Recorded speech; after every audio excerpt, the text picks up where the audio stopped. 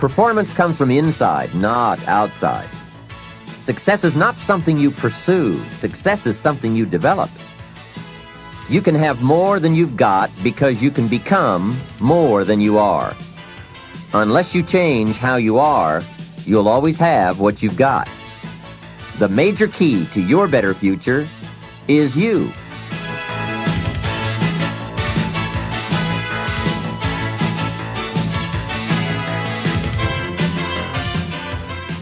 The key to a great future is within you, and you'll be able to find it and use it with Success Strategies, 7 Keys to Wealth and Happiness. These keys will help you unlock the door to success that faces every one of us. All we have to do is use the right combination of skills and knowledge. In this exciting program, Jim Rohn will help you find the way to achieve your goals in every area of your life. You don't have to sacrifice family and friends to gain wealth and professional prestige. You just have to have the right plan. And Jim will help you map out your personal path to success, just as he's helped companies around the world reach their goals. You'll benefit from his wisdom and knowledge, gathered in a more than 25-year study of behaviors that affect performance.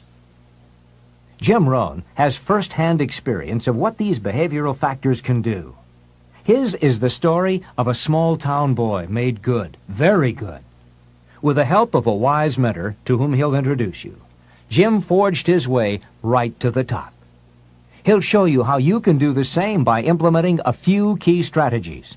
In this program, you'll hear how to choose a lifetime of achievement instead of settling for one of mediocrity. You'll discover how to develop the critical advantages that lead to major accomplishments, and you'll learn how to get more satisfaction and enjoyment out of every area of your life, whether it's financial, personal, or professional. Jim Rohn's ideas work, as his clients around the world have discovered. He's earned a reputation as a dynamic and effective trainer all over North America, England, Spain, Taiwan, and Australia. In this program, you too will reap the benefits these companies have paid thousands of dollars for, and you'll have a private one-on-one session with Jim Rohn. And now, the Nightingale Conant Corporation is very pleased to present Mr. Jim Rohn.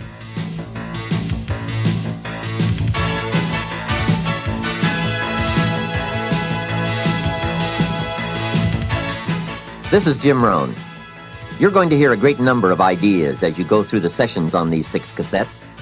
Ideas that help successful people accomplish more of their goals, achieve certain wealth, and experience greater joy and satisfaction in their lives. My hope is that you'll find a few of these ideas very useful to you right now. Unfortunately, I don't know you personally. I'm not familiar with your dreams or your problems. But fortunately for you, I don't need to be, because the ideas we'll be talking about on these cassettes are fundamentals to the art of winning. They will help you achieve your most inspiring dreams, guaranteed. They are, in fact, the 7 fundamentals for wealth and happiness. As we go through these cassettes, you'll see very clearly for yourself just how these ideas can start making a major difference in your life right away. Where did these fundamentals come from? I didn't make them up. I first discovered them when I was 25 years old, at a time in my life when I needed some new ideas to help change the direction of my life. I wasn't destitute at the time, but I certainly needed some help. I guess we could all use a little help at age 25.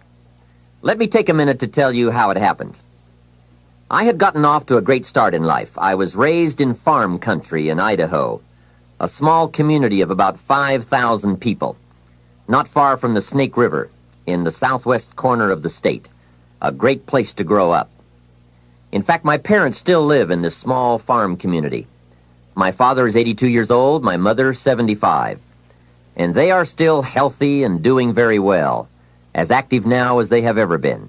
I'm very proud of them, and they have always been a great example for me. After graduating from high school, I went to 1 year of college, and then I decided I was smart enough, so I quit, which was one of my major mistakes. Among many major mistakes I made in those early days, But I was ambitious and willing to work hard, and figured I wouldn't have any trouble getting a job, which turned out to be accurate. So with a head full of dreams and ambitions, I started my first job. About 3 years later, I got married, made lots of promises, worked hard, and a couple of years later started a family.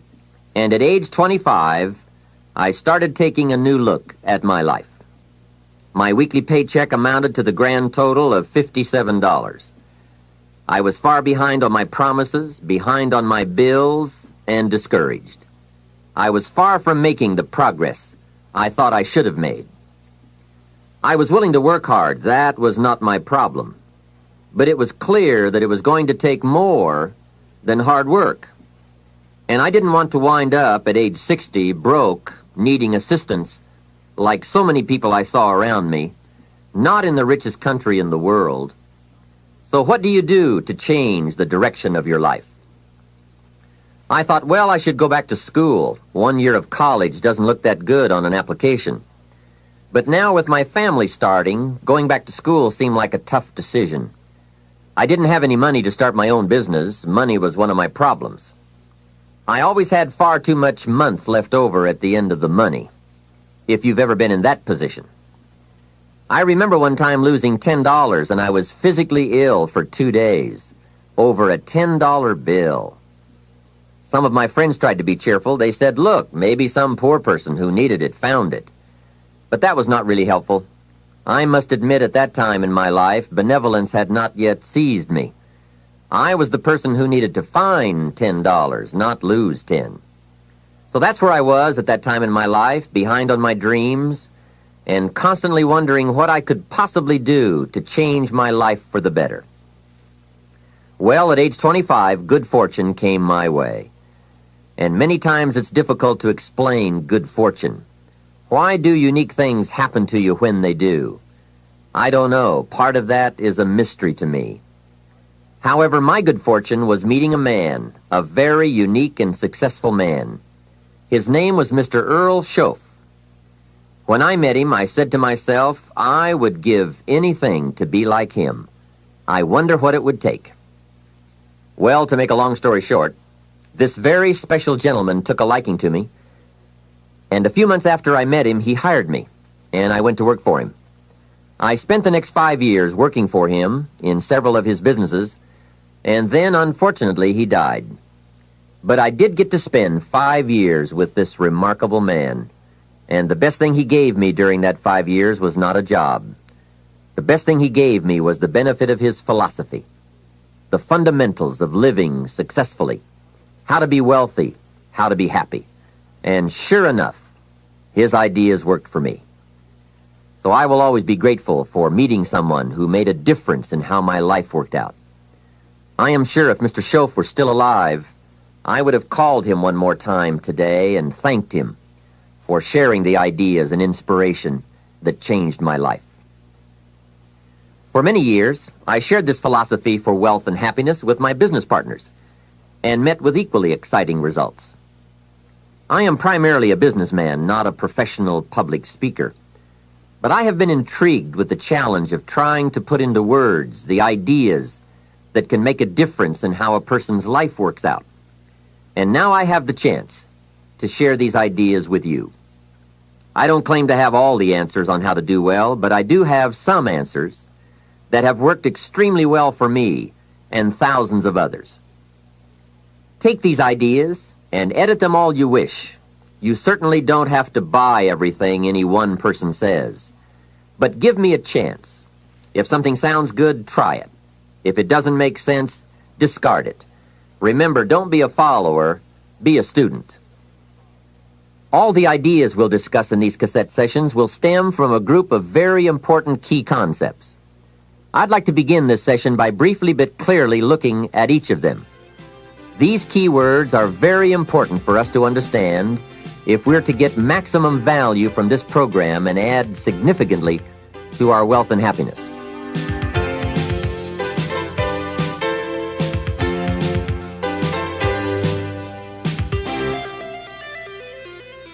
The first key word is fundamentals.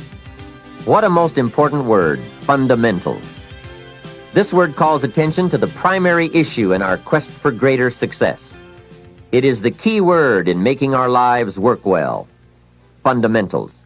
Those basics that build the foundation for accomplishment, productivity, success, and lifestyle. Fundamentals form the beginning, the basis, the reality from which everything else flows. And remember, there are no new fundamentals. Fundamentals are old, well established. Beware of someone who claims to have a new fundamental. That's like someone who claims to manufacture antiques. We would have to be suspicious, right? So fundamentals, basics, they are so very important to understand and consider and practice if you wish for the good life. And may I add here, make sure you don't go looking for the exotic answers to success. Success is a very basic process. It doesn't fall out of the sky. It doesn't have any mysteries, nor does it fall into the realm of the miraculous. Success is merely a natural result that comes from the consistent operation of the practical fundamentals. As someone wisely remarked, to be successful, you don't have to do extraordinary things. Just do ordinary things extraordinarily well. Mr. Schoaf, my teacher, gave me many great phrases I'll always remember. One of them was, there are always about a half dozen things that make 80% of the difference. What a key thought, a half dozen things. Whether we are working on our health, wealth, personal goals, or professional enterprise, the difference between our ultimate success or inevitable failure lies in the degree to which we are willing to seek out, study, and to go to work on those half dozen things. For a farmer to reap a plentiful harvest in the fall, for example, the major basics are fairly obvious. Soil, seed, water, sunshine, nourishment, and care. Each fundamental being equally in need of study and attention, for together they bring about the best chance for a successful harvest. A good question to ask before undertaking any project or setting any new objective, then, is what are the most important half dozen things that will make the major difference in how it works out? So whether the enterprise is art or architecture, music or sculpture, mathematics or sports, business or farming, success or lifestyle, it's the fundamentals that count. To understand them and to practice them is to take the first intelligent step toward accomplishing your objectives and living your dreams. The second key word for us to consider is wealth. Wealth is a word that brings about a wide variety of mental images, and that is part of my purpose in these cassettes, to provoke that wide variety of mental images, for that is where the dreams are, that is where the inspiration comes from, and that is where true incentive is born. The mystery and mixture of mental image, the stuff and the staff of life. Its right use, its constant use is the way to a life unique and a life abundant. Now, to one, wealth means having enough financial substance to be able to do whatever you wish to do with your life. To another, it may mean freedom from debt, freedom from the constant claim of obligation. To yet another, it means opportunity. And to many, wealth means $1 million. That's a unique word, millionaire. It rings of success, freedom, power, influence, pleasure, possibility, benevolence, and excitement. Not a bad mental image. Now we could talk of the wealth of experience, the wealth of friends, the wealth of love, the wealth of family, the wealth of culture. Wealth of many kinds.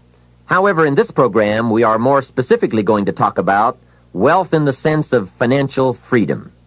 Wealth that comes from the conversion of effort and enterprise into currency and equity. For each of us, the amount of money required to be wealthy will differ. But the dream for all of us, I'm sure, is the same. Freedom from financial pressure. More freedom of choice, freedom to enjoy, and the opportunity to create and to share.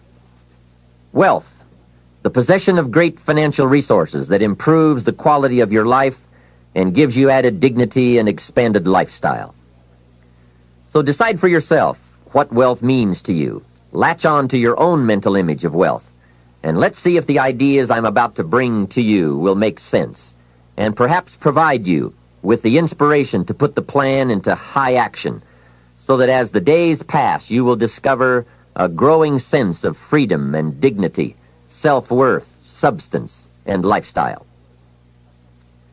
The next key word is happiness, the universal quest. Happiness is a joy that most often comes as a result of positive activity. Like wealth, it too has a wide variety of meanings and interpretations. Happiness is both the joy of discovery and the joy of knowing. It is a result of an awareness of the full range of life, the color, the sound, the harmony.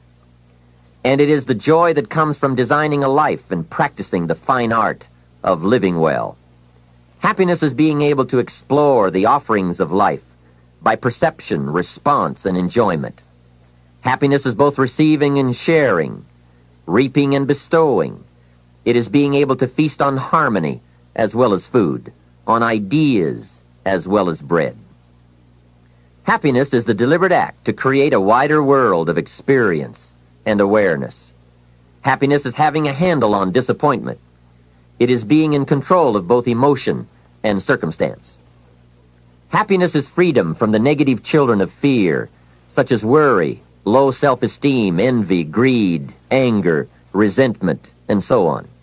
Happiness is an awareness and a grasp of the positive power of life and loving values. It is an order of thought, activity, and lifestyle. Happiness is values in balance. It is contact with people of substance. Happiness is contentment with the tasks of your life. It is thought inspired by, organized with, and rooted in your personal philosophy.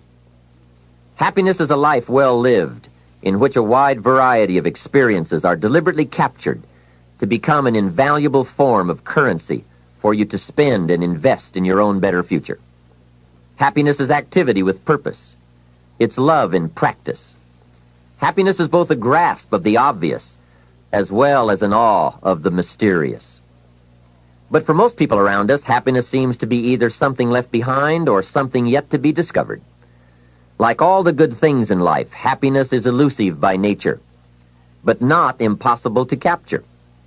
A major key for bringing joy into our lives lies in the next word we shall briefly examine: discipline. If there is a magic word that stands out above all the rest, this is the one: discipline.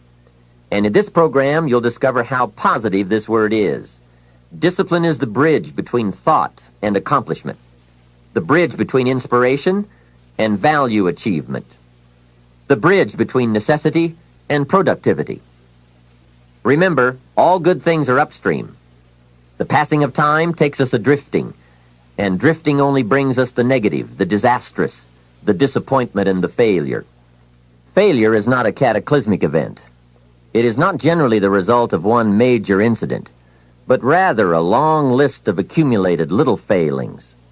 Failing in life is failing to think today, failing to act today, failing to care, to strive, to climb, to learn, to keep trying day by day. If your goal requires that you write 10 letters today and you write only 3, you are down 7 letters. If you want to make 5 calls and you only make 1, you are down 4 on calls. If your plan calls for saving $10 today and you save none, you're down $10 today. Now the danger is looking at an undisciplined day and concluding that no great harm has been done. It doesn't seem like such a bad day. But add up these days to make a year, and then add up those years to make a lifetime, and perhaps you can now see how repeating today's small failures can easily turn your life into a major disaster. Success, on the other hand, is just the same process in reverse.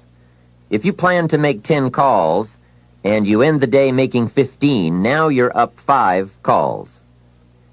If you then get up a few on letters, move up the savings numbers, you can see what a massive difference it could make in a year, and what wealth and accomplishment awaits for a lifetime. Discipline is like a set of magic keys that unlocks all the doors of wealth, happiness, sophistication, culture, high self-esteem, pride, joy, accomplishment, satisfaction, and success. The first key to discipline is awareness of the need for and the value of discipline, and especially the discipline to make the changes. What will it take? What must I do? And what must I become to get all I want from my life? The second key is the willingness. More than that, the eagerness to maintain your new discipline deliberately, wisely, consistently. And the third key to discipline is the commitment to master the circumstances of your daily life, to see and harness the opportunities to make something of the sun and the rain, the good as well as what comes in the guise of misfortune. Discipline does many things, but most important of all is what it does for you. It makes you feel better about yourself. Even the smallest discipline can have an incredible effect on your attitude. And the good feeling you get, that surging feeling of self-worth that comes from starting a new discipline, is almost as good as the feeling that comes from the accomplishment of the discipline. Second, a new discipline immediately alters your life direction. You don't change destinations immediately. That is yet to come. But you can change direction immediately, and direction is very important. Third, discipline cooperates with nature. Everything strives. It is a common life function. How tall will a tree grow? As tall as it can. Everything strives to become all it can possibly be, and that striving to become is what discipline is all about. Disciplining ourselves to fulfill our natural potential to become all that we can be. And finally, discipline attracts opportunity. Opportunity is always looking for ambition and skill in action. Discipline taps the unlimited power of commitment. The human will in action, driven by inspiration, enticed by desire, tempered by reason, guided by intelligence, can bring you to that high and lofty place called the good life. Discipline, those unique steps of intelligent thought and activity that put a lid on temper and a faucet on courtesy, that develop positive and control negative, that encourage success and deter failure, that design lifestyle and control frustration, that enhance health and curb sickness, that promote happiness and manage sadness.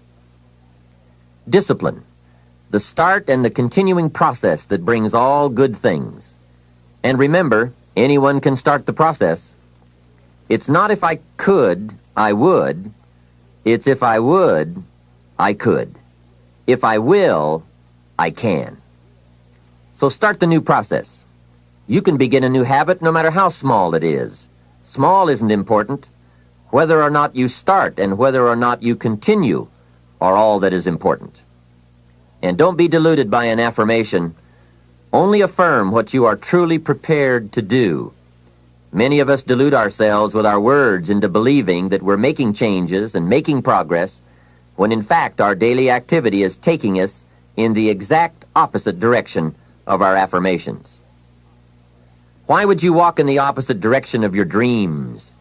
The man dreams of wealth and walks daily towards certain financial disaster.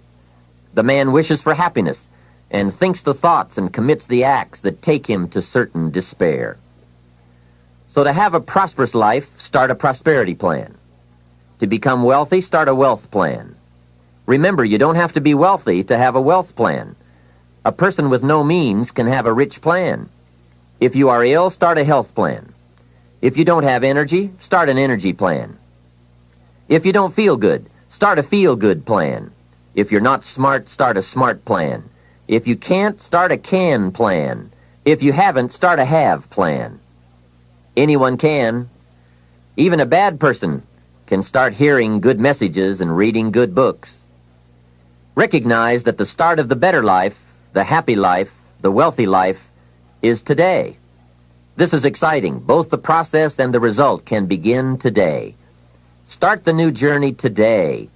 If you think of a new idea, today is the day to begin the discipline of putting that idea into action.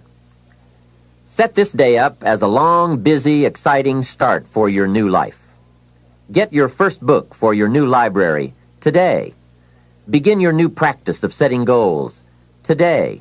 Start clearing out a drawer of your new orderly desk Today. Start eating an apple a day on your new health plan. Today. Put some money in your new investment for fortune account. Today. Start reading with intensity for your new wealth of mind plan. Today. Write a postponed letter today. Make a delayed telephone call today. Pick up your camera and take a picture of something to start your new treasury of photographs today. Get some momentum going on your new commitment to the better life. See how many activities you can pile on in this first day. Go all out. Break away from the negative downward pull of gravity. Start the thrusters going. Prove to yourself that waiting is over, hoping is past, and that faith and action have now taken charge. It's a new day, a new beginning for your new life. With discipline, you can't believe the list of positive moves you can make in the first day of your new beginning. What have you got to lose? Only the despair and fear and guilt of the past. Only the dissatisfaction and unhappiness and lack of fulfillment of the past. Only the frustration and low self-esteem of the past.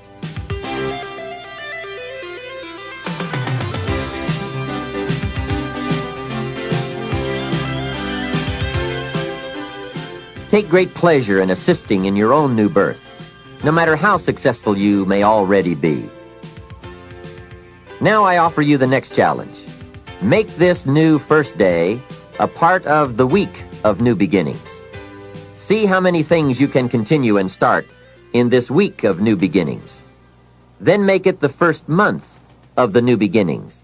Then the first year of the new beginning. By the time that first year is finished, you will never again be claimed by the past. Past habits, past influences, past regrets, or past failures. You are ready to, as the Bible phrase says, fly with the eagles. And you will have begun your certain journey toward the last key concept we'll discuss on this cassette. Success. Success is both a journey and a destination, isn't it? It is both the steady, measured progress toward a goal and the achievement of a goal. Success is an accomplishment, whether it be great or small, and it's an understanding of the potential and power of an entire human life. Success is an awareness of value, and it's the cultivation of value through discipline. It can be tangible or intangible. Success is a process of turning away from something in order to turn toward something else. From no exercise to exercise, from candy to fruit, from not investing to investing. Success is responding to an invitation to change, to grow, to develop, to become, to move up to a better place with a better vantage point. But most of all, success is making your life what you want it to be, considering all the possibilities, considering all the examples. What do you want for your life? That is the big question. Remember, success is not a set of standards from our culture, but rather a collection of personal values, clearly defined and ultimately achieved. Success is your better life for you, the design you give it, the dreams you accomplish. Making your life what you want it to be for you, that is success. All right. With that overview of some of the key concepts we'll explore in this program, let's begin the further development of your success by looking at the art of properly selecting and setting goals. I think you'll hear a couple of thoughts you've never heard before. Of all the things that changed my life for the better most quickly, it was learning how to set goals. And mastering this unique process can have a powerful effect on your life too. One morning at breakfast, shortly after I met Mr. Schoaf, he asked me if he could see my current list of goals. He said, "Let me see your list of goals, and let's go over them and talk about them. Maybe that's the best way I can help you right now." And I said, "I don't have a list." He said, "Well, is it out in the car or at home somewhere?" I said, "No, sir. I don't have a list anywhere." He said, "Well, young man, that's where we better start." Then he added, "If you don't have a list of your goals, I can guess your bank balance within a few $100s. Which he did, and that got my attention. I said, "You mean that if I had a list of goals, that would change my bank balance?" He said, drastically. That day I became a student of how to set goals. And sure enough, when I learned how, my whole life changed. My income, my bank account, my personality, my lifestyle, my accomplishments.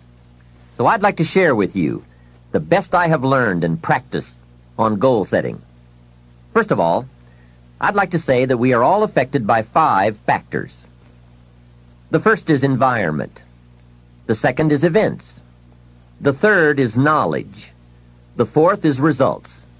And the fifth, and often overlooked factor that affects our lives is our view of the future. Our dreams. I won't get into all of these influences here, but let me concentrate on the fifth one. Dreams. Of all these 5 influences, make sure your dreams are the greatest influence on your daily decisions and activities. Put another way, make sure that the greatest pull on you is the pull of the future. For your dreams to greatly influence you, for the future to pull you, your future must be well planned. There are 2 ways to face the future. One is with apprehension, the other with anticipation. Guess how many people face the future with apprehension? Why? They don't have it well designed. And without really thinking about it, they have probably bought someone else's view of how to live. You will face the future with anticipation when you have planned a future you can get excited about, when you have designed your future results in advance. In this way, the future will capture your imagination. It will exert an enormous influence on you. And to design your future, you must have goals. Well-defined goals are like a magnet.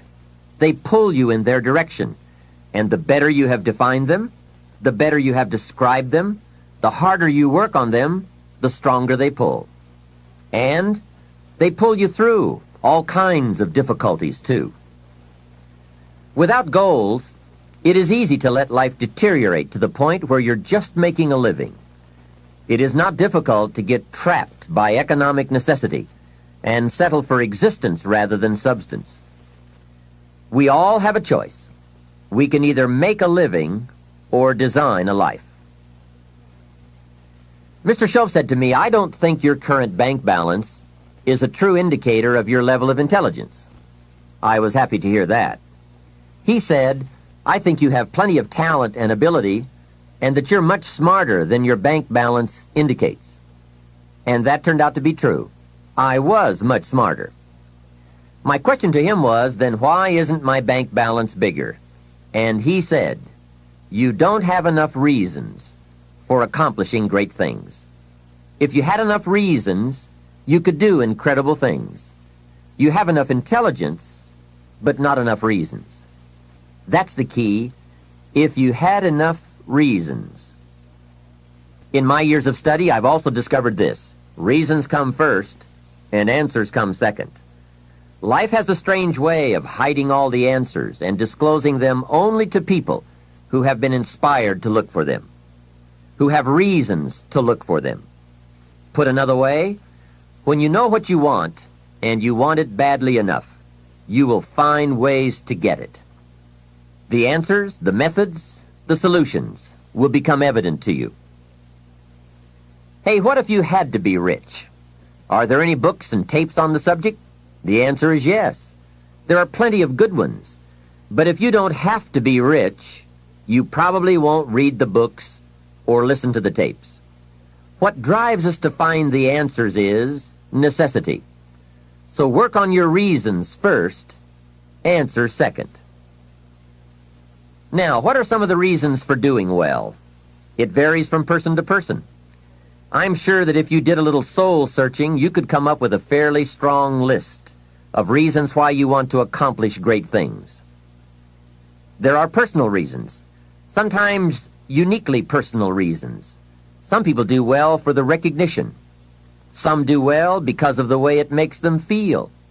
They love the feeling of being a winner. That's one of the best reasons. I have some millionaire friends who keep working 10 to 12 hours a day, making more millions. And it's not because they need the money. It's because of the joy, pleasure, and satisfaction that come to them from being constant winners. To them, money is not their main drive. It's not the money. It's the journey. Once in a while, someone says to me, if I had $1 million, I'd never work another day in my life.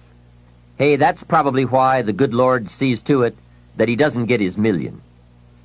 Because he'd just quit. Family is another reason, or motivator for doing well. Some people do extremely well because of other people. And that's a powerful reason. Sometimes we will do things for someone else that we would not do for ourselves. We are made that way.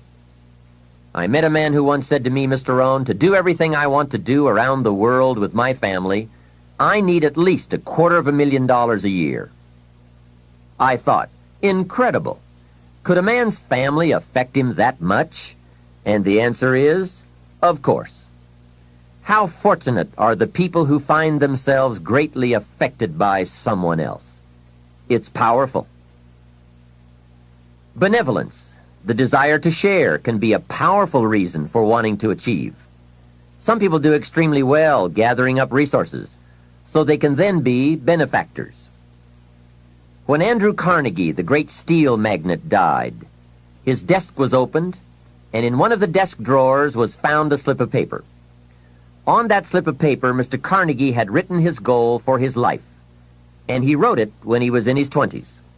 On that slip of paper he had written, I'm going to spend the first half of my life accumulating money. I'm going to spend the last half of my life giving it all away. That's terrific. He was so inspired by that goal that during the first half of his life he accumulated $450 million. And during the last half of his life, he gave it all away. How powerful.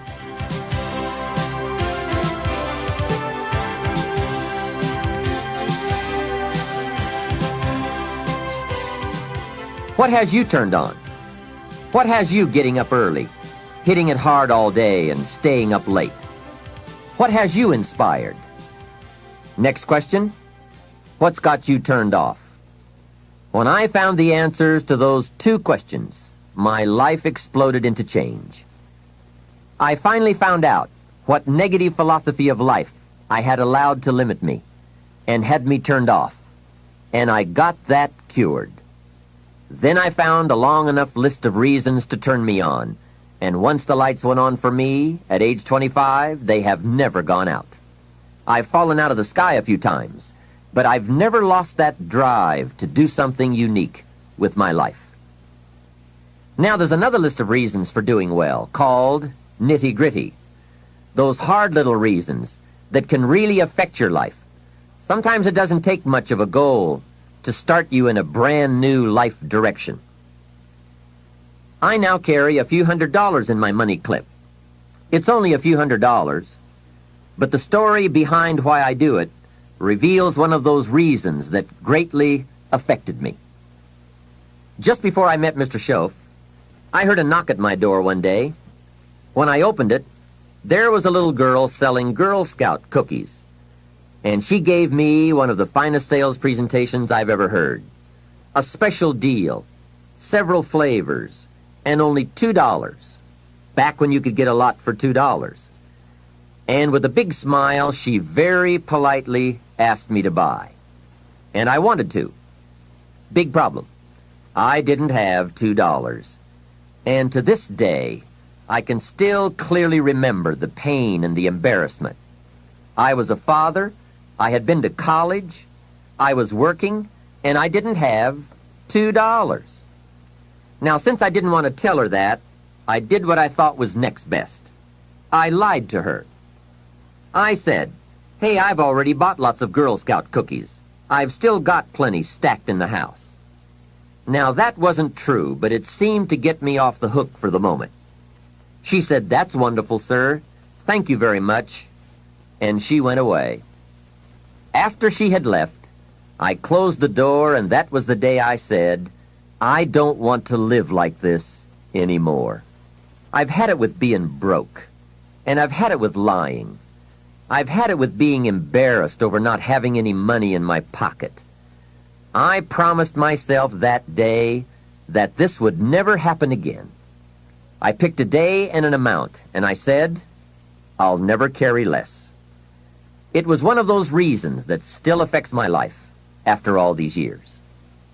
So I now carry a few $100s in my money clip. I do that for two reasons, I guess. One reason is the way it makes me feel. That special feeling of having plenty. Mr. Shove said to me, the first $500 you earn, put into your pocket, not in the bank. It feels much better in your pocket than it does in the bank. I've found that's true. But I also carry plenty in case I bump into another Girl Scout who's selling cookies. I'm ready. I remember walking out of the bank one day in Northern California where I lived at the time, and there were two little girls selling candy right outside the bank for some girls' organization. The first little girl walked up to me and said, "Mister, would you like to buy some candy?" I said, "I probably would. What kind is it?" She said, "It's almond roca." I said, "That's my favorite." She said, "Wonderful." I asked, "How much is it?" She said, "It's only $2. I thought, it couldn't be. Still $2 after all these years? I couldn't help remembering the Girl Scout and the cookies. I said, "How many boxes of that candy have you got?" She said, "I've got 5. And the other little girl standing there, she was selling candy too. I asked, "How many boxes do you have?" She said, "I've got 4. I said, "That's 9. I'll take them all." They said, "Really?" I said, "Yes. I've got some friends, so I'll pass some around." They got so excited, put all this candy together. I reached into my pocket and gave them $18. Now, when I've got the candy and they've got the money, that first little girl looks up and says, "Mister, you are really something." How about that? Can you imagine only spending $18 and having someone look at you in the face and say, "You are really something"? Now you know why I carry heavy. I'm not going to miss those chances anymore. It was a small goal, just a few $100s, but it had a big effect on my life. I have a dear friend, Robert Depew. Bobby used to be a school teacher in Lindsay, California, the olive capital. After he taught school for several years, he became a little weary of teaching and decided to get into sales. One day, without telling anyone, he quit his teaching job and jumped into sales. When he did, his brother poked fun at him. His brother said, "You're going to go right down the drain. You had a good teaching job. Now you're going to lose everything you have. You must be out of your mind." He put him down something fierce. Bobby said, "The way my brother acted made me so angry, I decided to get rich." Today, Robert happens to be one of my millionaire friends. The attainment of wealth is not just a matter of intelligence. Mostly, it's a matter of inspiration. So if you have strong enough inspiration, a strong enough reason, large or small, it can have an incredible influence on the direction of your life.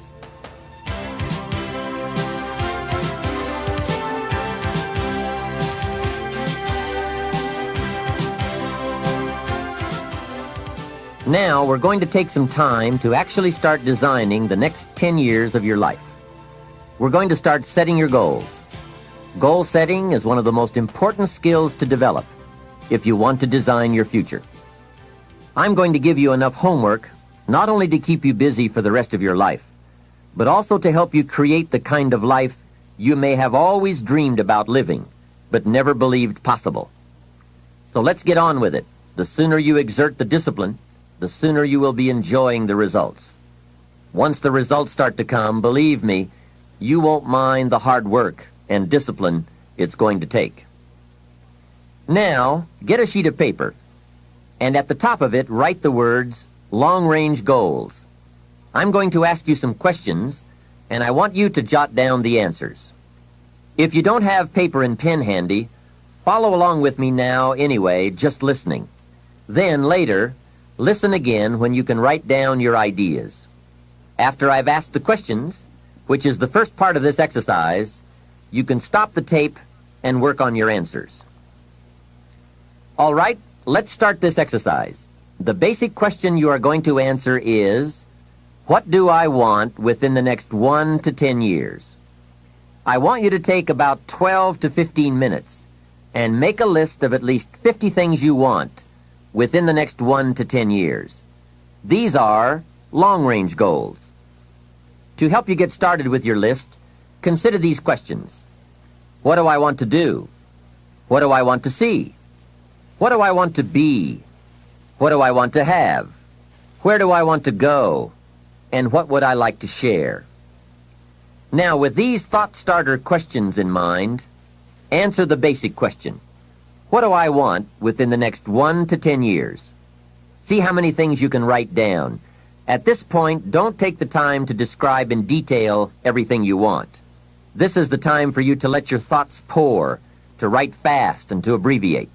For example, if you just write down 380, you'll know what that means. You don't have to describe the color and the interior of the car. You'll do that later in this exercise. I want you now just to abbreviate and write fast.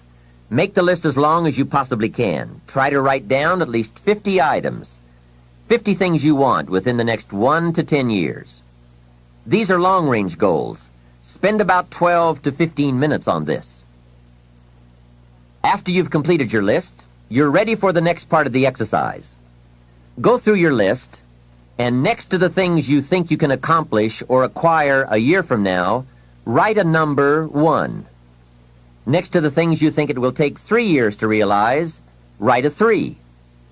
Next to the things it will take 5 years to accomplish, write a 5. And next to the things it will take 10 years to accomplish, write a 10.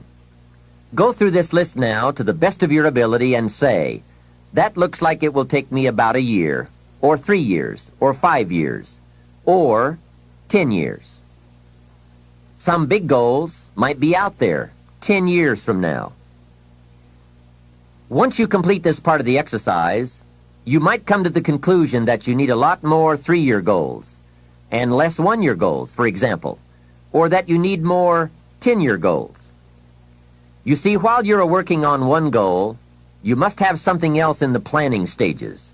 If you don't, what happened to some of the early Apollo astronauts could happen to you. After they came back from the moon, some of those astronauts experienced deep psychological and emotional problems. And the reason for that? Why, after you've been to the moon, now where do you go? That seemed to be the end, the finish. What later astronauts did was to make sure that they had major projects lined up after they returned from the moon trip. The way you enjoy life best is to wrap up one goal and start right on the next one. Don't linger too long at the table of success. The only way to enjoy another meal is to get hungry. Another thing to check for on your list is that you have included goals for each of these 3 important categories. First, make sure you've listed your economic goals. Your goals for income, profits, and productivity. Second, make certain your list includes material items you want. Tangibles, such as a home, a car, a boat, furniture, or jewelry. Don't attach the wrong importance to things, but they are important. Third, you'll want to include on your list goals for personal development. Write down all your personal development goals. Your goals to be more physically fit, to lose weight, to be more decisive, to be a more effective leader, to be a better communicator, to learn another language. Of course, there are other types of goals to consider: family goals, social goals, lifestyle goals.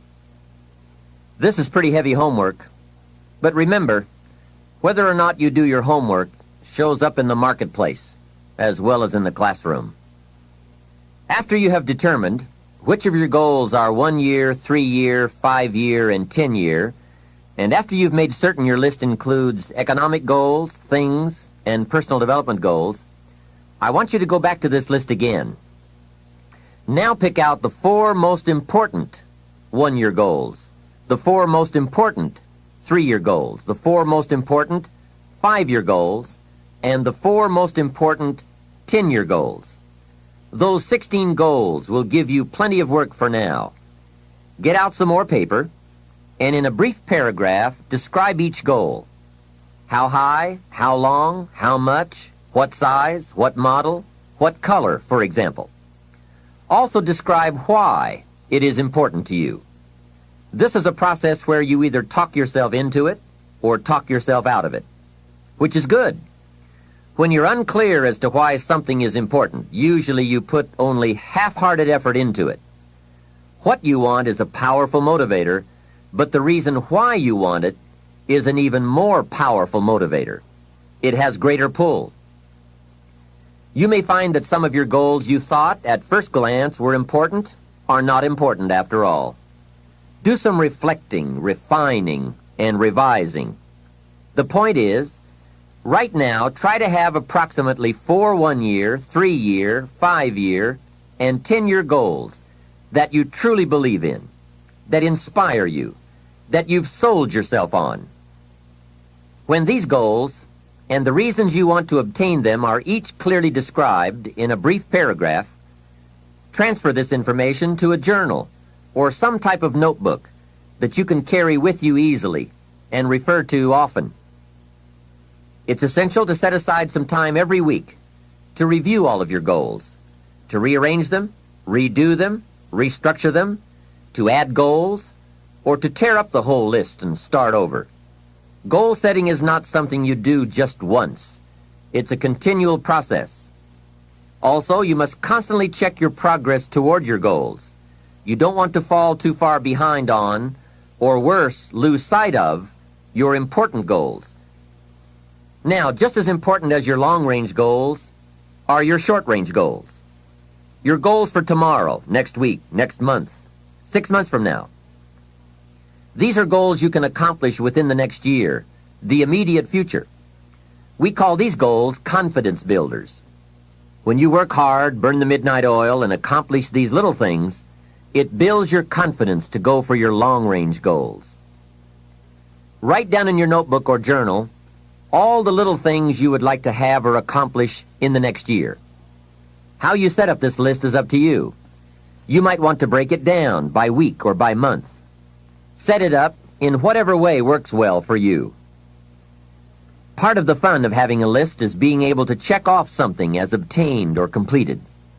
Every week, try to check off at least one thing on your list of short-term goals. And when you are able to check off something major, something on your list of long-range goals, celebrate. Make winning joyful. Congratulate yourself.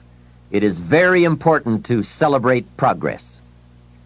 We grow from two experiences. One is the joy of winning, and the other is the pain of losing. Here's what that also means. Make losing painful. Put it on yourself. If you set something up, fooled around, didn't pull it off, put it on yourself. And get around people who will help in this area. Hey, don't join an easy crowd. Go where the expectations are high, where the pressure to perform is high. It's how we grow. I'm certain that part of the reason why people let goal setting slide is because it is a lot of work. As I said, you'll be constantly revising your lists of short-range and long-range goals, rearranging them, refining them, redesigning them, establishing different priorities, adding new goals, perhaps deleting others. It's interesting that so many people work hard on their jobs, but they don't work hard on their futures. They let that slide. Some people live such mediocre lives that at the end of the day, they don't know whether they're winning or losing. They just go through life with their fingers crossed. I know most people don't make definite plans, but don't let that be you. The guy says, well, you work where I work, but the time you get home, it's late. You've got to have a bite to eat, watch a little TV, and get to bed. You can't sit up half of the night and plan. And this is the guy who's behind on his car note. He's a good worker, hard worker, sincere. But I've discovered that you can be sincere and work hard all your life and wind up broke and embarrassed. You've got to be better than a good worker. You've got to be a good planner, a good goal setter. You've heard the old saying, the people who fail to plan are planning to fail. It's true. So work on your plans. Put yourself in the top few percent who put this power to work for themselves. Writing your goals down also shows you are serious. And to do better, you must get serious. You don't have to be grim, but you do have to be serious. Everybody hopes things will get better, but remember, the future does not get better by hope. It gets better by plan. Some founded by clear plans can finally become an illness. There's a lot of things that the bad needs the heart sick. It's a sickness. I used to have the illness known as passive hope. It's bad. And there's one that is even worse, and that is called happy hope. That is really bad. The man is 50, and he's broke, and he's still smiling. That's bad. So get serious. Make plans. Put them on paper. My suggestion is experience.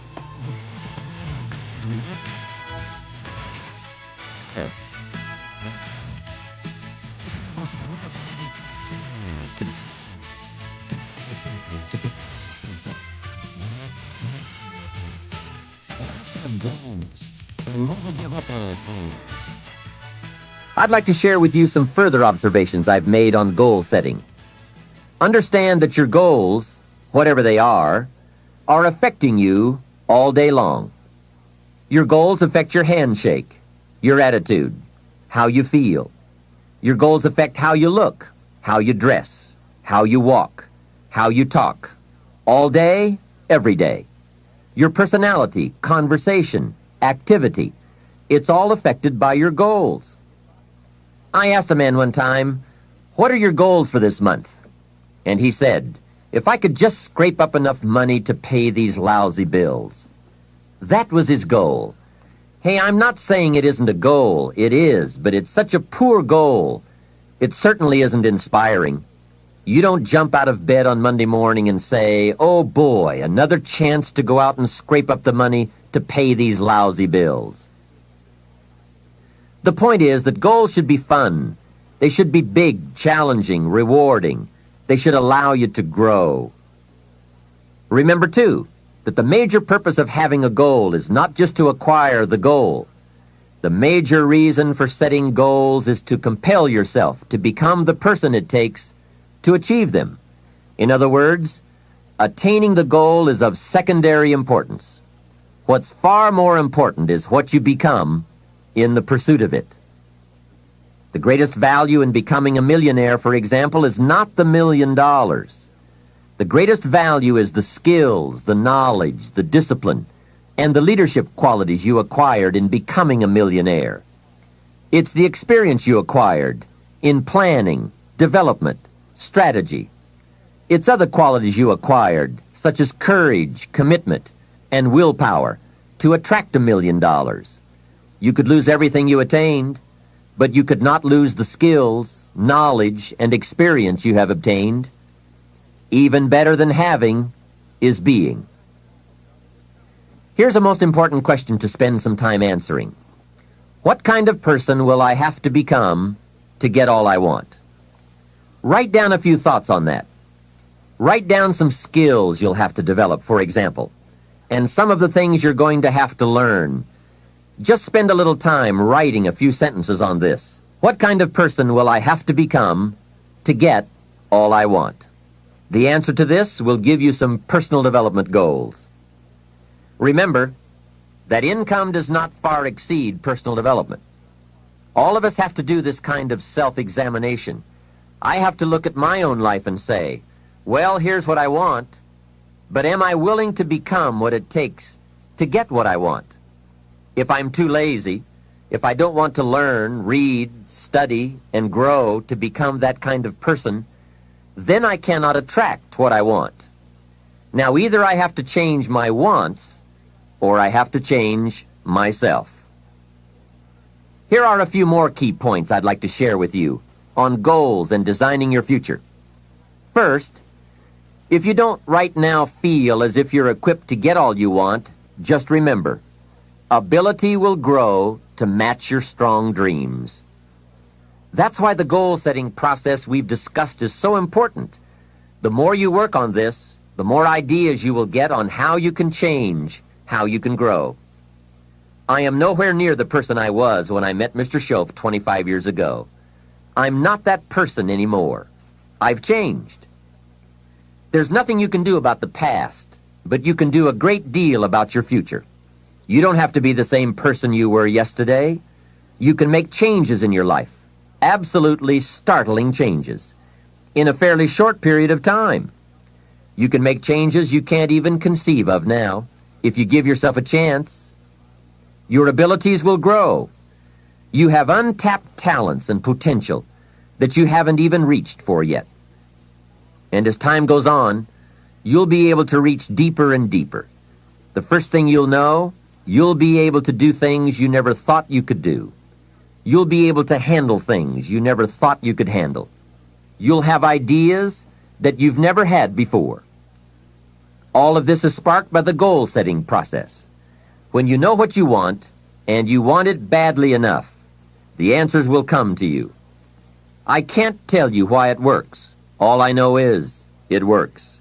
Give yourself a chance to become all you can become and to accomplish all you can accomplish. Let me give you a Bible philosophy that teaches how to get whatever you want. Here's what it says. Ask. That's it. Ask. Of all the important skills to learn in life, be sure to include the skill of asking. What does ask mean? Ask means, what do you want? And the complete formula is staggering. It says ask, and you will receive. Hey, we ought to look into that. The man says, yes, but you work where I work. By the time you struggle home, it's late. You've got to get a bite to eat, watch a little TV, and get to bed. You can't sit up half the night and ask. And this guy is behind on his bills. He's a good worker, hard worker, sincere, but you've got to do better than work hard and be sincere all of your life. You'll wind up broke and embarrassed. You've got to be better than a good worker. You've got to be a good asker. Let me give you some key points on this asking and receiving, setting goals, asking of life. Here's part of the philosophy that helped me to change. First, asking starts the receiving process. Asking is like pushing a button, and all this machinery starts working, mental and emotional machinery. I don't even know how it works, but I do know it works. There are a lot of things you don't need to know how they work. Just work them. Some people are always studying the roots. Others are picking the fruit. It all depends on what end of it you want in on. So asking is the beginning of receiving. Second, receiving is not the problem. You don't have to work on receiving. It's automatic. So if receiving is not the problem, what is the problem? It's failing to ask. The man says, I see it now. I got up every day this year and hit it hard, but nowhere in my house is there a list of what I want from my life. Can you see? Good worker, poor asker. Third, receiving is like the ocean. There's plenty, especially in this country. It's like an ocean here. Here, success is not in short supply. It isn't rationed so that when you step up to the window, it's all gone. No. Well, if that's true, what is the problem? Well, the problem is some people go to the ocean with a teaspoon. Have you got the picture? A teaspoon. What I suggest you do in view of the size of the ocean is trade your teaspoon for at least a bucket, and you will look better at the ocean with a bucket. Kids won't make fun of you. Now, here's something else to remember about asking. There are two ways to ask. One is ask with intelligence. It didn't say ask intelligently, but I'm sure it meant that. Don't mumble. You won't get anything by mumbling.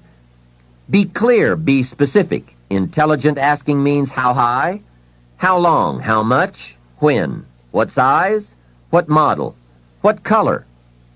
Describe what you want. Define it. Remember, well-defined goals are like magnets. The better you define them, the stronger they pull. And Give your goals purpose. Answer both questions. What do I want? That's the object. And the second question, what for? That's purpose. Purpose is stronger than object. What you want is powerful and it will pull, but what you want it for is more powerful. Here's the second way to ask. Ask with faith. Faith is the childish part. It means believe you can get what you want like a child, not an adult. Many adults are too skeptical. They've lost that wonderful childlike faith and trust. Don't let that happen to you. Believe in, have faith in yourself and your goals. And get excited like a child. Childlike enthusiasm. Nothing can beat it. Kids think they can do anything. How exciting. They hate to go to bed at night and can't wait to get up in the morning. Develop that kind of enthusiasm toward your life and your goals. And be curious like a child. Kids can ask 1,000 questions. Just when you think they're finished, they come up with 1,000 more. They'll drive you to the brink. But it's really a virtue. Have plenty of curiosity. Ask questions. That's how you learn. Another fringe benefit of setting goals is what it does for your ability to manage your time effectively. This is no small thing. We'll look at time management in detail in a later session, but now, while we're talking about goals, I'd like to share a few ways your use of time are affected by or influence the achievement of your goals. Have you ever thought that without some very clear written goals, you never even need to consider managing your time? Time essentials come from objectives well defined. Time can't be critical if objectives aren't defined. Now, you might be one of those uniquely fortunate individuals who can keep all their objectives and purposes clearly defined in their minds and operate from that. But I wouldn't take the chance. Write your goals down and set careful priorities. Sometimes priorities are determined by the season. For a farmer in springtime, the season dictates his most important activities. During the spring, a farmer must work around the clock, burn the midnight oil, and keep the equipment running because he has all the time planting of his crops. One of the difficulties of living in an industrialized society is the sense of seasons. When to pour on, when to back, when to take advantage. It's easy to keep going from 9 to 5, year in and year out, and lose the sense of priorities and appropriate time. Don't let one year just blend into the next. Keep an eye on your own seasons, lest you lose track of values and substance. Part of setting priorities is learning to separate major activities from minor activities. This is a whole skill in itself, but once you have learned it, it will pay dividends you won't believe. So learn to put everything on your mental scales to be carefully weighed before you spend time or money. And here's a good question to constantly ask. Is this a major or a minor? By asking that question, you will reduce the amazingly natural tendency to spend major time on minor things. In sales training, we are taught that major time is the time spent in the presence of the prospect, while minor time is the time spent on the way to the prospect. If you're not careful, you will spend more time on the way to than in the presence of. So in sales we teach, don't go across town till you've gone across the street. Wouldn't it be wise to make an evaluation if you're in sales and ask, how much time am I spending in the presence of, and how much time on the way to? Majors and minors. What a great discipline to exercise. It also reads, don't spend minor time on major things. It's easy to get values mixed up. The man spends 3 hours watching television and only 30 minutes playing with his kids. Something is probably out of line there, right? It also reads, don't spend major money on minor things. If you spend more on candy than on audio cassettes like this, or books, that would be foolish, right? Here is a great goal-achieving tip. Don't mistake movement for achievement. It's possible to be busy all day, come home exhausted, and only then realize that very little of your day consisted of productive activities in the pursuit of your goals. Don't get faked out by being busy. The man says, "I've been going hard all day. I've really put in the hours and the effort." But here's the major question. Doing what? It isn't going hard all day that counts. It's the doing what, the value that counts. Another essential is concentration. This is one of those difficult things, especially in a society where there are so many voices asking for our attention. The television voices, the radio voices, your family voices, the friends' voices, social voices, business voices, advertising, commercials. Isn't it amazing? You can turn off the television and the commercials keep running. How do you turn them off in your mind? That is the challenge to be mastered. The best use of time comes from putting plenty of value in it, and concentration means you take that challenge seriously. It's called careful investment for maximum results. Concentration. The big sports stars will tell you the cost of not concentrating. Just a little slip of concentration, and they put one by your feet. And there goes first place, and maybe the big money.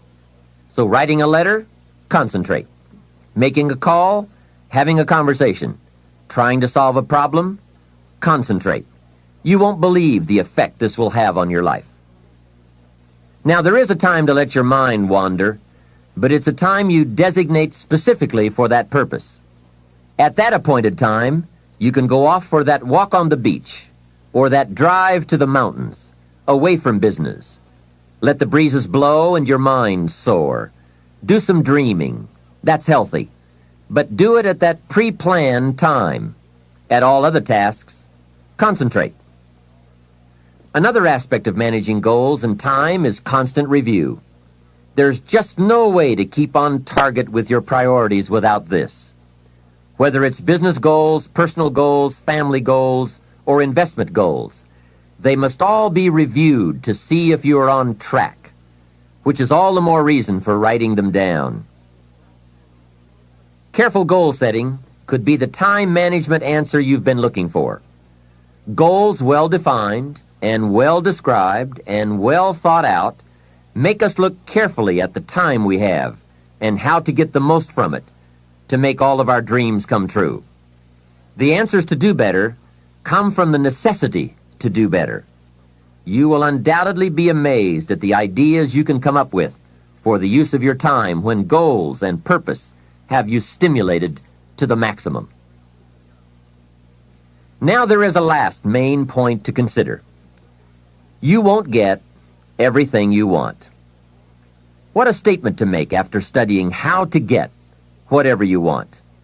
But you won't get everything you want, and the reason is, it's not that kind of planet. Sometimes it's going to hail on your crop and rain on your parade. I'm sure you are very well aware of this. But in my opinion, if you work the system I've just shared with you, you will get more than plenty.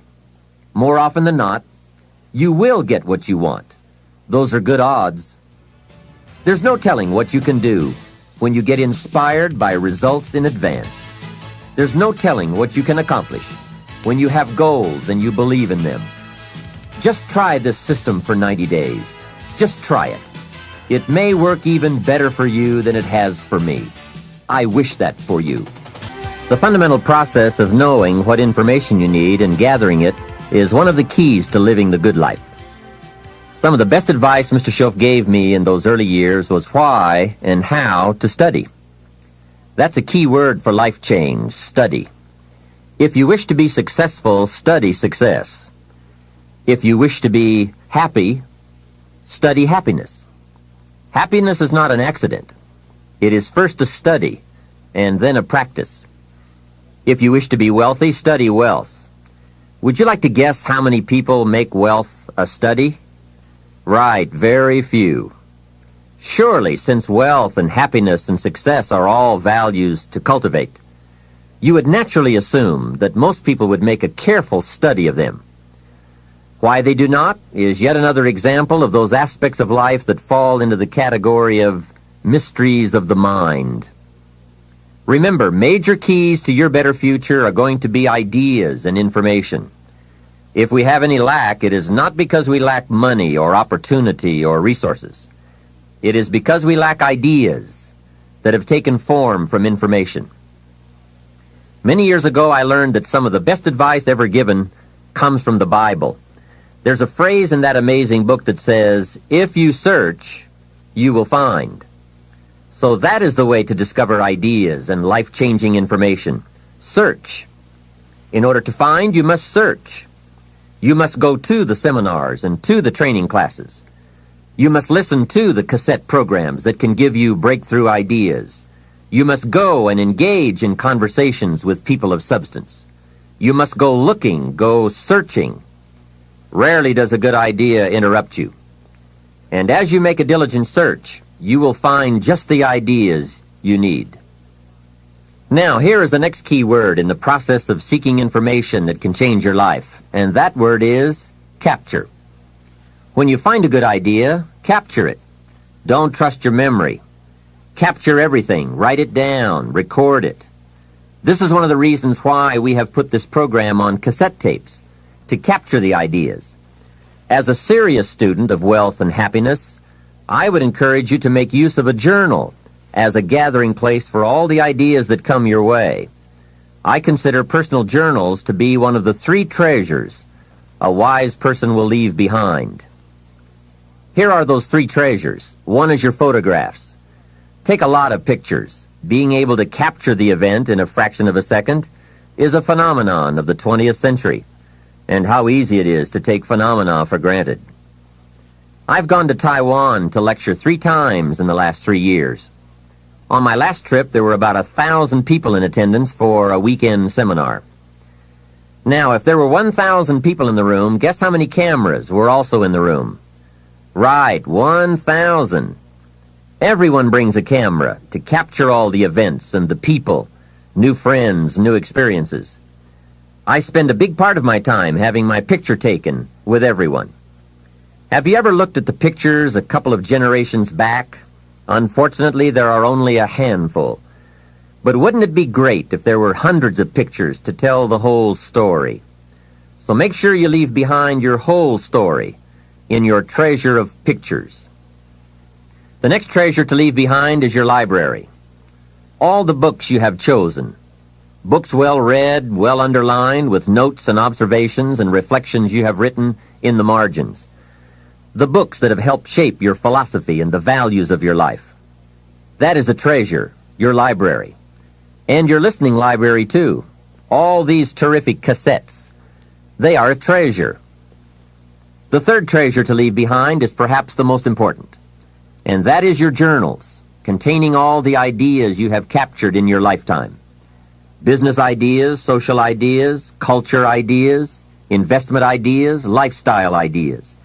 Can you imagine the value these journals would have? They will certainly be more valuable to leave behind to your children than your couch. So, get serious about your search for information and ideas, and about leaving that information behind for future generations. Here is the next key word for expanding your life for the better. That word is review. Go back over all your life experiences. Learn a skill called reflection. Pondering life's events with the intent of learning. That is so important. I call it running the tapes again. The events of your life are some of the best sources of information. Don't merely go through your days, get from your days. Be aware of what's going on around you so that you will drive the grooves in the record of that day deep into your consciousness. Here are some good times to reflect. First, at the end of the day, take a few minutes and go back over your day. Where you went and what you did and what you said, what worked and what didn't. What do you want to do again? What do you want to correct? The colors, the sights, the sounds, the conversations, the experiences. You see, experience can become commodity, currency, coin, an incredible source of value, but only if you take time to reflect on the experience and turn it into something of value. As we mentioned in our first fundamental, it's not what happens that makes the difference in how your life works out, but rather what you do about what happens. And part of doing something about what happens is this process of reflection, studying an event in order to glean valuable information from it. Another time to reflect is at the end of the week. Take a few hours. Take a half a day at the end of the month. Take a weekend at the end of the year. Reason? To make the past more valuable. Sophisticated people have learned how to gather up the past and invest it in the future. When my father was about to celebrate his 76th birthday, I said to him, "Father, can you imagine what it's going to be like to gather up the last 75 years and invest them in your 76th? That's how life can become productive and exciting. Not just living one more year, but gathering up the years and investing them in the next one." By reflecting, you can gather up all the conversations you have ever had and invest all that you have learned and all that you have felt in the next conversation. Gather all your experiences and invest all that you have learned and felt in your next experience. And the more value, the more substance, the more information, the more wisdom you can gather from all of your yesterdays, the more exciting your future becomes. Probably all of us already know all that we need to know in order to make our lives turn out the way we want, except for one thing: how to gather what we've learned in order to invest it in what we want to become. So start a new discipline that can lead to wealth and happiness. Find out how things work. Never let it be said you didn't find out. Now let me give you a qualifying phrase. You may not be able to do all you find out, but make sure you find out all you can do. You don't want to wind up at the end of your life and find out that you lived only 1/10 of it, and the other 9/10 went down the drain. Not for lack of opportunity, but for lack of information.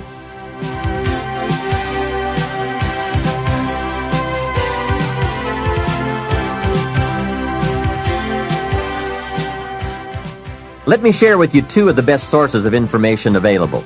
First, as we have mentioned, learn from your own experiences. Become a good student of your own life. It's the information you are most familiar with and feel the strongest about. So make your own life one of your most important studies. And in studying your own life, be sure to study the negative as well as the positive, your failures as well as your successes. Our so-called failures serve us well when they teach us valuable information. They're frequently better teachers than our successes. One of the ways we learn how to do something right is simply by doing it wrong. Doing it wrong is a great school for learning. Now I would suggest that you not take too long. If you've done it wrong for 10 years, I wouldn't suggest another 10. But what a close at hand and emotionally impactful way to learn from your own experiences. When I met Mr. Schoaf, I had been working 6 years. I started when I was 19, and when I met him, I was 25. He said to me, "Mr. Rohn, you have been working now for 6 years. How are you doing?" I said, "Not very well." He said, "Then I suggest you not do that anymore." 6 years is long enough to operate the wrong plan. Next he asked, "How much money have you saved in the last 6 years?" I said, "Not any."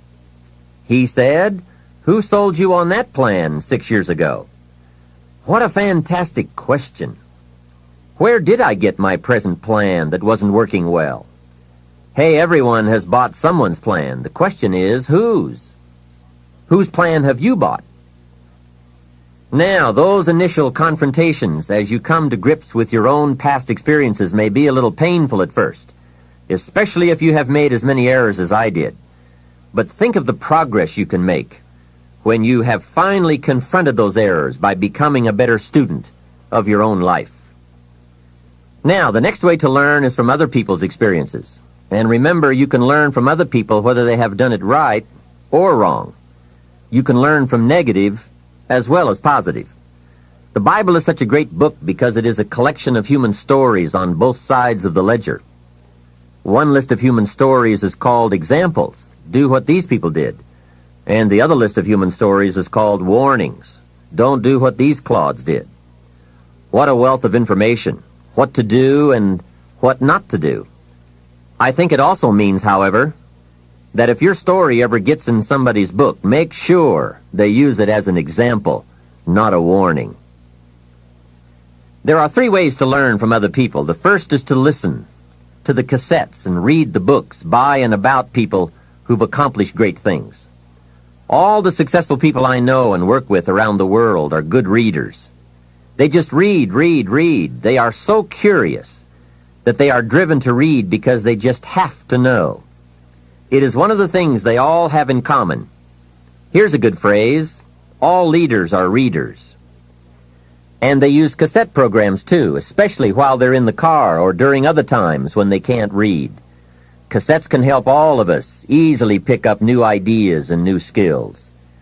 Did you know there are cassettes and books on how to be stronger, more decisive, a better speaker, a more effective leader, have a better effect on other people, become more loving, develop personality, get rich, develop influence, become sophisticated, and people don't use them? How would you explain that? Did you know that hundreds of successful people have written their stories in books and told how they did it on cassettes like this, and people don't want to listen? How would you explain that? The guy's busy, I guess. He says, well, yeah, if you worked where I work, by the time you struggle home, it's late. You've got to have a bite to eat, watch a little TV, and get to bed. You can't stay up half the night and read. And this is the guy that's behind on his bills. He's a good worker, hard worker, sincere. But remember, you can be sincere and work hard all your life and wind up broke, confused, and embarrassed. You've got to be better than a good worker. You've got to be a good reader, a good listener. At least he could hear a good cassette on the way home, right? Now, you don't have to read or listen to educational cassettes half the night. Although if you're broke, it's a good place to start. But here is all I ask, just 30 minutes a day. That's all. Stretch it to an hour if you can, but at least 30 minutes. Half rich isn't bad. 30 minutes. Hear or read something challenging, something instructional, at least 30 minutes a day. And here's the next key. Every day. Don't miss. Miss a meal, but not your 30 minutes. Hey, you can get along without some meals, but you can't get along without some ideas, examples, and inspiration. There's a Bible phrase that says, humans cannot live on bread alone, or food alone. It says the next most important thing to bread is words. Words nourish the mind. Words nourish the soul. Humans have to have food and words to be healthy and prosperous. Make sure you have a good diet of words every day. I told my staff one day, some people read so little they have rickets of the mind. And also remember to properly feed the mind, you must have good balance. Don't just read or listen to the easy stuff. You can't live on mental candy. Here is a thought. Why not call good books and cassettes tapping the treasure of ideas? That's it. Tapping the treasure of ideas, like you're doing with this program. And if somebody's got a good excuse for not tapping the treasure of ideas for at least 30 minutes every day, or spending the money and getting the books and cassettes, I'd like to hear it. Some excuses you wouldn't believe. I say, John, I've got this gold mine. I've got so much gold, I don't know what to do with it all. Come on over and dig. John says, I don't have a shovel. I say, well, John, get you one.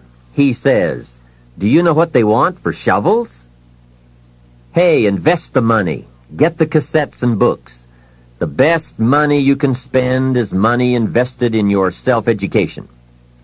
Don't shortchange yourself when it comes to investing in your own better future. Mr. Schoaf got me started on my library when I first met him.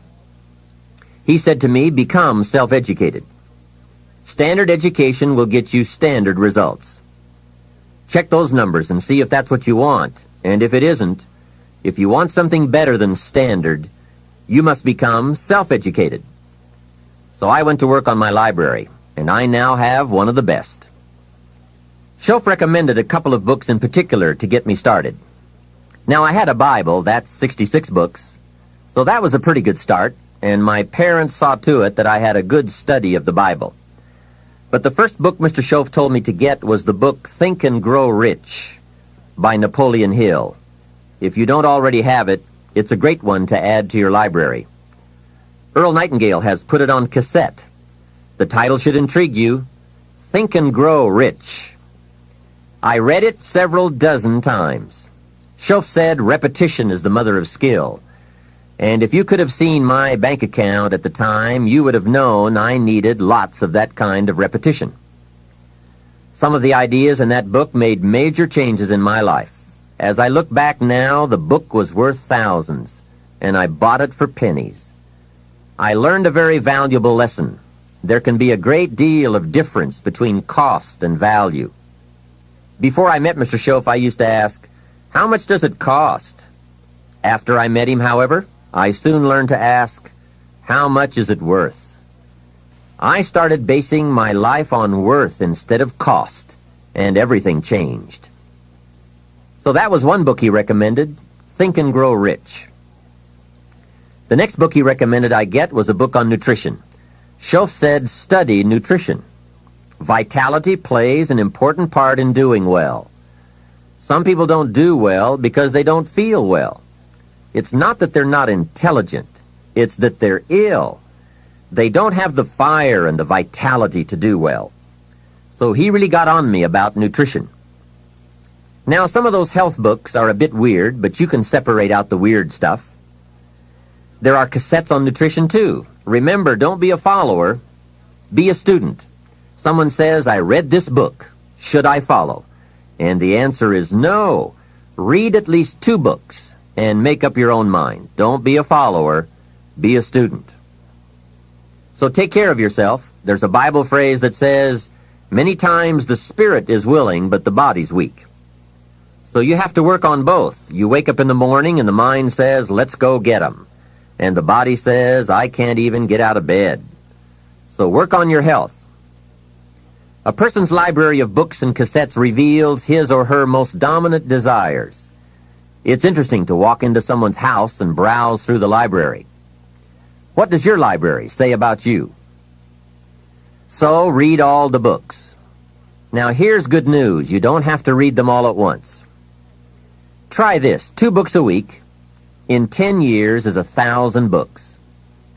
If you read 1,000 books in the next 10 years, do you think they would greatly influence all the dimensions of your life? The answer is, of course. Well, here's what's exciting. It's only 2 books a week. However, I would suggest if you haven't read 2 books a week for the last 10 years, you are about 1,000 books behind. Can you imagine the incredible disadvantage it will be 10 years from now to stride into the marketplace 1,000 books behind? For some confrontations, you won't be a match. And for some opportunities, your knowledge will be too lacking. For some values, your philosophy will be too shallow. Missing skills, missing knowledge, missing insights, missing values, missing lifestyle. It could happen if you don't read the books. Remember, the book you don't read won't help. You can't read too many books, but you can read too few. Now, the next way to learn from others is to listen. Become a great listener. Get around successful people and listen. Listen to what they say, and listen to how they say it.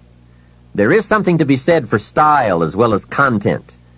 And never has listening to successful people been easier or less costly than it is today. With cassettes like the one you're listening to now, you can own cassette programs by and about the most successful people in any field. And you can listen to their ideas while you do something else. While driving your car, exercising, getting dressed in the morning, anytime. Listen over and over again until their ideas become your ideas, their inspiration, your inspiration. A lot of the books you're anxious to read, such as Think and Grow Rich, have been condensed and narrated on cassette. Your cassette library of great authors and ideas can be the investment with the greatest return of all. Great cassettes will do more than teach you great ideas.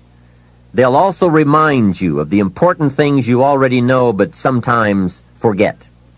They'll lift your spirit. They'll keep your mind on what's important, on your goal and how you can achieve it.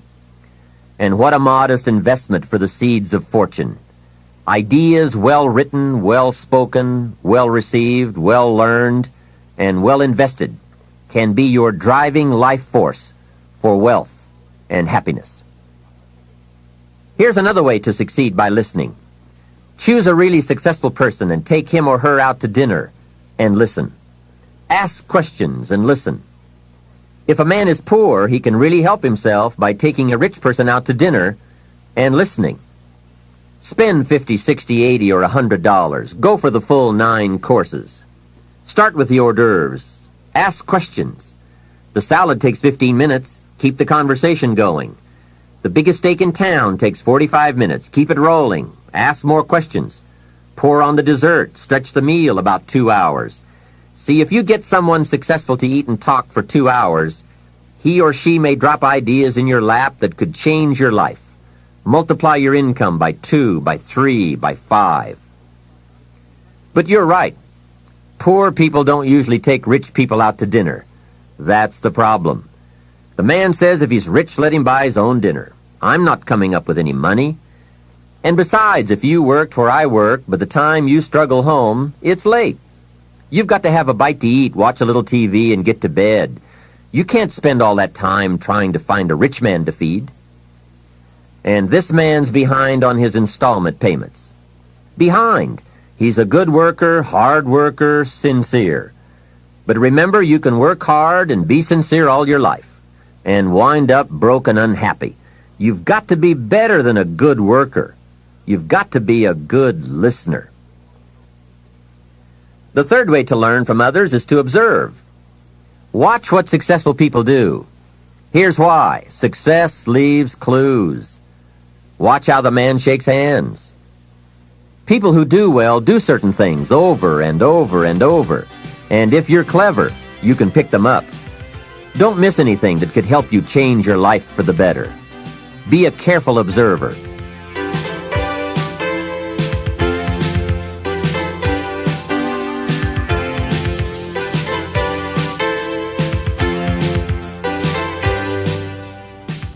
We have covered a lot of ideas in this part, but what a major fundamental to wealth and happiness. The consistent, disciplined, purposeful, constant search for knowledge. It's where the life-changing ideas are. Pursue it with high expectations. Spend the money and time and the effort. They're all investments, time, effort, and money. But the payoff is so great, it's hard to compare the cost to the reward. First is the money, and it does take some money. I have a great suggestion for the cassettes and the books and the lectures, the seminars and the videos you need for a constant flow of ideas and inspiration. Set up an educational fund. Take a portion of your income each month and set it aside to invest in all the means of the search for knowledge. Remember, the best money spent is the money spent to cultivate the genius of your own mind and spirit.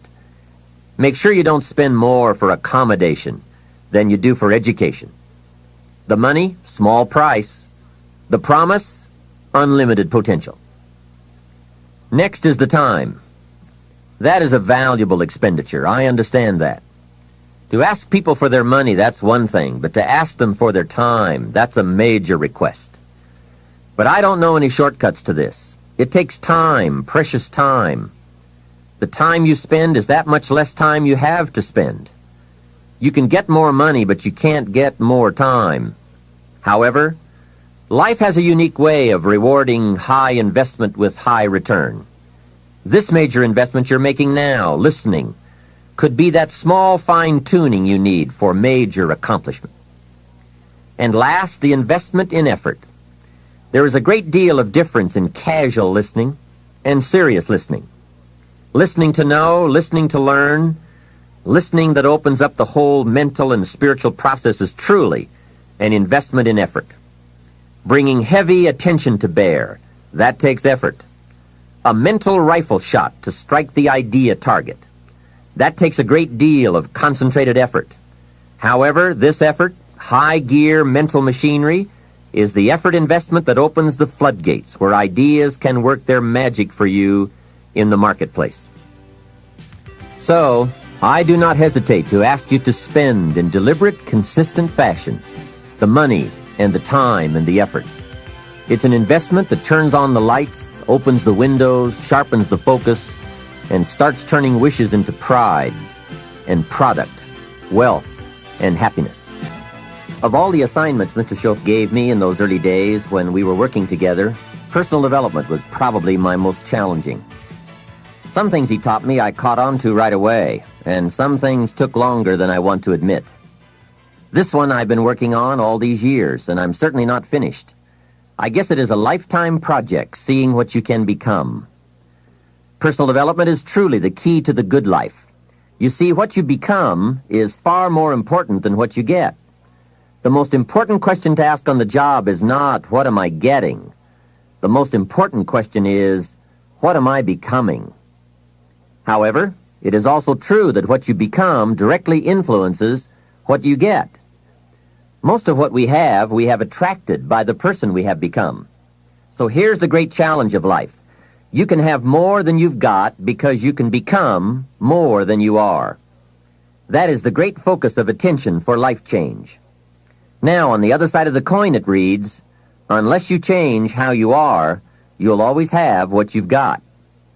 I've discovered that income does not usually exceed personal development. Sometimes income takes a lucky jump, but unless you keep growing out where it is, it will usually come back where you are. If someone hands you $1 million, best you become a millionaire quickly, so you can keep the money. Life has strange ways. A very rich man once said, if you took all the money in the world and divided it equally among everybody, it would soon all be back in the same pockets. I guess it is hard to keep what you haven't attracted by your own personal development. Personal development, how important. Remember, the major key to your better future is you. That's a sentence with a lot of value. I suggest you put it up somewhere for a while where you can see it every day, just to remind you as you put your day together. I call it the silent seminar. The major key to your better future is you. For a share of my life, I didn't understand the importance of that phrase. Among a lot of things I didn't understand back in those early days. Back then, some things used to puzzle me. I used to wonder why two people could work for the same company and one make twice as much money. Why would one person be paid $2,000 a month and the other person $4,000 if it was the same company, same product, same service, same training, same weather, same traffic?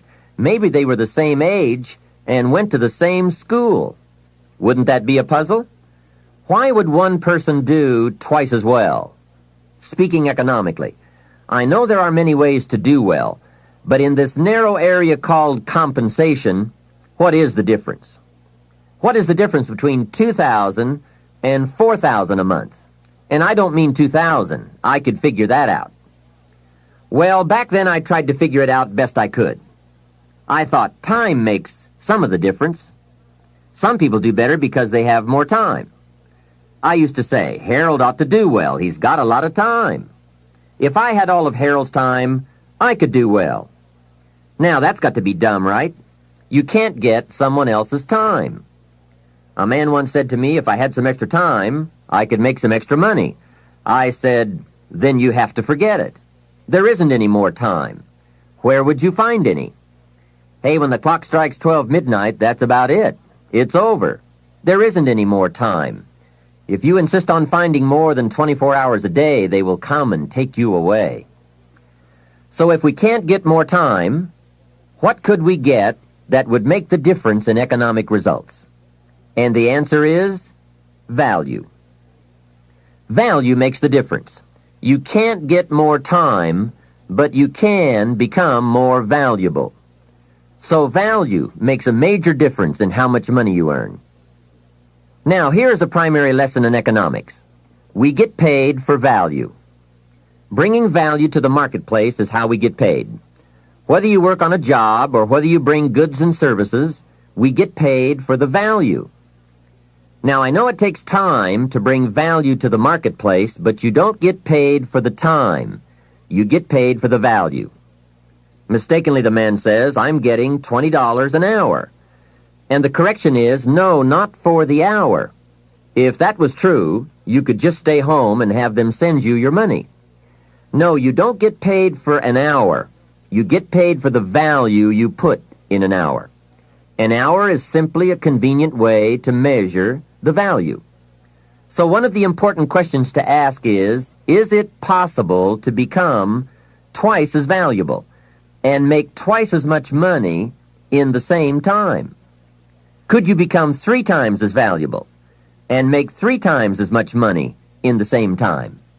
And the answer is, of course. Yes, you can become more valuable if, and it's always if, right? Life is known as the big if. Harry Truman once said, life is iffy. How true. And here's the big if we are going to consider. It's possible to earn 2 or 3 or more times as much money in the same amount of time if you go to work primarily on yourself. And that's what we're considering in this session, learning to work primarily on ourselves. Mr. Schoaf put it to me this way when I first met him. He said, Mr. Rohn, if you wish to be wealthy and happy, learn this lesson well. He said, learn to work harder on yourself than you do on your job. When he said that, I suddenly understood why I was broke. I was a hard worker on my job. If anyone would have asked me at age 25, Mr. Rohn, are you a hard worker? I would have said, yes, I'm a hard worker. Check my record. And that was true. I was a hard worker. But see, that was my problem. I was working hard on my job, but I wasn't working hard on myself. And that was the main reason for my lack of progress. See, it's easy to get faked out. The man says, I've got 10 years of experience. I don't know why I'm not doing better. What he doesn't understand is that he probably has 1 year of experience repeated 10 times. He grew pretty well that first year, and then he just did that first year 9 more times. He didn't keep growing. Some people look for more money, but they look for it in the wrong direction. The man says, I need more money. I'm going to go to work on my boss. Hey, I found out bosses are notorious. They don't play fast and loose with the company till. I've never seen a boss get excited and triple somebody's wages. They don't behave in such an irrational manner. So that's not it. Some people say, I'll strike for more. Well, the problem with that is, once you start, you'll always have to strike. And I'll tell you what you get by demand. Little bitty pieces. Barely enough. And now inflation beats that approach, right? Inflation will usually equal or exceed a small wage increase, especially after taxes. Forget the little increases that just let you get by. Hey, you can get by with a crust of bread and a pair of shoes. But in this program, we are talking big success, not just getting by. The guy in sales says, I know what I'll do. I'll get me some of those sales books that teach the tricky sales. I'll put it on my prospects, dazzle them with my sales footwork, grab their money before they know what's happened. Well, you can try that, but my experience shows you wind up at the bottom of the economic ladder, not the top. See, it's not what you get by tricks that counts. It's not what you get by demand. It's what you get by performance that counts. And I found this out. Performance comes from inside, not outside.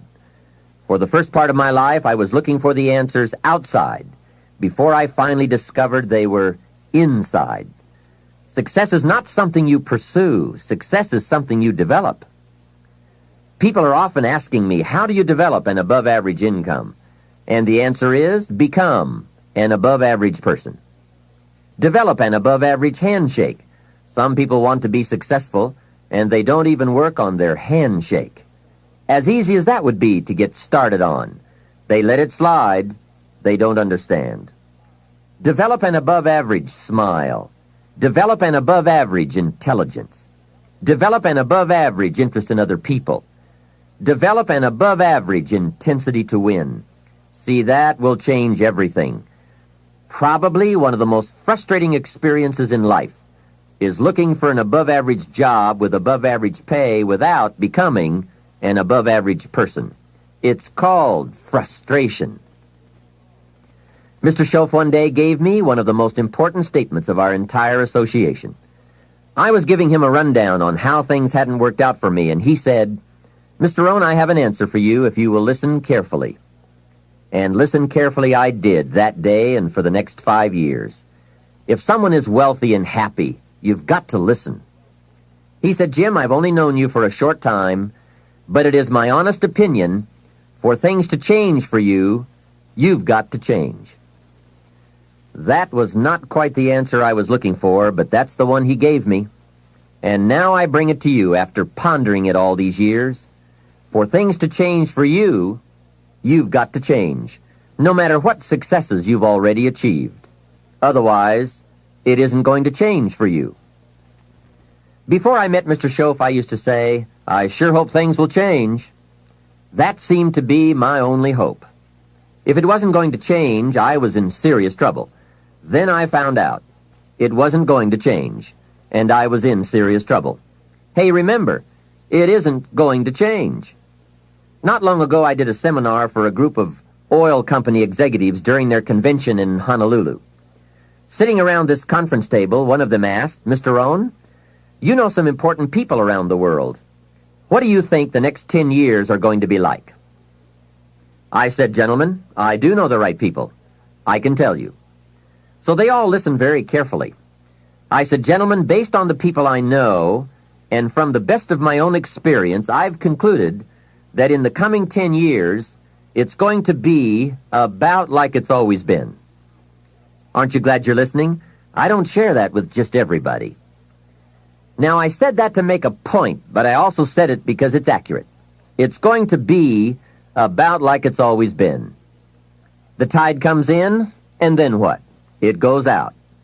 For 6,500 years that we know of, called recorded history, and probably long before that. So it's not likely to change. It gets light, and then what? It turns dark for 6,000 years. We are not to be startled by that now. If the sun goes down and the man says, "What's happened? What's happened?" Surely he just got here, I guess. Hey, it always goes down about this time of day. In rotation, the next season after fall is winter. And pray tell, how often does winter follow fall? Every time, without fail, for 6,000 years that we know of. Now, some winters are long and some are short. Some are difficult and some are easy. But they always come right after fall. It isn't going to change. Sometimes you can figure it out, sometimes there's no way to figure it out. Sometimes it goes well, sometimes it gets in a knot. Sometimes it sails along, sometimes it gets in reverse. See, that's not going to change. The last 6,000 years reads like this: opportunity mixed with difficulty. That's how it reads. It isn't going to change. The man says, "Well, then how will my life change?"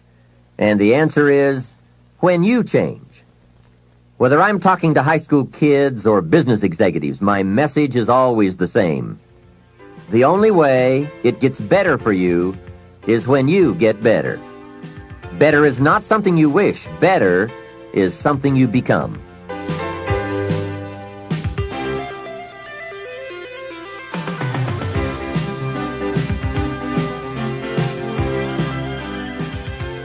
Let me take some time now and give you what I think are the 4 major lessons in life to learn. 4 major lessons. It is so important to study the majors. Have you ever noticed that some people don't do well because they major in minor things? Whatever you do, check at the end of the week, the end of the year, and make sure you're not spending major time on minor things. Otherwise, you will wind up with a below-average life. Now, before I get to the 4 major lessons, here are 2 phrases to consider. First, life and business are like the changing seasons. That's one of the best ways to illustrate life. It's like the seasons that change. Frank Sinatra sings, "Life is like the seasons." Here is the second phrase. You cannot change the seasons, but you can change yourself. Now, with those two key phrases in mind, here are the 4 major lessons in life to learn. The first is, learn how to handle the winters. They come right after fall, with regularity. Some are long, some are short. Some are difficult, some are easy. But they always come right after fall. Remember, it isn't going to change. Now, there are all kinds of winters, right? The winter when you can't figure it out. The winter when it all goes smash. Wintertime, we call it the winters of your life. One writer called it the winter of discontent. The winter when it turns upside down, when it all goes wrong. There are economic winters, social winters, personal winters, when your heart is smashed into 1,000 pieces. Wintertime, disappointments. Disappointment is common to us all. So learn how to handle the winters. You must learn how to handle the nights. They come right after days. You must learn how to handle difficulty. It always comes after opportunity. You must learn to handle recessions. They come right after expansions. It isn't going to change. So the big question is, what do you do about the winters? Well, you can't get rid of January simply by tearing it off the calendar. But here's what you can do. You can get stronger, you can get wiser, and you can get better. Make a note of that trio of words: stronger, wiser, better. See, the winters won't change, but you can. Before I understood this, when it was winter, I used to wish it was summer. I didn't understand. When it was difficult, I used to wish it was easy. I didn't know. Then Mr. Schoaf gave me the answer from a part of his very unique philosophy when he said, "Don't wish it was easier. Wish you were better." Here's the second major lesson in life to learn. Learn how to take advantage of the spring. Spring is called opportunity, and uniquely enough, spring follows winter. And pray tell how often? Is it reliable? Can you count on it? Well, 6,000 years that we know of, that's pretty reliable. And what a great place for spring right after winter. If you were going to put it somewhere, that would be the place to put it. God is a genius. Hey, days follow nights. Isn't that terrific? Opportunity follows difficulty. Expansion follows recession. And all with regularity. You can count on it. However, make a special note of the 2 words, take advantage. That is what we must learn to do, take advantage. Just because spring comes is no sign you're going to look good in the fall. You must do something with it. In fact, everyone has to get good at one of 2 things, planting in the spring or begging in the fall. So take advantage of the day, take advantage of the opportunity, and read every book you can get your hands on to learn how to take advantage of the spring. And one more thought, get busy quickly on your springs, your opportunities. There are just a handful of springs that have been handed to each of us. Life is brief even at the longest. The Beatles wrote, "Life is so short." And for John Lennon on the streets of New York, it was extra short. But it is short. Elton John sings, "She lived her life like a candle in the wind." Life is fragile. Life is brief. Whatever you're going to do with your life, get at it. Don't just let the seasons pass.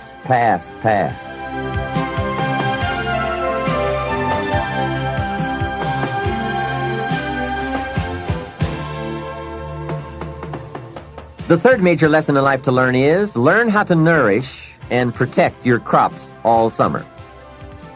Sure enough, as soon as you've planted, the busy bugs and the noxious weeds are out to take it. And here is the next bit of truth. They will take it, unless you prevent it.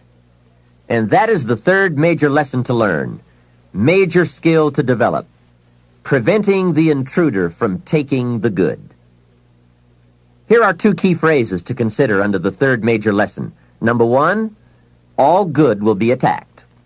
That's the first phrase. On this planet, all good will be attacked. And don't press me for a why. I was not in on some of the early decisions, so I don't know why. All I know is, it's true. Let reality be your best beginning. Every garden will be invaded. Not to think so is naive. Here's the second phrase. All values must be defended. Social values, political values, friendship values, marriage values, family values, business values. Every garden must be tended all summer. If you don't develop this skill, you will never wind up with anything of value. Last is the fourth major lesson in life to learn. Learn how to reap in the fall without complaint. That's number 4. Take full responsibility for what happens to you. It is one of the highest forms of human maturity, accepting full responsibility.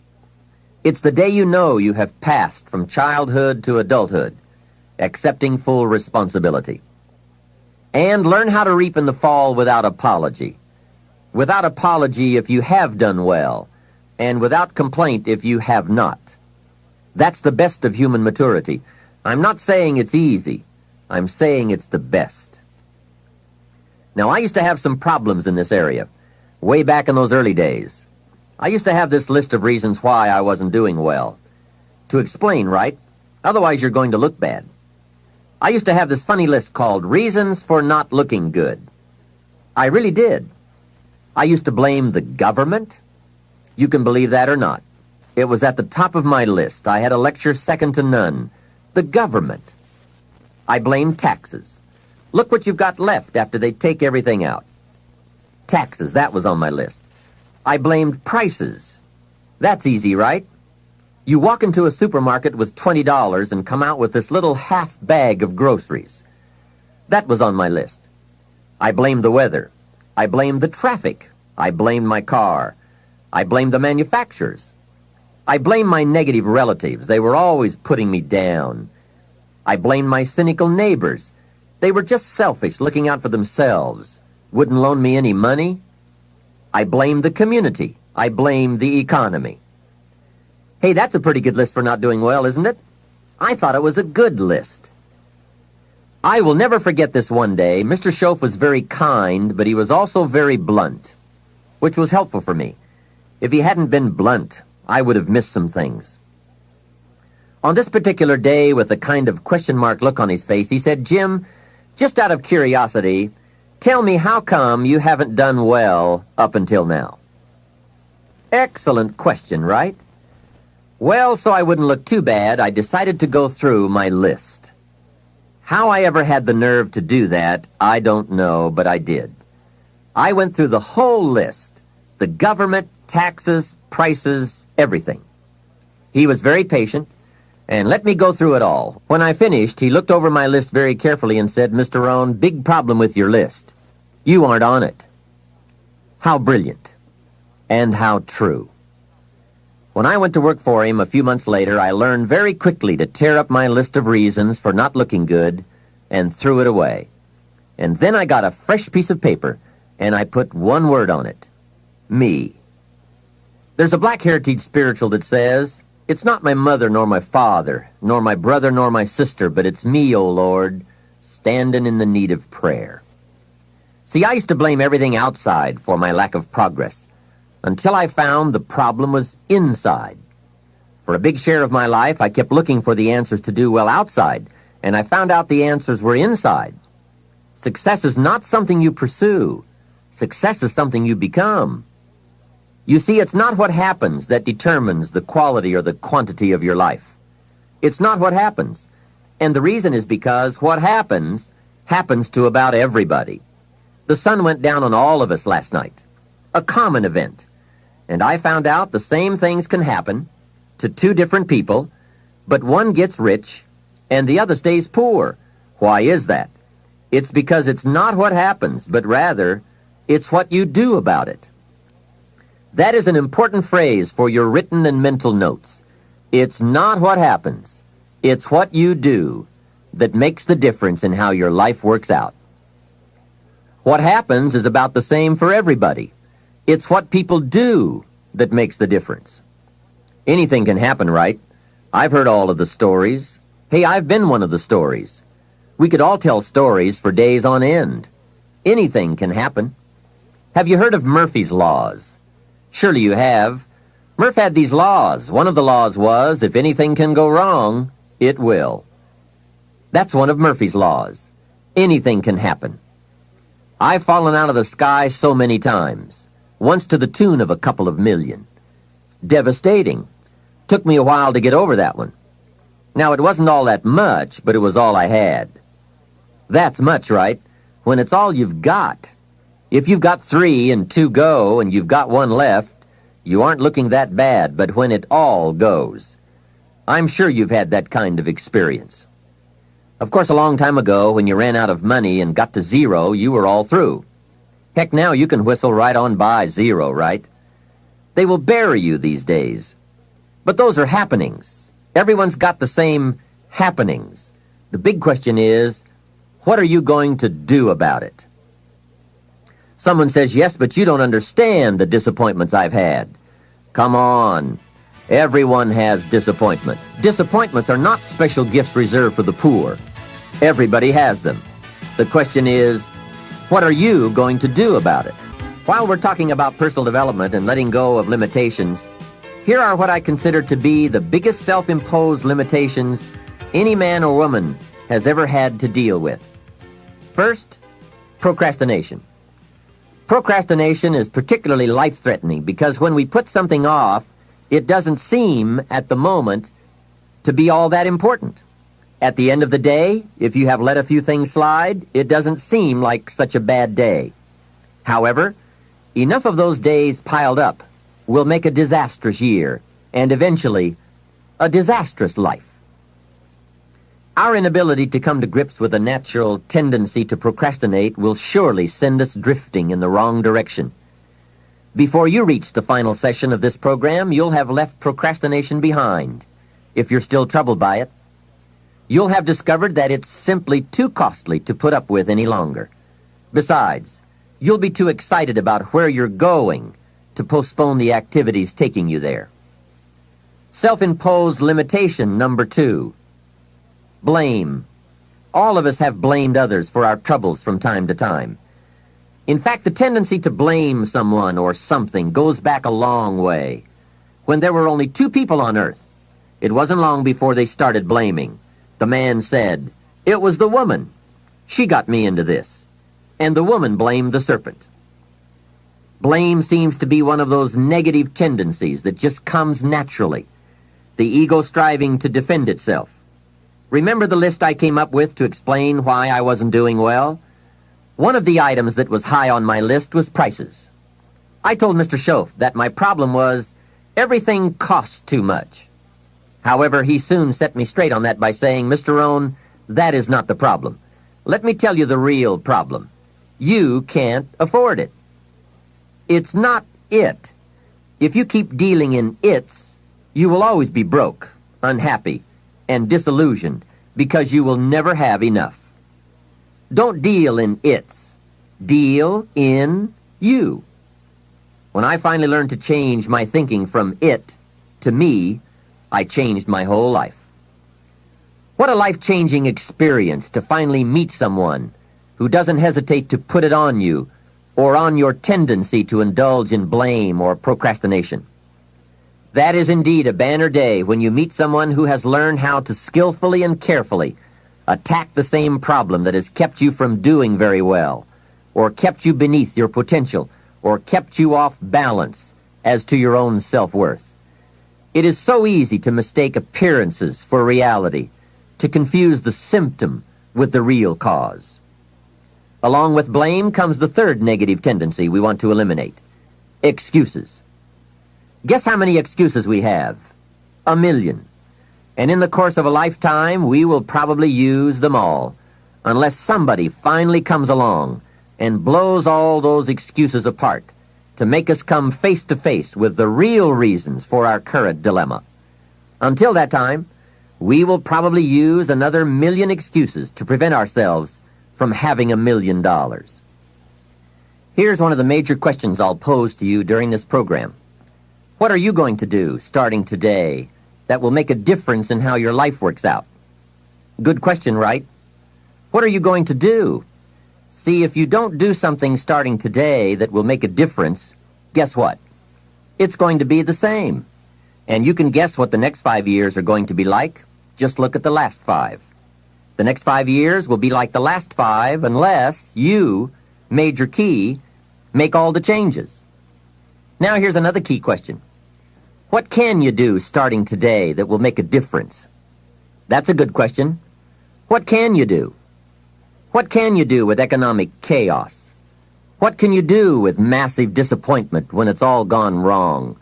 What can you do when it won't work, when you've run out of money, when you don't feel well, and it's all gone sour? What can you do? Well, let me give you the broad answer first. Here's what you can do. You can do the most remarkable things, no matter what happens. Hey, people can do incredible things, unbelievable things. A man can do the most amazing things with the most impossible circumstances. A woman can do the most remarkable things with the most disastrous circumstances. Hey, I found out kids can do remarkable things. That is, if they have remarkable things to do. I also found out if they don't have remarkable things to do, there's no telling what they'll do. Now, here's why humans can do remarkable things. It's because they are remarkable. They are not dogs, animals, fish, birds, amoebas. Humans are different than any other creation. When a dog starts with weeds, he winds up with weeds, and the reason is because he's a dog. But that's not true with human beings. Human beings can turn weeds into gardens. That's one of the major differences, being a human versus being a dog. Humans can turn nothing into something, pennies into fortune, disaster into success. And the reason they can do such remarkable things is because they are remarkable. So why not reach down inside of you and come up with some more of those remarkable human gifts? They're there, waiting to be discovered and employed. And with those gifts, change anything for you that you wish to change. And I challenge you to do that because you can change. If you don't like how it is for you, change it. If it isn't enough, change it. If it doesn't suit you, change it. If it doesn't please you, change it. And I challenge you to do all that because you can change. See, you don't ever have to be the same after today, only by choice. If you don't like your present address, change it. You're not a tree. Now for the process of change, just a philosophical pronouncement won't do. It takes more than that.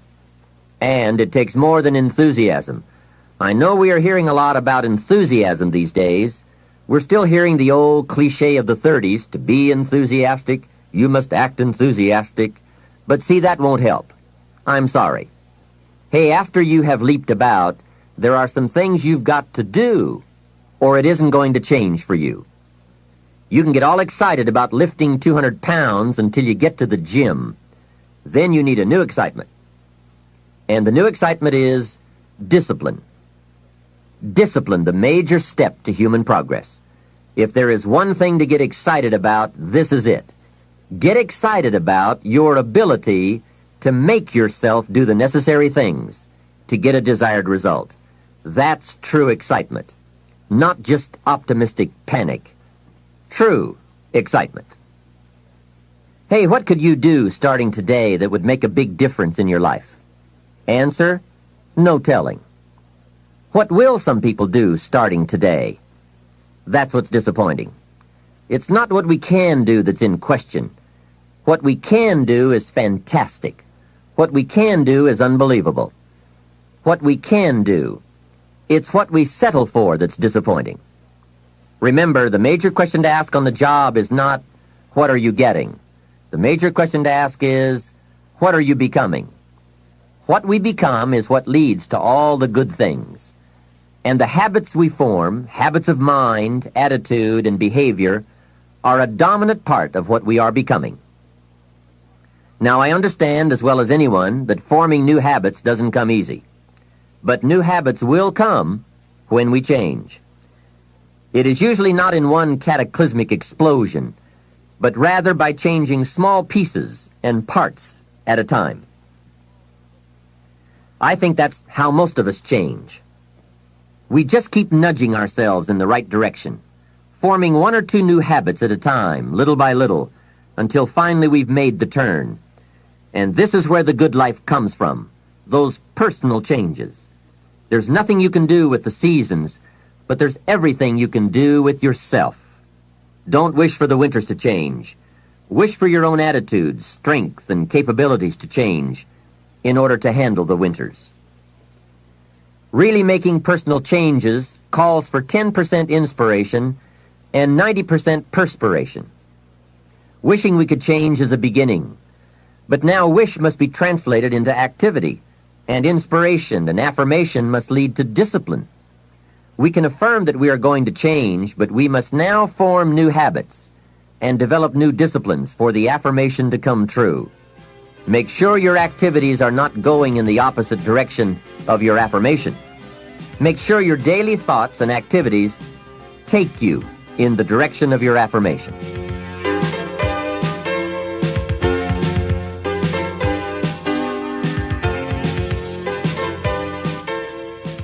Now, in the personal development quest, there are 3 major aspects of ourselves to improve.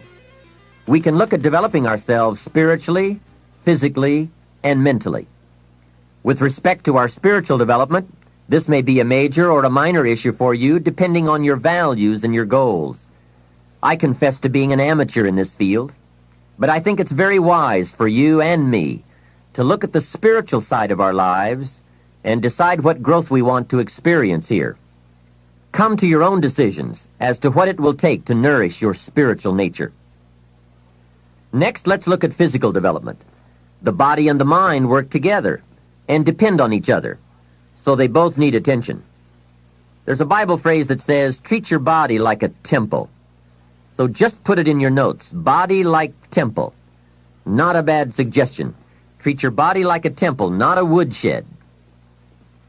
Now, in taking care of the physical, we must learn to be conscious of ourselves, but not self-conscious. We need to be aware of our physical appearance, our physical well-being, but not to the point of being self-conscious. We need to be aware, we need to take care, but some people devote too much of their day to physical appearance. Physical appearance is going to have something to do with your future, your well-being, your income, so do spend some time on physical appearance. How we appear to other people does make a difference in terms of our acceptance and our ability to function and do well in the marketplace. In fact, there's another Bible phrase that says, take care of the outside for people and take care of the inside for God. People look on the outside, and God looks on the inside. Now, you might believe that people shouldn't judge you by physical appearance. Well, let me give you a clue. They do. Make sure you don't order your life based on shoulds and shouldn'ts. You'll always be confused, and you'll always have trouble. The best thing to base your life on is reality. What people really do. So since people generally judge by appearance, then that's probably one thing we want to take care of. That's just part of the game. Now, of course, when people get to know you, or if they've been around you any length of time at all, they're going to judge you by more than appearance. But sure enough, people at first are going to take a look.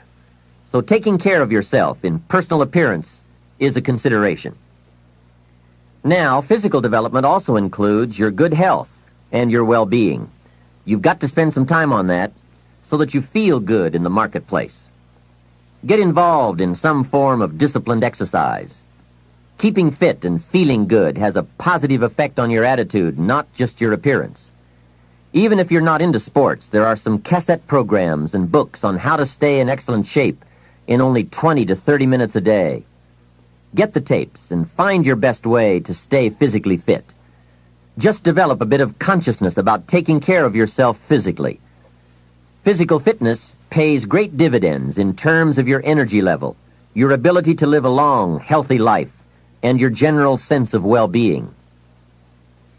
The other part of physical well-being is nutrition.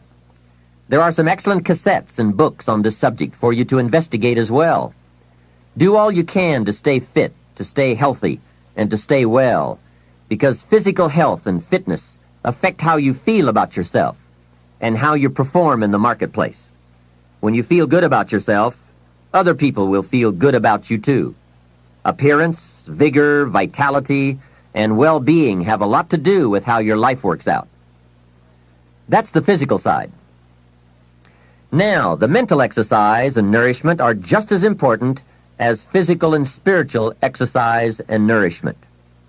You want to make sure that the acceleration of your mental health, mental well-being, and mental capacity keeps up with your physical capacity. So make sure at 40 that your mind has kept up with the passing of the years. Don't stay 30 at 40. Don't stay 30 at 50. Keep up the learning curve with mental exercises. I congratulate you for your investment in this cassette program as a further expansion and stimulation of your mind and your thinking. It's so important for you and me to be stretched beyond where we are. It's too easy to just comfortably sit and stop growing. It often doesn't seem to be that necessary to make the push, to make the effort to learn and to grow and to challenge yourself. But let me give you something to think about. The last few years of the 20th century are going to demand a lot more mental vigor and mental activity.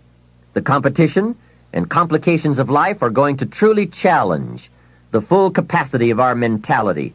So, stretch your mind. It's easy when you finally find yourself in a good job to stop pursuing mental development. Have you heard about the accelerated learning curve? From birth up until the time we are about 18, our learning curve is dramatic, and our capacity to learn during this period is just staggering. We learn a tremendous amount very fast. We learn our language, our culture, our history, science, mathematics, everything. But guess when this learning curve starts to taper off? When we get our first job, usually. Now sometimes, for some people it will continue, but sure enough, here's where it usually levels off. If there are no more exams to take, if there's no demand to get out paper and pencil, why read any more books?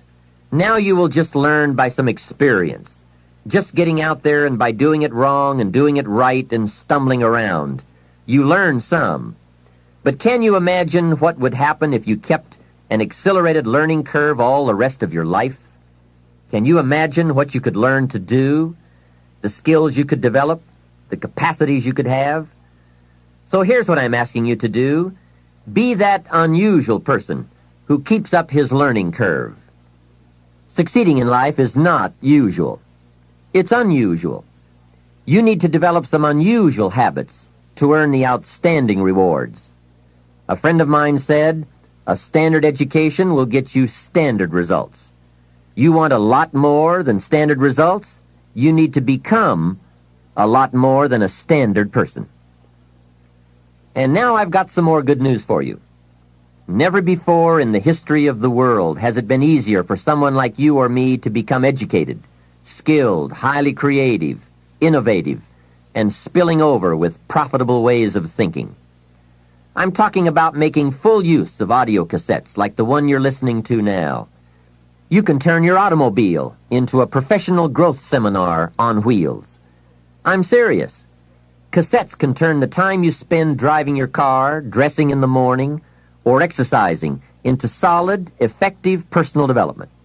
While your friends are vegetating on the way to work, listening to the radio that doesn't help them one bit to do a better job, you're picking up new negotiating skills, better sales techniques, or a new creative way to solve problems. Keep building your library of fine, quality cassette resources. There isn't a better place you can put a few dollars every month. Become a student of good ideas, wherever they can be found. Always be on the lookout for a good idea, a business idea, a product idea, a service idea, an idea for personal improvement.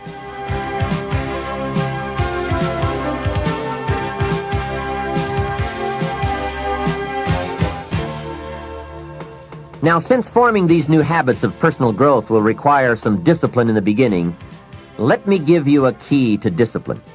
Discipline starts with the little ones and works up to the big ones. Start with all the things you can do to make your life better and make you feel better about yourself. Make a list. Life will give you some pretty big challenges if you can handle the small ones. But unless you practice on the small ones and master those, you don't have a chance for the major ones. A man strides out of his house to go straighten out the corporation, and he has not yet straightened out his garage. Who's kidding who? So work on all the disciplines that will improve the quality of your life. And here's an important thought. Everything affects everything else. Every lack of discipline affects every other discipline. Mistakenly, the man says, "This is the only place I let down." See, that's not true. Every letdown affects the rest of your performance. Now here's the positive side. Every new discipline affects every other discipline. Every new thing you try affects the rest of your performance. Isn't that exciting? So get started on every small discipline you can think of. You can't believe what it will do for your self-confidence.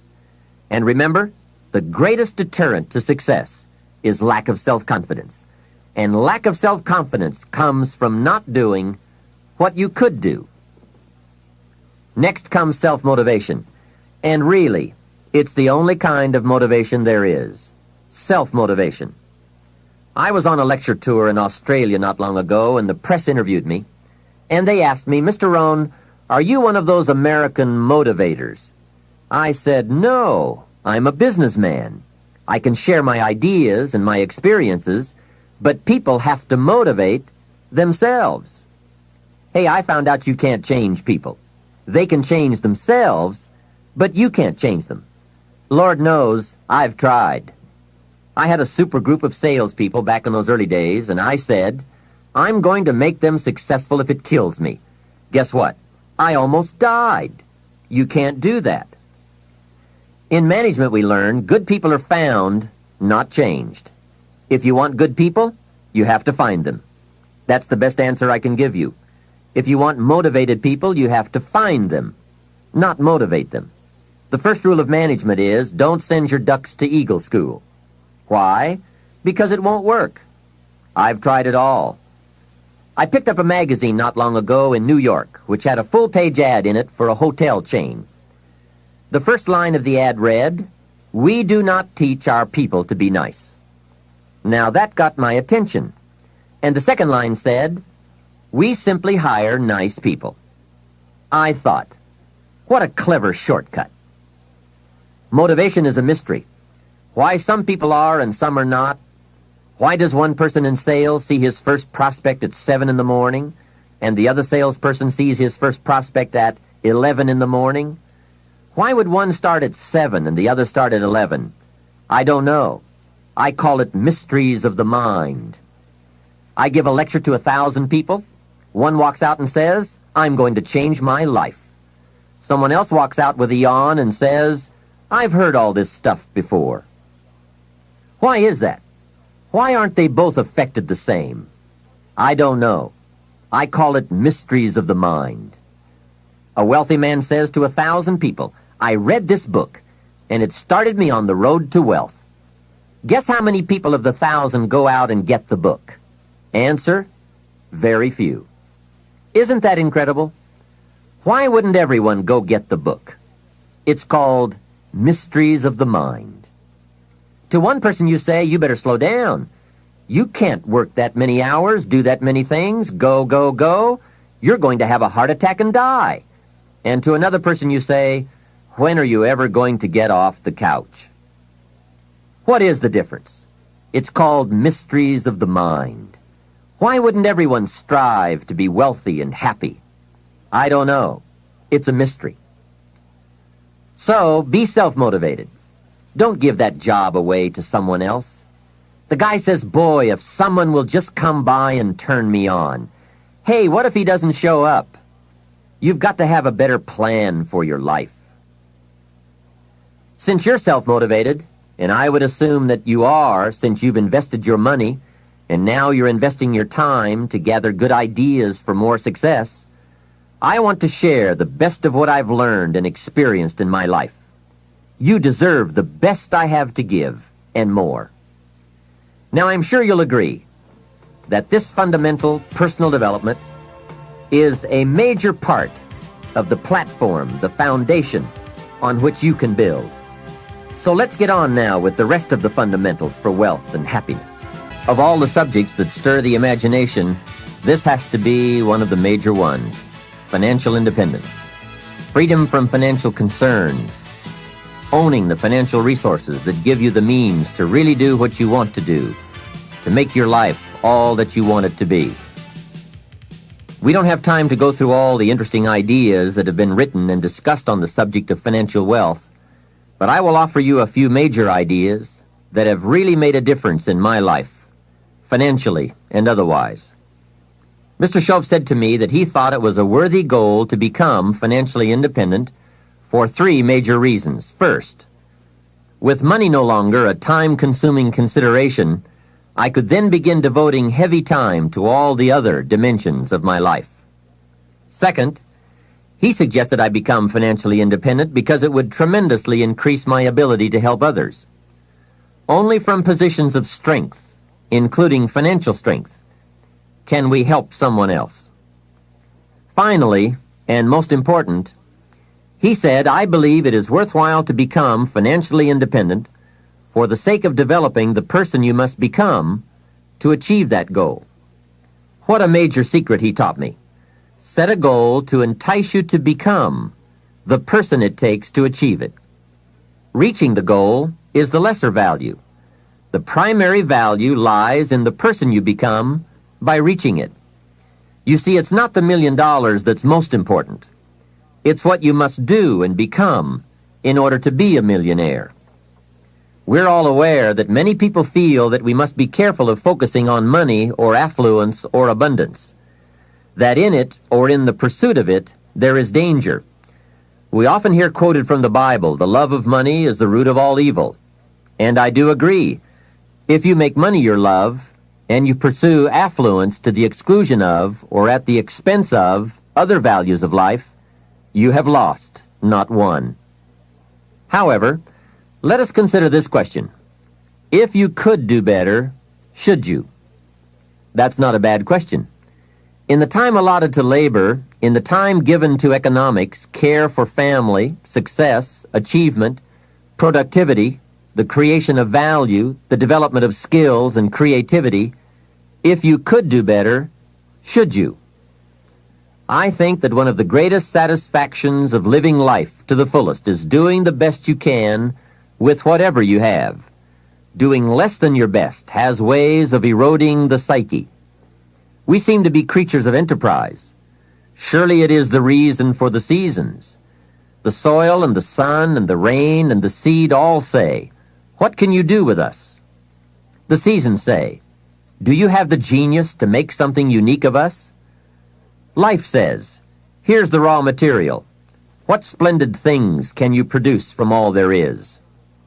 So, go for high productivity, the full employment of your genius, the full development of your potential in all areas of your life, including earning money. That is the essence of life. Truly sophisticated people know it isn't the amount that counts. It's doing all that you can with all you've got that counts. With that background, let me recommend a book for you to read. The title is The Richest Man in Babylon by George Clason. Perhaps you've already read it. I would suggest that you read it again. It's just a small book. You can read it in one evening. I call it the appetizer for the full discourse on the subject of financial independence. Now, let me give you the major theme of the book. The major theme is that what you do with what you have is more important than what you have. What you do with what you get is more important than what you get. What we do with what we have says so much about us. It reveals our philosophy of life, our attitude, what we know, and what we think, and the makeup of our character. It is a reflection of what is going on inside of our head and within our value system and decision-making process. It also reveals our ability to weigh and to perceive. The outer is always a reflection of the inner. It is an indication, a reading, a revealing. It speaks, it tells, it shows. Remember that key phrase I gave you earlier? Everything is symptomatic of something, and it is symptomatic of something right or something wrong. It is a wise policy not to ignore the symptoms, for they can be early signs of a poor choice of philosophy, or a sign that something important is being misread, misunderstood, miscalculated. So of all places, take a look here. What you are doing with your money says something about you. Now, what you're doing may be okay. All I'm suggesting is that you take a look. Let me give you some of the details of a good financial plan as suggested by Clayson's book. First, a very broad but important statement. Learn to live on 70% of your net income. Net meaning the money you have left after paying your taxes. And before we go any further, let us consider that most important part of our personal, social, and economic life. We must all in our lifetime, whether we are young or old, understand the necessity and the practice of paying taxes. We have to teach our children as soon as they have any money at all from any source that if they spend it for anything, they immediately become what we call a consumer. And all consumers of goods and services, no matter how young, have to pay taxes. In California, where I live, if a child is only 10 years old and goes to the store to buy something that costs $1, the proprietor asks him for an extra 6 cents. The child may look at the price tag and say to the proprietor, "But it says $1. What's the 6 cents for?" And what a great time to teach the necessity for everybody to pay taxes, even at age 10. So a full explanation is due. If you're going to take 6 cents off a kid, you've got to tell him where it goes. After all, it is his 6 cents. He could well ask the proprietor, "Do you keep it?"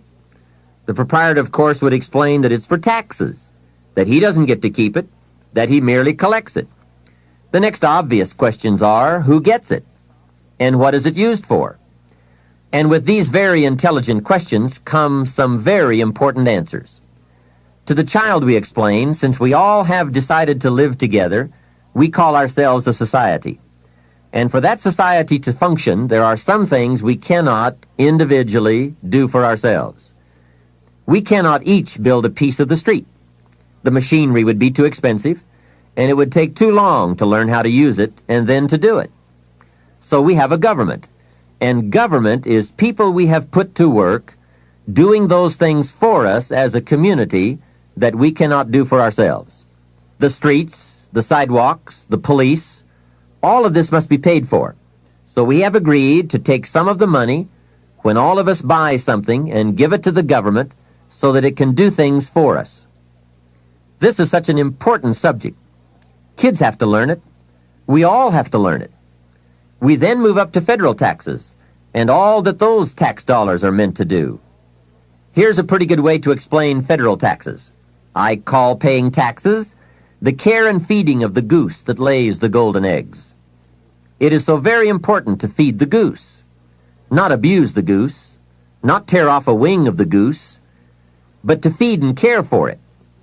You might say, "Well, yes, but the goose eats too much." Hey, that's probably true. But remember, just about every appetite eats too much. Don't we all eat too much? Let not one appetite accuse another. If you step on the scales and you're 10 pounds heavy, you've got to say, "Yes, me and the government are about 10 pounds heavy. Looks like we both eat too much." Remember, every appetite must be disciplined, yours, mine, and the government's. We could all use a diet. Mr. Schoaf did give me a very great service when he taught me how to be a happy taxpayer. Now, I must admit it took a while, but I did finally become a happy taxpayer. Part of it was understanding what tax dollars were for, and that it is right for everyone to pay his fair share. I finally decided I didn't mind picking up my share of the tab for the radar. It's so necessary for our safety as a country to keep the international bullies away. Some people say, "Why bother with all that expensive equipment? After all, they won't come over here." Obviously, they haven't read their history books. Someone else says, "I'm not picking up any part of the radar." Well, then I would suggest you go where they don't have any radar. If you are going to enjoy the benefits, then you have to pay your share. Jesus, the master teacher, gave some very clear advice one day when he said, pay Caesar first. Caesar meaning the government and taxes. Hey, that's pretty clear. Pay Caesar first. And for some unique reason, he didn't see fit to criticize Caesar. He just said, pay. I don't think we need a prophet to explain that one to us. Now, don't pay more than you should. Take advantage of the advantages and the incentives. But then when you get to the bottom line, whatever that is, pay it. And pay with happiness, knowing that you are feeding the goose that lays the golden eggs. The golden eggs of freedom, safety, protection, justice, free enterprise. A society that works, provides a market and unprecedented opportunity. Freedom of speech, freedom of religion, education for our children. This is the most powerful nation on earth, and it provides us with the greatest chance to create a unique life. Some goose, some eggs. And remember, everyone should pay. Dignity demands that we all contribute no matter how small the amount. Everyone should pay. Even the federal tax bill, in my opinion. If only $1 a year, that's okay. Just so you can say with dignity, I pay my fair share. A classic example. An ancient Bible story says Jesus and his disciples were watching people come by and contribute to the treasury. Some came by and gave large amounts. Some gave average amounts. And some gave modest amounts. The story then continues. A little lady came along and put 2 pennies in the treasury. Jesus said to his disciples, look at that. The lady and the 2 pennies. They said, 2 pennies? You give us this example out of all who made a contribution? 2 pennies? He said, you don't understand. She gave more than anyone else. They said, 2 pennies? More than anyone else? Some have given fortunes. He said, you don't understand. Her 2 pennies represented, I'm sure, more of what she had than the large amounts represented of what their givers had. So she gave the most. How remarkable. But let's continue the story. Sometimes what is not said or reported is also a valuable part of the story. Consider what Jesus did not do. He did not take the 2 pennies out of the treasury and run after the little lady and say, here, little lady, we have observed that you are so poor and so pitiful, we're going to give you back your 2 pennies. We just can't let you pay. What an incredible insult that would have been. She would surely have said, aren't my 2 pennies good enough? They represent a great portion of what I have. Will you take away my dignity? No, that scene did not occur. And what a meaningful lesson.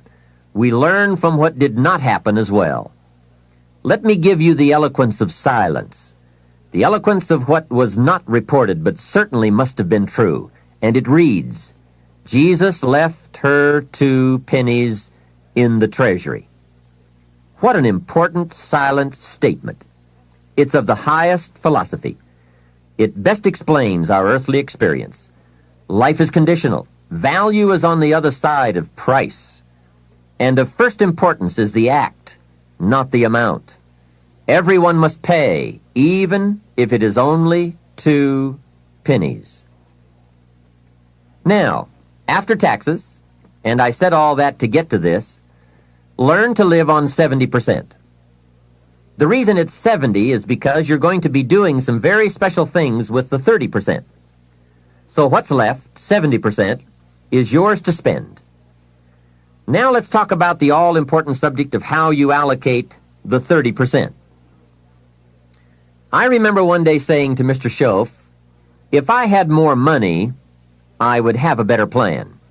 He said to me, Mr. Rohn, I would suggest that if you had a better plan, you would have more money. So it's not the amount that counts, it's the plan that counts. It's not what you allocate, it's how you allocate it. Here's the first part of the allocation process. Of the 30% you're not spending, 10% should go to charity, giving back part of what you have taken out to help those who cannot help themselves. I think that's a good percentage.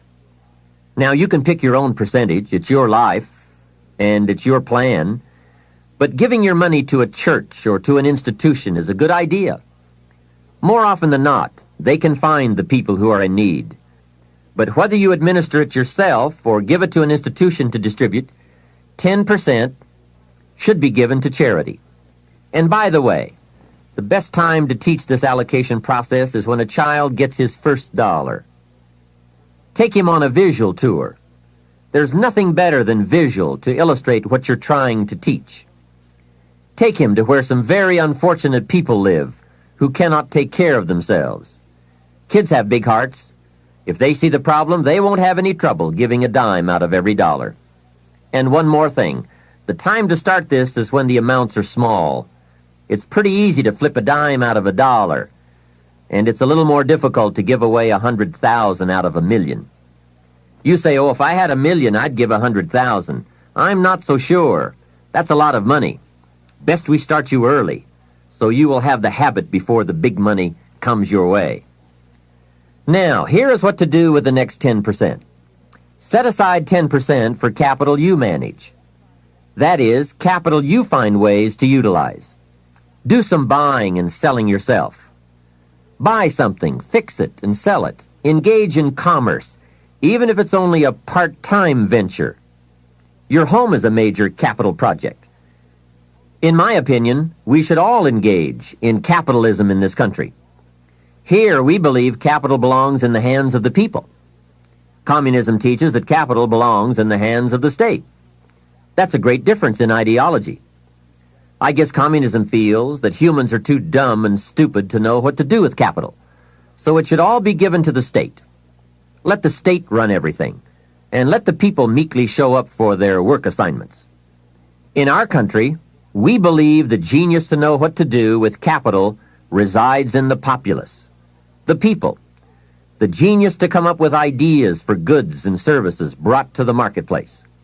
It has built a dynamic enterprise known as capitalism and has created opportunities in abundance. And again, remember this thought.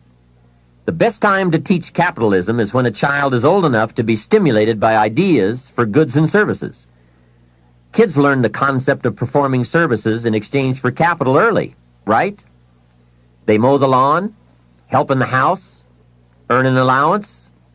But take it a step beyond that, as soon as possible. They will pick it up fast. Kids ought to have 2 bicycles, one to ride and one to rent. It doesn't take much to be in business. It doesn't take $1 million. And the same business principles apply whether it is a bicycle business or General Motors.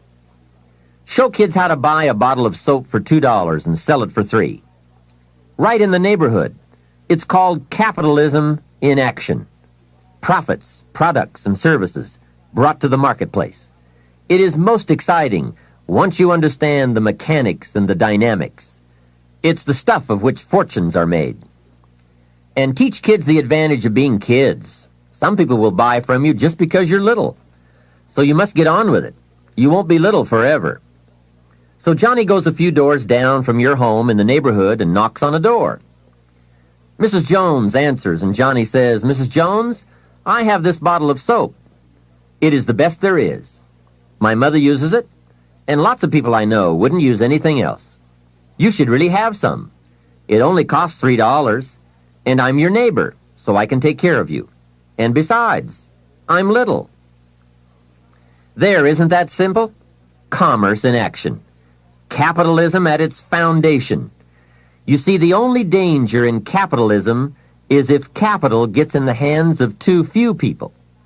As long as it is in the hands of the many, it is a dynamic force for profitable and exciting enterprise. Back to our story. Mrs. Jones says, Johnny, I appreciate your coming by, and I think your product is unique, but really, to be honest with you, I have plenty of soap. Johnny says, let me come in and check. Hey, kids know how to overcome objections. They have been mastering that skill all their lives. Johnny knows how to get in the door. Mrs. Jones says, "You've got me. I'll be a customer."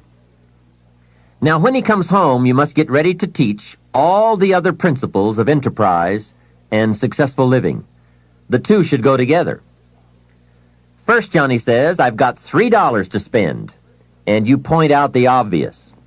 If you spend all $3, you will be out of business.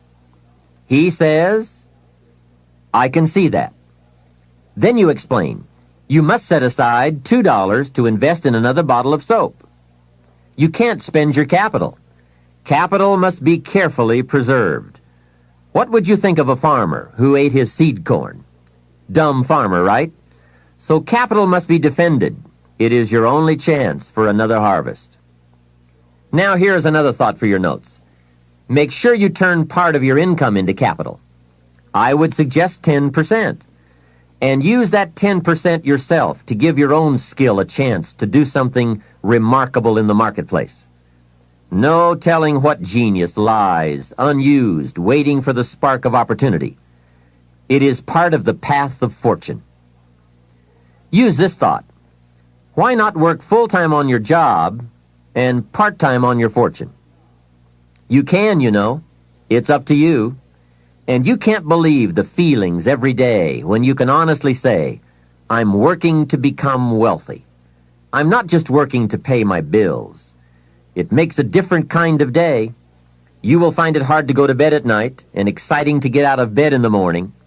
Remember, it's the same day, the same opportunity, the same you, but it is a greatly different life working to become wealthy or working to get by. Now here is the next principle to teach. Johnny says, "Okay, I'll set aside $2 so I can stay in business and continue to make $1 profit. But I get to spend the $1, right?" Now comes a most important opportunity. You must explain that if he spends that whole dollar, he will wind up broke and unhappy. And then take him on another visual tour to some part of town where he can get a good look at people who spend all they make and are broke and unhappy, and say, "Do you want to live like this?" He will say, "No." Then you say, "All right then, you can't spend the whole dollar." He says, "Well then, tell me what to do with it." And with that open door comes the obvious opportunity to teach all the principles of wealth and happiness and lifestyle. One of the major factors that affects your life, all your life, is what you do with your money. So here's what you do. First, pay your taxes, right? And for kids, that is easy. They pay when they spend, unless they make a lot of money. Then you must teach them to pay federal taxes. Remember the care and feeding of the goose that lays the golden eggs. Next comes the 10 cents for charity, which we have already covered. Johnny says, "Oh yes, here is a dime for those who cannot help themselves. Now I can spend the rest." Answer, no. You will wind up broke and unhappy. He says, "Okay, what now?" And now comes another major life lesson. The next 10 cents out of every dollar of wages or profit is for the increase of capital you manage. Set aside 10 cents out of every dollar profit so that someday you can buy 2 bottles of soap instead of 1. I'm sure Johnny will catch on to that one right away. He says, "Of course. If you buy 2 bottles instead of 1, you save yourself a trip." How clever. And the next point you teach is that some companies will sell you 2 bottles cheaper than if you buy just 1 bottle at a time. They sell you 1 bottle for $2 and 2 bottles for $3.80. Johnny says, "Wow, then when I sell it, I can make even more money." How clever. It's true, everybody benefits from the increase of capital. The company gets to sell 2 bottles at one time. You save a trip and some costs, and you can keep some of the saving or pass along some of it to Mrs. Jones, your customer. Let's review so far. First, pay taxes. Next, 10 cents for charity, and 10 cents for capital you manage, and for the increase of that capital out of every dollar of wages or profits. Now, Here's the third 10 cents from every dollar, and that is capital you provide. Take 10 cents out of every dollar and put it in a financial institution. And now we have come to a major benefit for all of us if you bring this 10% of your earnings to the marketplace. You see, some projects in our society need more capital than one person can provide. So we have a system whereby all of us can loan or invest our money in capital provided, so that large businesses can be built to provide more jobs and products and service and help create an even more dynamic society. So 10 cents out of every dollar should go into a savings account. I really prefer to call it an investment account because, and kids will love this, they pay you for the use of your money. You can get back the money you loaned, and you will have more profit from what you are paid for the use of your money. And be sure that you teach this, that if kids start this program from whatever they earn on a job or in engaging in enterprise or both while they are in their teens, by the time they are 40, they will be wealthy enough to be able to do what they want to do the rest of their lives, instead of all their lives doing what they have to do. Now, from your teenage years, it could take a much shorter period of time to become financially independent, depending on what ideas and opportunities you take advantage of. Mrs. Fields developed a new chocolate chip cookie and became a millionaire before she was 30. Mrs. Fields chocolate chip cookies. What an example of capital in the hands of the people, not in the hands of the state. A 10-year-old takes $1, searches around the community and finds a broken, abandoned wagon, pays $1 for it, brings it home, cleans it up, sands off the rust, paints it till it's shiny and new, straightens out the wheel, and sells the like-new wagon for $11. You ask, does a 10-year-old deserve $10 profit? And the answer is, of course. Society now has a mended wagon. And that's what it's all about. Find something and leave it better than you found it. Create a value. Build an equity. It's how we build this most dynamic society called America. And everyone can contribute. Everyone can bring some value to the marketplace. We can all be students of capital, profit, equity, and value. We can all engage in enterprise. We can all participate in the disciplines that bring wealth of lifestyle and treasure. All of us and our children can build the most powerful and attractive society ever. We have the knowledge, the tools, the schools, the market, the resources. All we need is the will. Let each of us begin. Its riches are for the having. All of these principles in action furnish, to the best of my knowledge, the best soil from which to have a high chance for fortune and lifestyle at a very early age. It is so simple, but it is so powerful. Just try it. Just try it. You can always go back to the old way. But if you just try it, I predict you will be so excited about your new commitment and discipline for wealth that you will never turn back. What we're seeing here is that wealth is a matter of allocation, not opportunity, especially in this country. There are subtleties on both sides of any issue of health and sickness, the issues of success and failure. It is the subtleties that determine the direction and the destination. The major reason it is so subtle is because what you do in a single day or a single week or month doesn't seem to matter that much. But remember, as we said earlier, everything matters. Everything weighs something. Sophisticated people never say, it doesn't matter. If you spend or invest $5 today, it doesn't seem to matter much either way. You seem to be no richer or poorer at the end of the day. But it does make all the difference in the world as you save $5 every day, and the days accumulate into weeks and into months and into years. You see, it's the accumulated total of the allocation of each day that makes all the difference in the world, whether you become rich or poor, healthy or ill, successful or mediocre. Now back to Johnny. He is going to ask about his investment account, where he's putting 10 cents out of every dollar. What kind of interest do they pay kids? So you give him the blockbuster, same as adults. That will be almost unbelievable. At last he can be treated like an adult, getting that adult interest when you're only a kid. And one added note, just by working this part of the financial independence plan alone, by putting aside less than $200 a month, will make you a millionaire in 30 years. Remember, it's called the subtlety of wealth or poverty. What you do in one day doesn't seem to matter. But as all sophisticated kids and adults know, it is the accumulated days of proper allocation of your money that makes you wealthy. It is using the ideas we're discussing, coupled with the passing of a little time, that creates fortunes.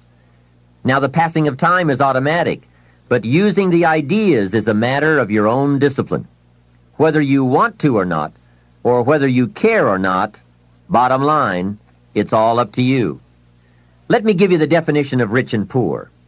It is brief, but I'm sure you will get the message. Here it is. Poor people spend their money and save what's left. And you guessed it already. Rich people save their money and spend what's left. Remember, it's the same money, just a different philosophy. If 20 years ago, two people each earned $1,000 a month, and they each had an average increase in income over the last 20 years, one had the philosophy, spend your money, save what's left, and the other had the philosophy, save your money and spend what's left. Today, 20 years later, we call one poor and the other rich. The difference was in philosophy. But I can't stress too much the subtlety of it all. At the end of a day or a week or a month, it doesn't seem to matter. A rich plan or a poor plan to an unsophisticated person. But to make wise decisions, we must all weigh a larger measure of the result. We don't just weigh a week. We weigh 5 years of weeks, 10 years of weeks, and let the weight of that measure determine the change in our weekly activity and commitment. Wise decisions for wealth and lifestyle come from the wise measure of results.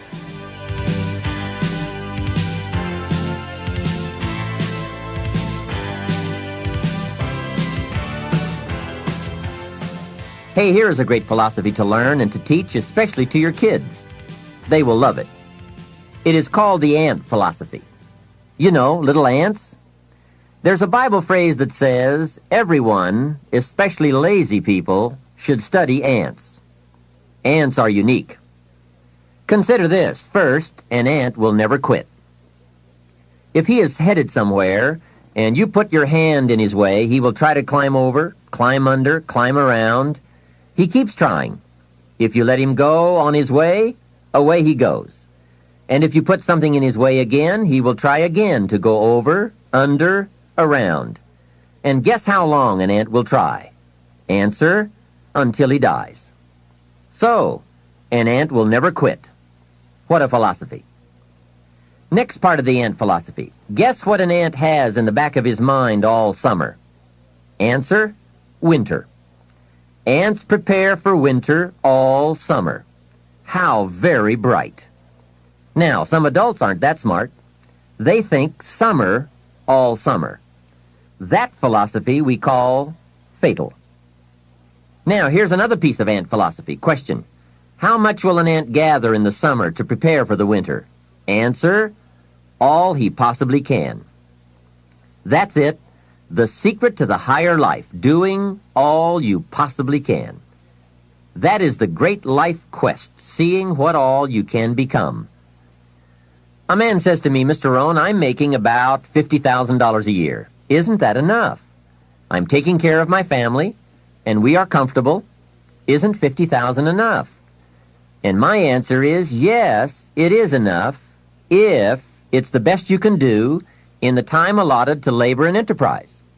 However, if you are capable of making $500,000 a year and you only make $50,000, we call you loser. Remember, it's not the amount that counts. It's the extent of your reach that counts. If your best is $10,000 a year, that's enough. If your best is $1 million a year, that's enough. It's not the amount. It's your best we count. How tall will a tree grow? Answer, as tall as it can. Did you ever hear of a tree growing half as high as it could? No. Only humans with the power of choice settle for less than they can be. But I would ask you to walk the high road. Earn as much money as you can, share as much as you can, create all you can, read as many books as you can, see as many places as you can, become as skillful as you can. It's your birthright. Now, part of the learning to live on 70% falls under another fundamental, which we will cover in another session in this cassette program, that talks about lifestyle, how to get joy from your 70%. And that's what life is all about, doing the things that bring us satisfaction and joy. But before we move on to this subject, let me add a few closing notes on the subject of a good financial plan. I've come up with the major role of grandparents in this country. Here it is. The major role of grandparents in this country should be to teach their grandchildren how to be wealthy, cultured, and happy, just like me. Grandparents should not have to say, "I've worked all my life, now I need help." They should be able to say, "I've worked all my life, now I can help." If you are not financially independent by age 40 to 50, it doesn't mean you live in the wrong country. It doesn't mean you live in the wrong community. It doesn't mean you live at a wrong time. It doesn't mean you are a wrong person. It doesn't mean you have the wrong chance. It simply means you have the wrong plan. I discovered you can be a nice person with the wrong plan. You can be a sincere person with a poor plan. And remember, it's not uncommon. Everything by longevity tends to get off course. When they make a moonshot, it isn't the first set of the guidance systems that serves for the whole trip. They have what is known as mid-course corrections, those fine-tuned changes that set you on a more certain course. And on the way to the destination called the moon, they are so important. Hey, if there's one objective you don't want to miss, it's the moon. Now, if you will make wealth and financial freedom that important a necessity, you will have the highest chance to arrive. Next, if you have not done so in a while, or if you have never done so, put together a financial statement. When I first met Mr. Schoaf and we talked about financial independence, he asked me if I had a current financial statement. I said, "What is a financial statement?" So I got my primary education in taking a picture of where I was financially.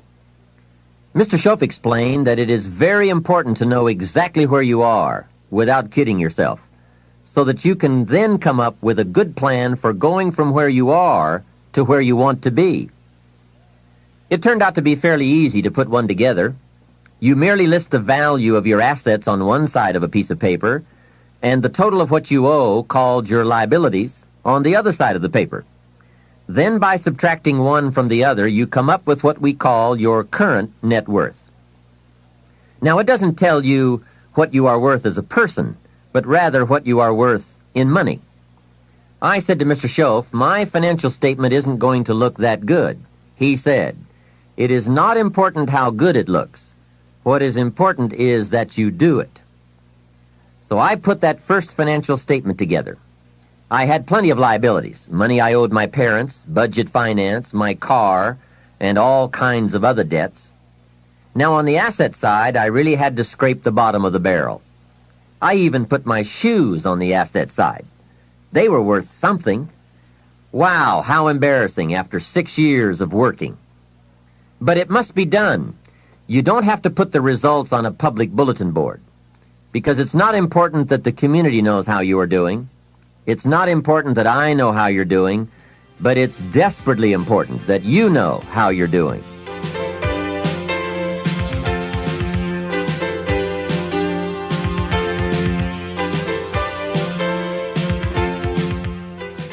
Here are some other points. First, keep excellent books, not only for tax purposes, but for yourself, your financial future, and for your own sense of self-worth. Have you ever heard the expression, "I don't know where it all goes"? Well, from now on, make a new commitment to financial independence and to the value and the feeling that comes from knowing where it all goes and where it all comes from.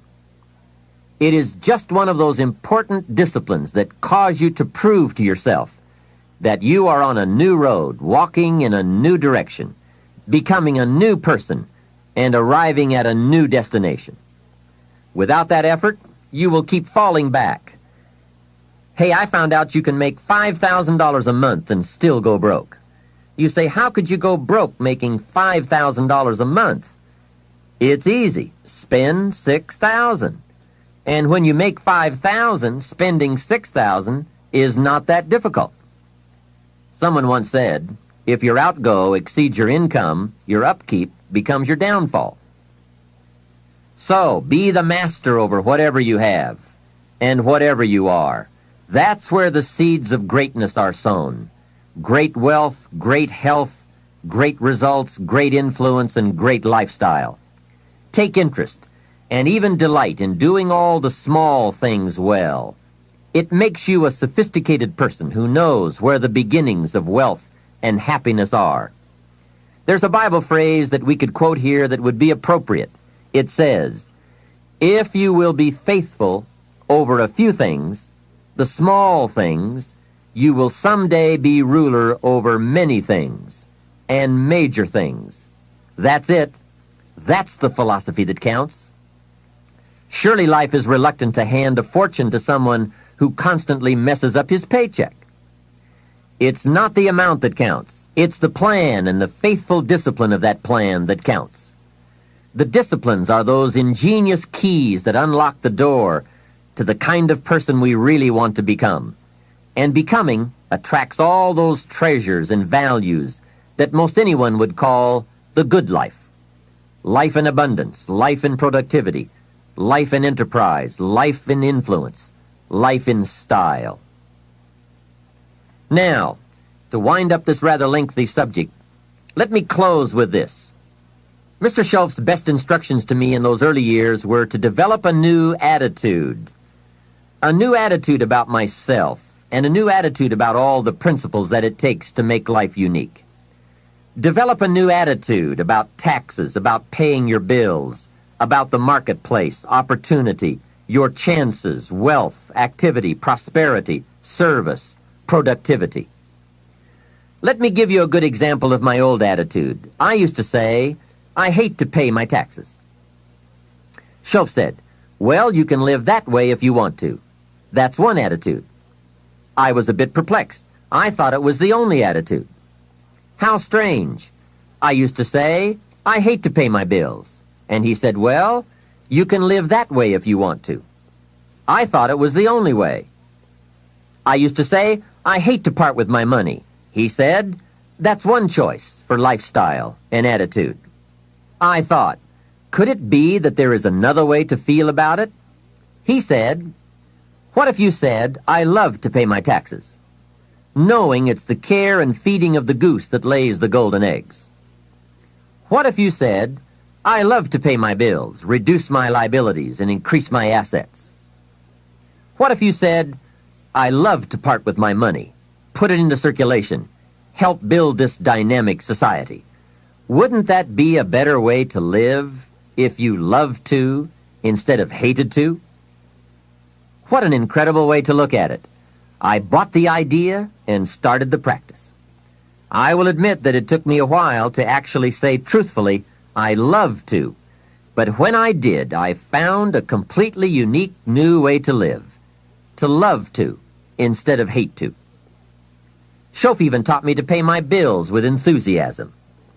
He said the next time you pay $100 on an account, put a note inside with your check that says, with great excitement I send you this $100. He said you won't believe what happens on the other end. They don't get many notes like that. But best of all, you won't believe what happens on your end. The new feeling of being in control and having a philosophy of life that brings joy instead of frustration. This whole new attitude will create for you a whole new world. Remember, it's something anyone can do. Mr. Schof got me to open my first savings account. He said, "Do you have a savings account?" I said, "I don't have enough money." And he reminded me, it's not the amount that counts, it's the plan. The important thing is to begin. Wealth is a plan, not an amount. He asked me if I had $10. I said, "Well, yes." He said, "Then open up your savings account and do it with your new attitude and enthusiasm." Well, that took some doing. I went to the bank in the town where I lived and walked in to open my account. I went to the window and told the lady I wanted to open up a savings account. She said, "Great. What is your name?" I said, "Mr. Rohn." She said, "Fine, Mr. Rohn, just fill out these papers." I filled them out, handed them back to her, and she said, "That's all in order. Now, how are we going to get this account started?" I said, "Put 10 in." She said, "10 what?" I said, $10. Now, can you imagine the scene? I'm a grown man, 25 years old. I have a family, I'm working, and opening up my first savings account with $10. I said, "Hey, this may not seem like much, but I have a great plan. In fact, before long, I'll probably have the largest savings account in this bank." She said, "Well, if you say so." It was a bit embarrassing, I must admit, but Shof said, "Get excited about where you're going, and excited about the fact that you are one of the few who have a wealth plan in place and working." To make a long story short, guess what? Within less than 3 years, I did have the largest savings account in that bank. Now, it was just a small country bank, but I did reach my goal. What magic! And how quickly it works once you develop a new plan and a new attitude and commit to the discipline to do it. Wealth plans, anyone can have them. Wealth goals, anyone can design them. Wealth habits and disciplines, anyone can develop them. Why not start today? This can be a new day that opens up a new future and creates a new excitement about life and its possibilities for you. The management of time. Wouldn't you agree this has to be one of the master keys to wealth and happiness? I was in South Africa for a lecture tour some years ago, and I picked up this short article by Arnold Bennett on the subject of time. I thought it was excellent, and I'd like to share it with you now.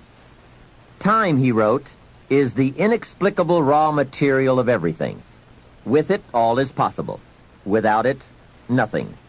The supply of time is truly a daily miracle, an affair genuinely astonishing when one examines it. You wake up in the morning and lo, your purse is magically filled with 24 hours of the unmanufactured tissue of the universe of your life. It is yours. It is the most precious of possessions. No one can take it from you. It is unstealable. And no one receives either more or less than you receive. In the realm of time, there is no aristocracy of wealth and no aristocracy of intellect. Genius is never rewarded by even an extra hour a day. And there is no punishment. Waste your infinitely precious commodity as much as you will, and the supply will never be withheld from you. Moreover, you cannot draw on the future. Impossible to get into debt. You can only waste the passing moment. You cannot waste tomorrow. It is kept for you. You cannot waste the next hour. It is kept for you. I have said the affair is a miracle, is it not? You have this 24 hours of daily time to live. Out of it, you want to spend health, pleasure, money, content, respect, and the evolution of your immortal soul. Its right use, its most effective use, is a matter of the highest urgency and of the most thrilling actuality. All depends on that. Your happiness, the elusive prize that you are all clutching for, my friend, depends on that. Mr. Bennett continues, if one cannot arrange that an income of 24 hours shall exactly cover all proper items of expenditure, one does muddle one's whole life indefinitely. We shall never have any more time. We have, and we have always had, all the time there is. Isn't that well said?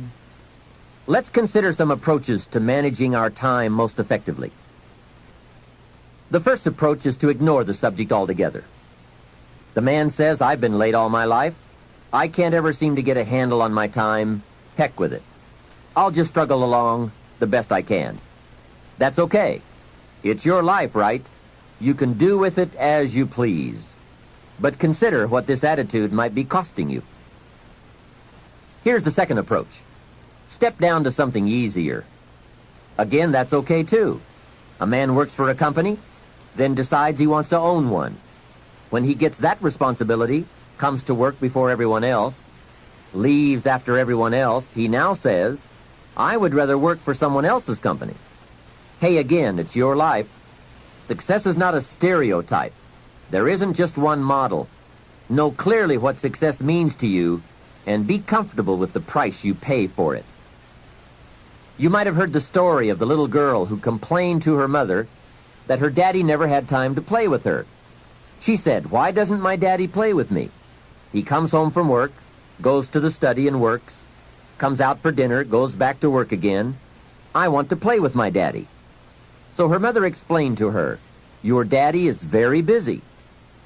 He loves you very much, and that is why he works so hard. At his office, he has so much work to do that he has to bring the rest of it home and finish it here. That is why he can't play with you. The little girl thought for a moment, trying to solve this problem, and came up with the answer. She said, well, why don't they just put him in a slower group? Hey, not a bad idea. Don't throw away other important values in your life just going for one. I went for some things in my life and found out later I had paid too much. If I had known how much they were going to cost, I never would have paid. So that is a consideration. The next approach to time management is to work longer and harder. And we all know the dangers there, right? Unless you aren't working at all, then you probably need to work longer and harder. But for some people, if 10 hours won't do it in a day, they work 12. And if 12 won't do, they move it up to 14. Some people even take on 2 jobs. And there are some very real dangers here, not least of which is health problems that result from not being able to handle the stress. So you've got to be careful with this approach. The last approach, I think, is the best, and that is to get more out of you. In the time you have assigned to labor, make the hours more valuable. The key is not to work harder, but to work smarter. If you're putting in about 8 or 10 hours a day, 6 days a week, that's about it. You can't work much harder. But remember, it's not the hours you put in that counts. It's what you put in the hours. Get more from you to make the investment of time more valuable. And no telling how valuable you can become. We don't lack the capacity. We only lack the ideas and the will and the discipline to carry them out. In considering the subject of time management, remember that a big part of the key for changing is to take it in small steps. Most of us don't make revolutionary changes. We change a few degrees at a time. When you get some life momentum rolling, it's not that easy to make all the changes all at once. Hey, you can't whip a U-turn with the Queen Elizabeth II. When that big ship gets moving, they say it takes 7 miles just to get it stopped. So when it's really moving, you just have to nudge it a little, and finally you get it turned. That's a lot like our lives. A few nudges at a time. But if you're consistent, you can't believe the progress you can make in a fairly short period of time.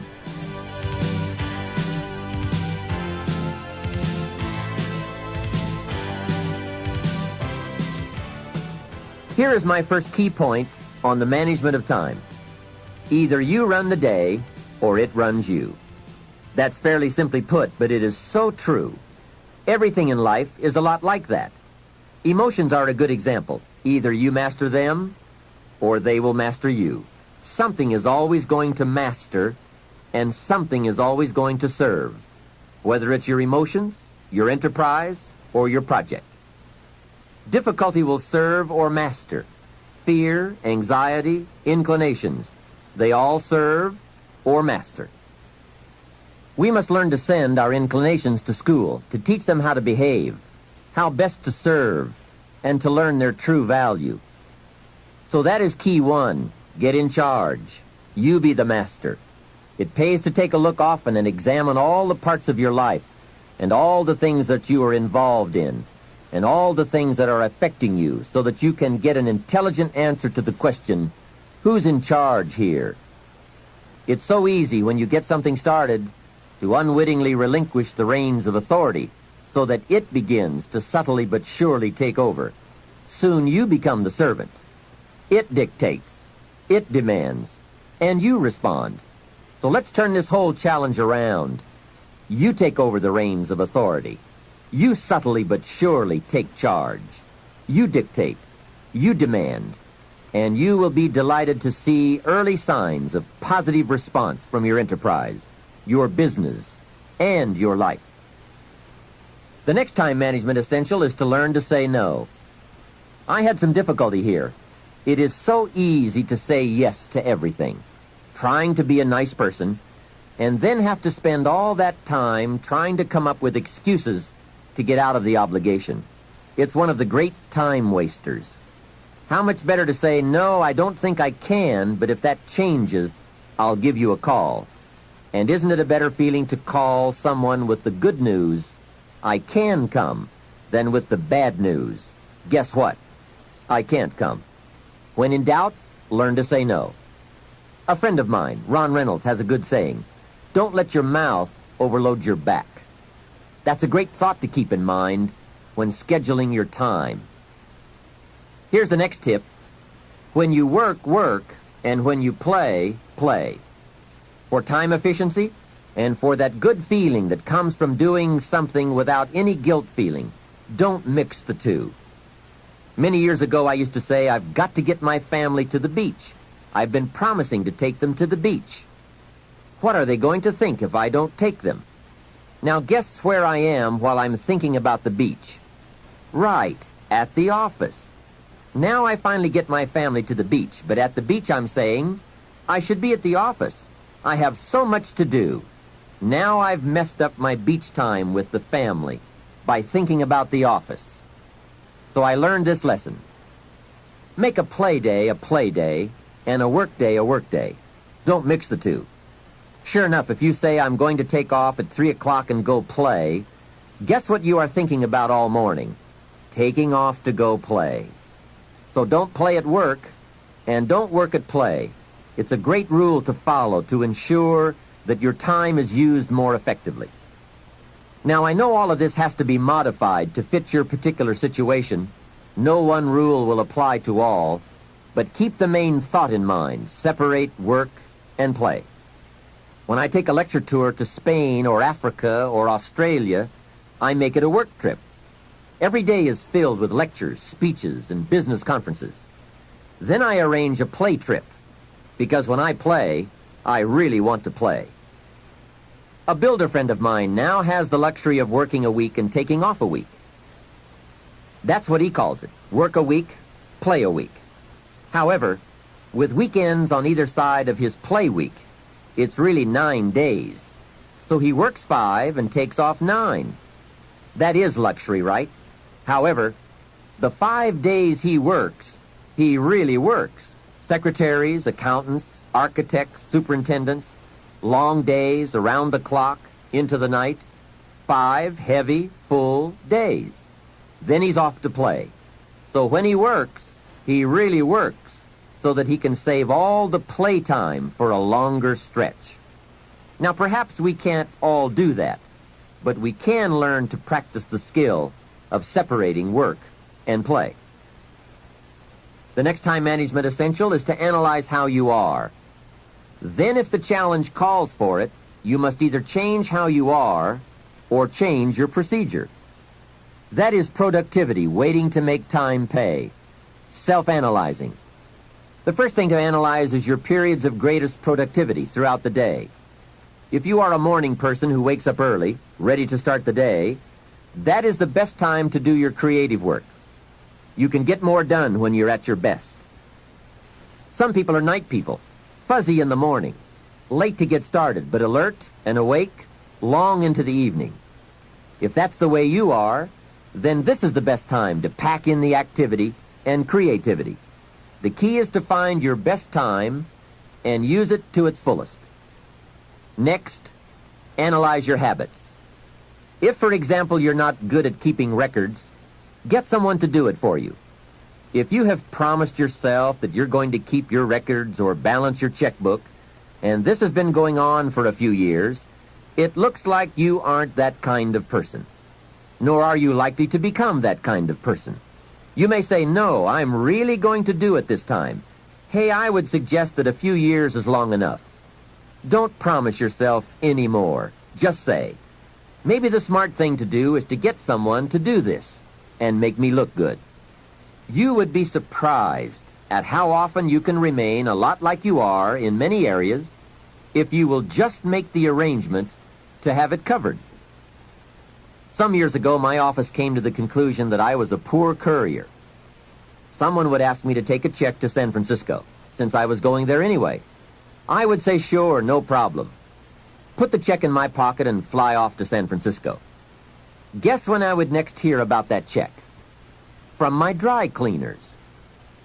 Next time someone says, this document has to go to New York, will you be sure to give it to them this time?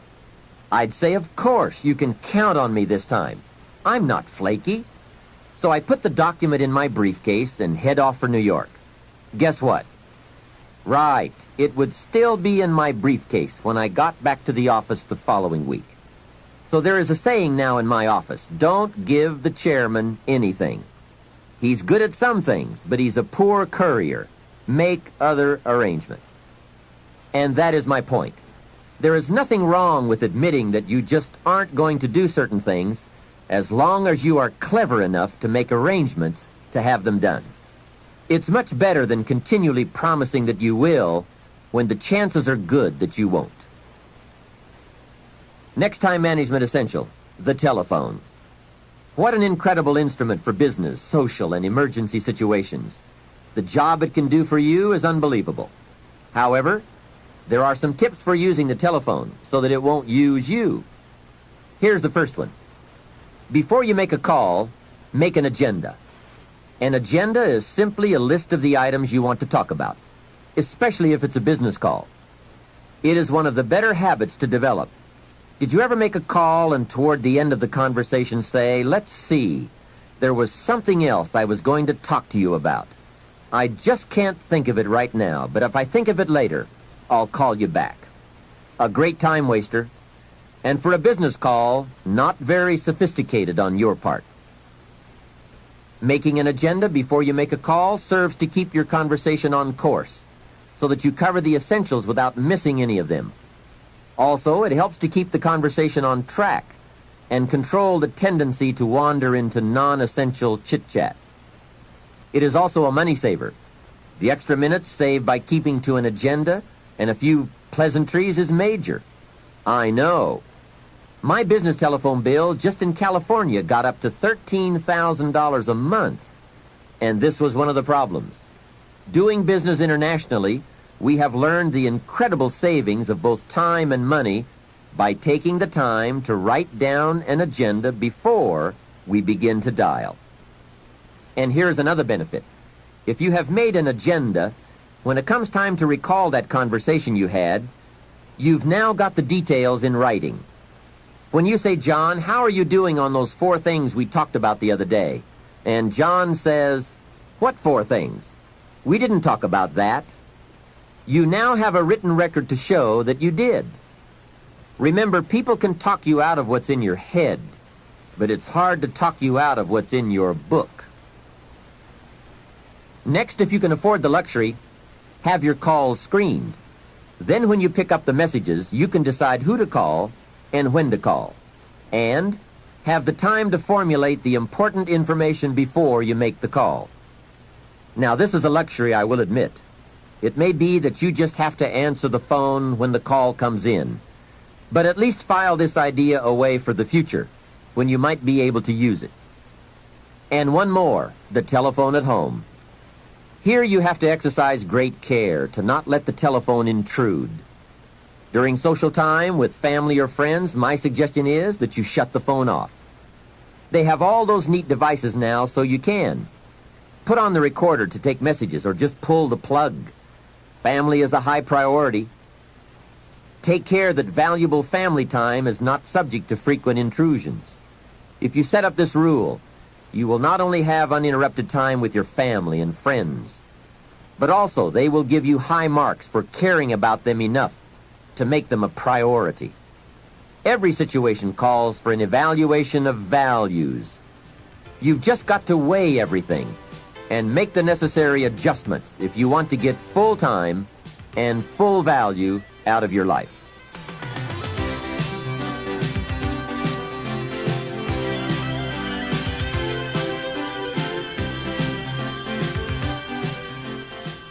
The next time management tip I have is to listen to the cassette programs and read the books on the subject. You can't possibly get all the ideas you'll need from any one cassette program or person. Remember, you have to go in search of the ideas. They don't just come by.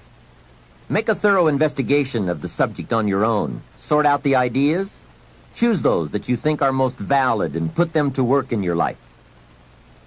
Next point, be more alert and analyze all your procedures and tools. Old filing methods, old bookkeeping methods. Some things we do can become quickly outdated, especially these days.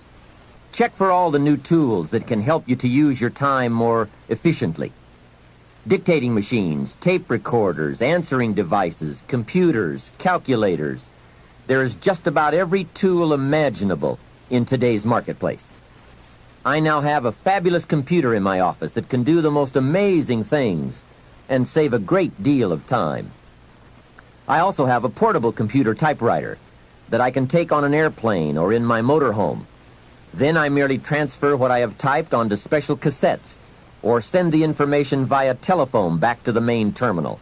When I get home, all of my letters and scripts are typed and waiting for my signature or my attention.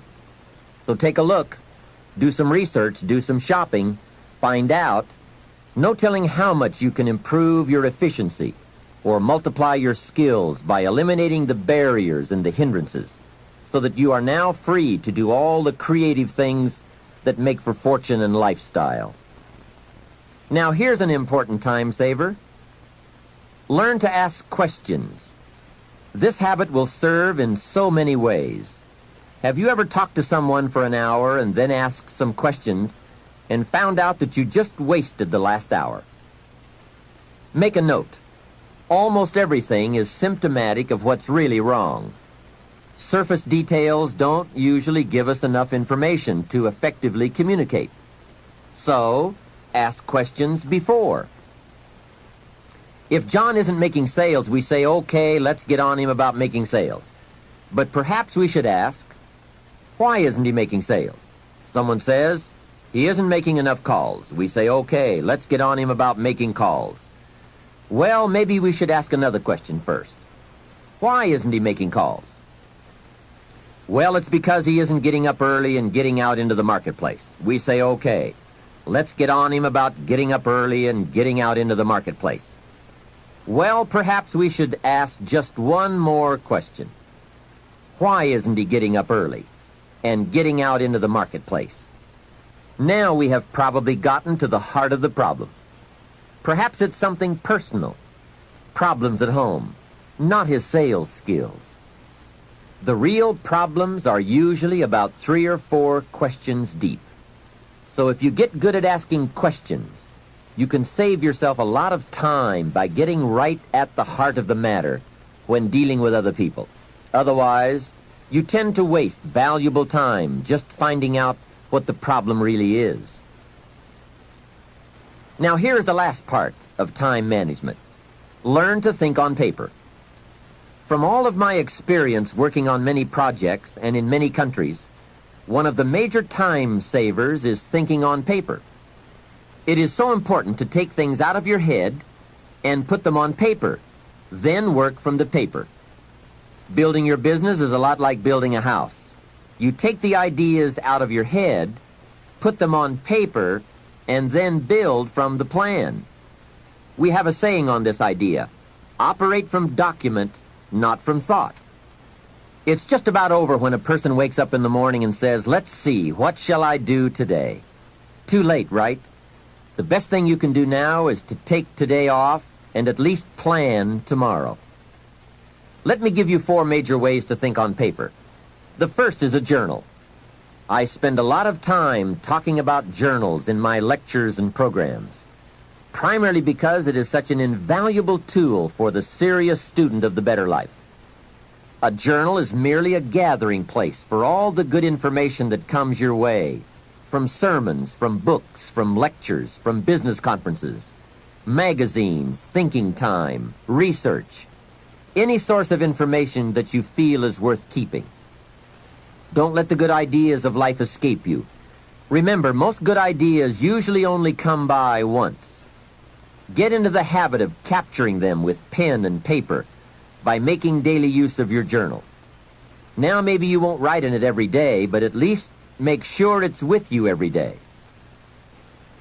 Here's the second way to think on paper, a projects book. This is simply a ring binder with tabs in it to help you keep track of all the current people and projects you are involved with and need to work on to make all the parts of your life work to the maximum. If you are working with people, give them each a tab in your projects book. Then under this tab, you keep a running account of all the current information you need to know about that person. Performance, family, goals, strengths, needs, perhaps even some graphs showing recent progress or comparisons to past performance. Essentially, you make a note of all the information you need to know so that when you sit down to have a meeting with this person, you have all the pertinent facts there before you in order to have a meaningful and productive conversation. Without this habit, it's so easy to take up time talking with someone and get so very little accomplished because most of the meeting ends up by being devoted to bringing you up to date on the facts you could have already had in your projects book. Now, depending on your particular business or enterprise, you might want to have a tab for each office or each department or each ongoing project. On a more personal level, you might want to have a tab for each family member or for your personal projects, investments, finances, game plans, and so forth. It's just an effective way to keep all the key pieces of information readily available so you won't have to be continuously hunting through files and drawers for the data. It is the best way I know of to study your business and life projects. A projects book is a guideline for this study. We simply don't study files. They are for storing information. The projects book is for the daily or weekly summary accounting of all the pieces, like a financial statement of your business at the end of the month. In fact, that is one of the sections in your projects book.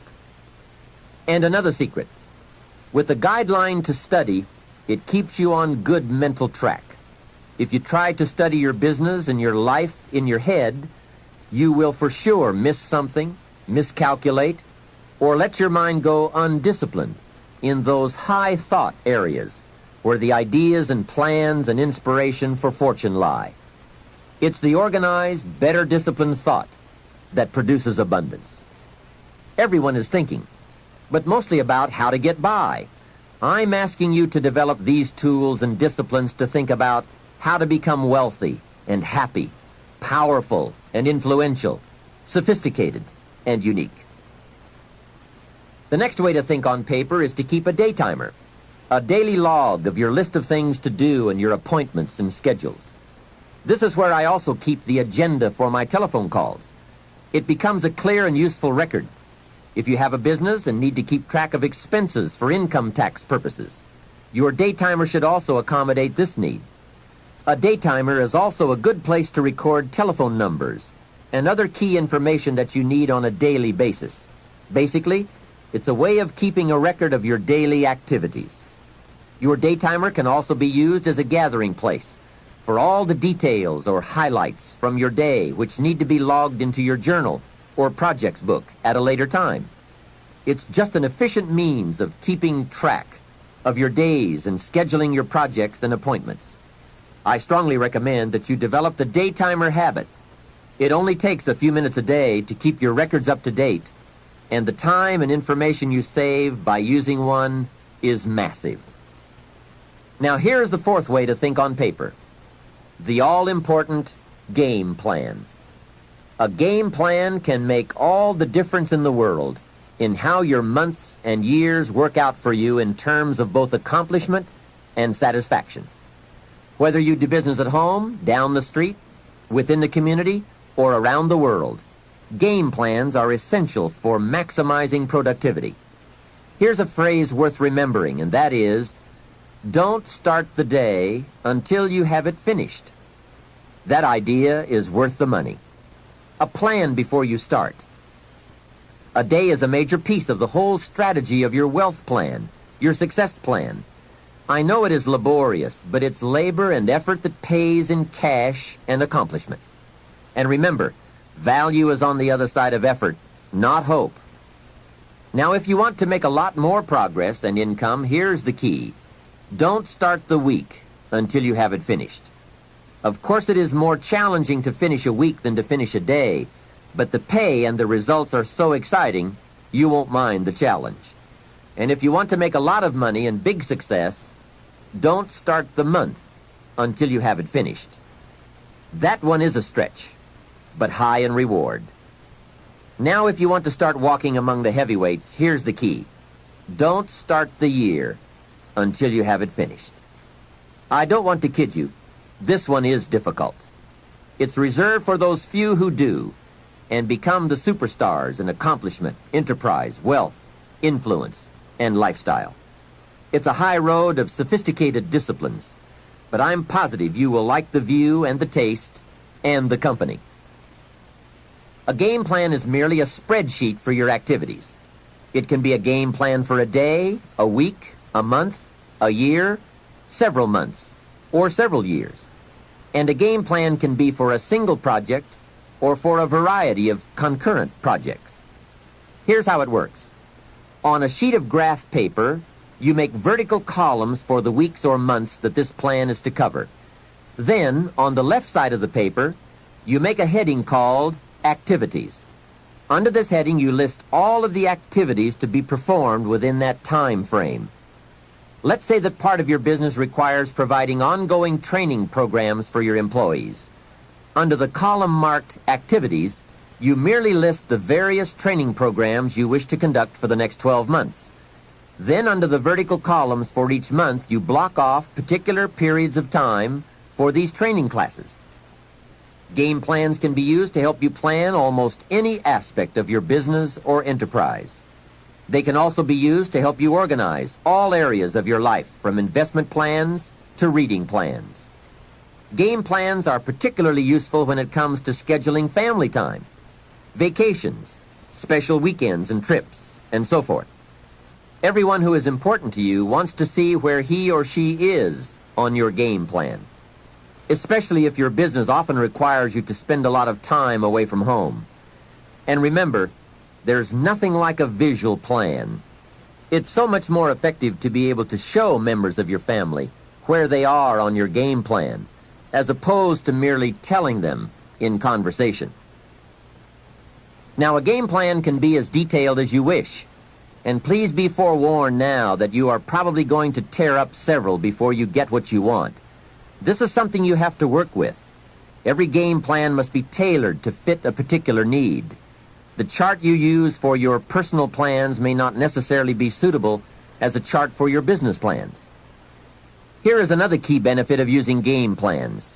If you have your plan in your projects book or up on a wall somewhere, it serves as a constant reminder to get busy on all the activities you have scheduled. Or, if there are a lot of blank holes beside the activities you have listed, your plan reminds you to get busy scheduling them. Now you might well ask, doesn't a calendar do the same thing? Not really. Many of the events on your game plan will be on your calendar, but here are the major differences. First, the visual reminder of the spreadsheet and the list of activities on the left that have no corresponding time assigned to them on the right serve to remind you of what is not yet done. A calendar just won't give you that kind of information. And second, it is so important to take a look at 3 months, 6 months, 1 year at a time for highly effective planning. With a game plan, you can get a sense of the whole picture of the time frame and all of the important activities at one look. To effectively design something, You just have to have a picture of the whole finished project, complete, or as complete as possible. Game plans are both exciting and painful. Painful because of all the things you must get on with and plan, make up your mind about, or give serious thought to. And painful because they illustrate how far behind you are sometimes. But they are also very exciting, both because they help you to foresee how your life, your business, and your family are going to unfold over the coming months, and because they can help you get the job done. It's like looking at the artist's rendering of the finished project. It brings all kinds of feelings to the surface as we see it all take shape and unfold.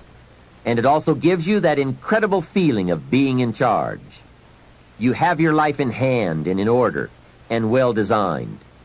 Remember how valuable a day is. It is part of your whole life enterprise. A day is like a piece of the mosaic of your life. Fashion it wisely to the best of your genius. For as someone once said, at midnight, the winged messengers come and gather up all these pieces and take them off to wherever the mosaic is kept. And surely on occasion one messenger says to another, wait till you see this one. A well-fashioned day with a beginning and an end, a purpose and a content, a color and a character, a feel and a texture. This well-fashioned day takes its place among the many and becomes a valuable memory and treasure. An equity of experience and spirit and life. And remember, the genius to do all this lies within you. Never forget that. Some people say, if I was as smart as you are, make sure you make the correction in thinking to say, if I had developed as much of my smart as you have. That's it. We're all smart enough. We just have to develop that smart into a plan. Hopefully this program will help. There it is, how to think on paper. With those thoughts and with all the other things we've brought to your attention under the subject time management, let's move on to the next key to wealth and happiness. If you were to evaluate the major influences in your life that shape the person you are becoming, this has to be high on the list. The people you choose to allow into your life. Mr. Schoaf gave me a very important caution in those early days, which I would like to repeat here for you. He said, never underestimate the power of influence. What an important statement. The influence of those around us is so powerful. Many times we don't even realize we're being strongly influenced because it generally develops over an extended period of time. Peer pressure is an especially powerful form of influence because it is so subtle. If you're around people who spend all they make, chances are excellent that you'll spend all you make. If you are around people who go to more ball games than concerts, chances are excellent that you'll do the same. If you're around people who don't read many books, chances are excellent you won't read many books. People around us can keep nudging us off course a little at a time, until finally, 10 years from now, we find ourselves asking, how did I get here? Those subtle influences need to be studied carefully if we really want our lives to turn out the way we've planned. Now, on this major point, let me give you 3 key questions to ask. This may help you to make a better analysis of your current associations. Here is the first question. Who am I around? Good question. Make a mental study of the major people with whom you most often associate. You've got to evaluate everybody who is within the circle of being able to influence you. So, major question, who am I around? Next question, what are they doing to me? That's a major question to ask. What have they got me doing? What have they got me listening to? What have they got me reading? Where have they got me going? What have they got me thinking? How have they got me talking? And how have they got me feeling? What have they got me saying? You've just got to make a serious study of how others are influencing you, both negatively and positively. Now, maybe the influence of all those around you is okay, but just ask yourself. It doesn't hurt to ask. Who am I around? And what are they doing to me? Now here's the final question. Is that okay? Maybe the people you associate with and their collective influence is okay. But then again, maybe it's not. All I'm suggesting here is that you take a close and objective look. Everything is worth a second look, especially the power of influence. Positive influence can have an incredible effect on your life, but so can negative influence.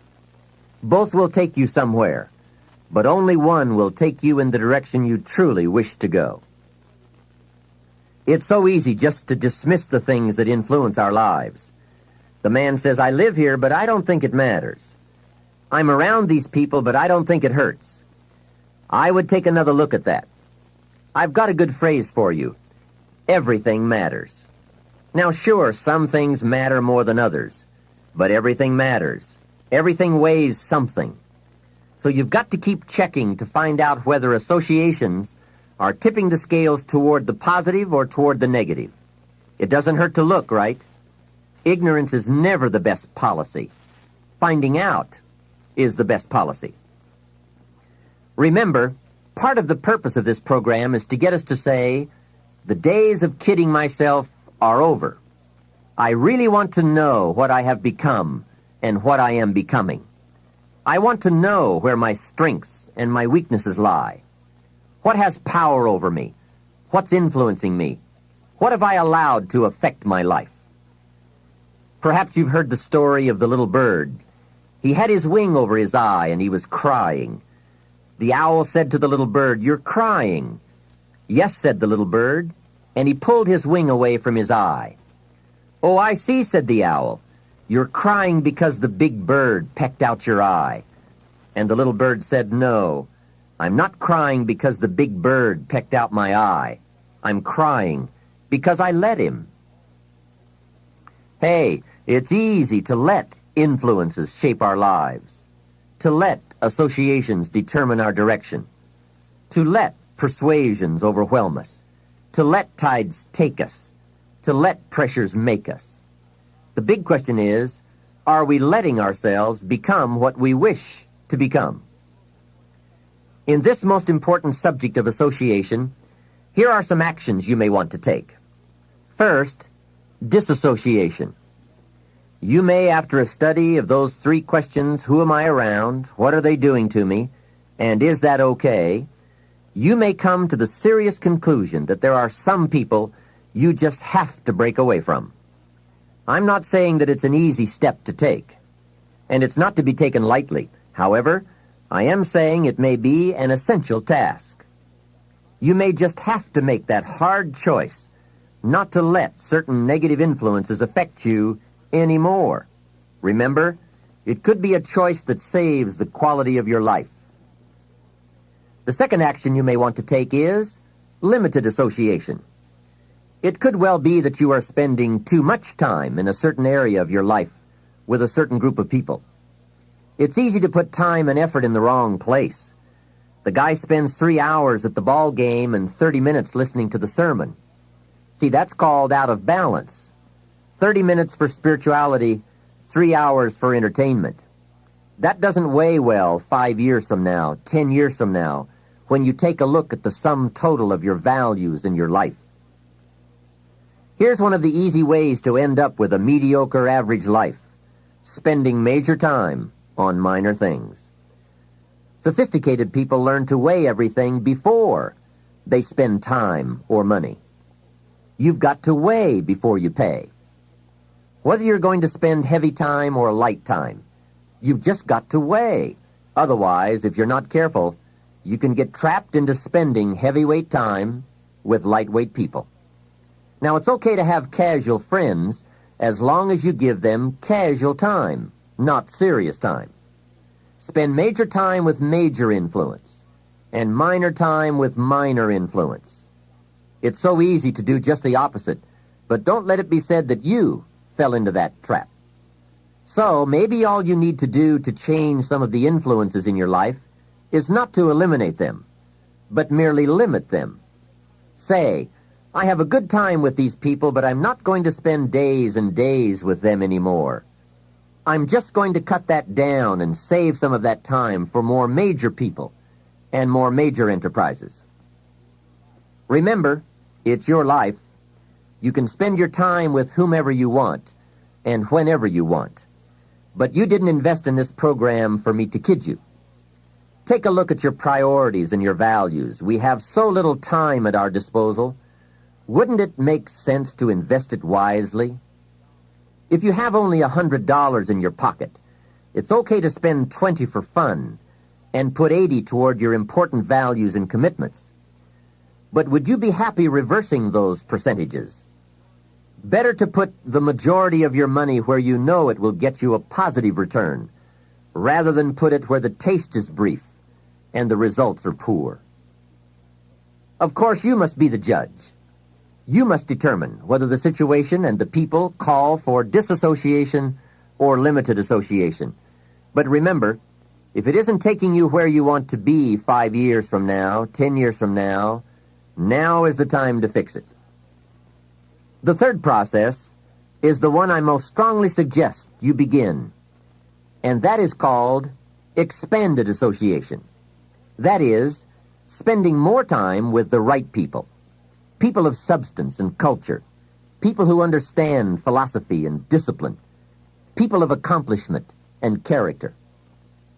Many years ago, Mr. Schoaf said to me, "Mr. Rohn, if you truly wish to be successful, you've got to get around the right people." Then he said, "It looks like in your present circumstances you're going to have to plot and scheme." And that was true. I had to plot and scheme to get around the right people. On some of those early opportunities I had to be around successful people, I would park my car a couple of blocks away. I knew that if they saw my car, I'd never get in. On more than one occasion, I got the question, "How did you get here?" To which I would respond, "Oh, someone dropped me off." And that was me dropping me off a couple of blocks away. Whatever you have to do it. Keep asking the question, who can I get around? Who could I spend some time with who would have a positive influence on my life? I played every trick in the book I could think of to get around the right people, but it was worth it. Now here's the surprise. It is possible for a modest investment to get around major people. If you had a chance to sit down for an hour or two with a wealthy person, and all that you had to do was to pick up the lunch tab, wouldn't that be a bargain? That person might drop an idea on you that could change your life. For a lunch tab. And that's where we need to go to get our success plan, from successful people. Don't pick up your plan, especially your financial plan, from unsuccessful people. Here is something else exciting. It's possible for people of modest means to start a wealth plan. You don't have to be wealthy to have a wealth plan. You don't even have to be healthy to start a health plan. All you have to be is smart. Smart enough to say, "Hey, I've got the wrong plan, and I'm going to get around someone who has a better plan and make it my plan." So, find some successful people to help you fill out your success plan. Find somebody healthy to get your better health plan going. Find somebody living a unique lifestyle to develop your lifestyle plan. This is called association on purpose, getting around the right people by expanding your circle of influence. I have a really unique friend. I'm always trying to find more ways to spend more time with him. He's the big game hunter, millionaire, businessman, traveler, and in my opinion, one of the world's great philosophers. He has two special gifts among many that make it worth all the time I can possibly spend with him. And those gifts are, 1, the ability to absorb, the ability to soak up a day and all of its events. His memory is uncanny. I swear he remembers in detail almost every day of his life and every book he's read. I think it is more exciting for him to go to Spain and come back and tell you about it than it is to go yourself. And the reason is, when he's there, he doesn't miss anything. He picks up the sounds and the colors, the experiences and the happenings. He absorbs like a sponge the sights, the people, the whole scene. Then he has this second unique gift, the gift of expression. He can put all he saw and touched and felt into words, exciting words. When he talks, you can feel the water lapping on your feet. You can see the colors. You can smell the aroma of the flowers and the food. What great gifts to absorb and to express. If I spend a day with him, I get my time's worth. He can put a year into a day's conversation. It leaves you spellbound. He can read a book and with flawless detail give you a capsule version, and more often than not, make it more exciting than if you read the book yourself. From Shakespeare to the Beatles, from Africa to Beverly Hills, he's got it, recorded it, and can express it with spirit and precision. You can imagine what a valuable association this is for me. From this association, I've multiplied my knowledge, my perception, my skill, my enterprise, and my lifestyle many times over.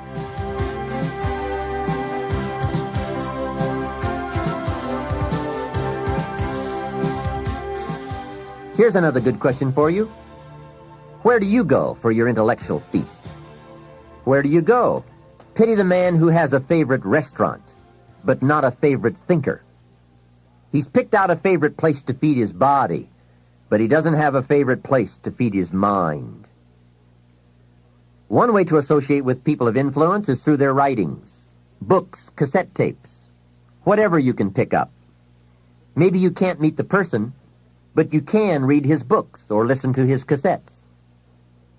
Churchill's gone, but he's left some books. Aristotle's gone, but we still have his ideas.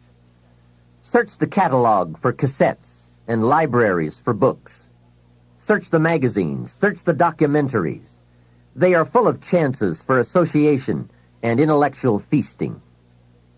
But in addition to reading and listening, we also need a chance to do some talking and sharing.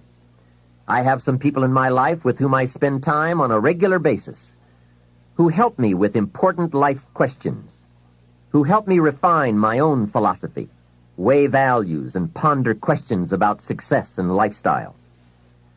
We all need associations with people of substance to provide influence concerning major issues: society, money, enterprise, family, government, love, friendship, culture, taste, opportunity, community. Behavior is mostly influenced by ideas, and ideas are mostly influenced by education, and education is mostly influenced by the people with whom we associate.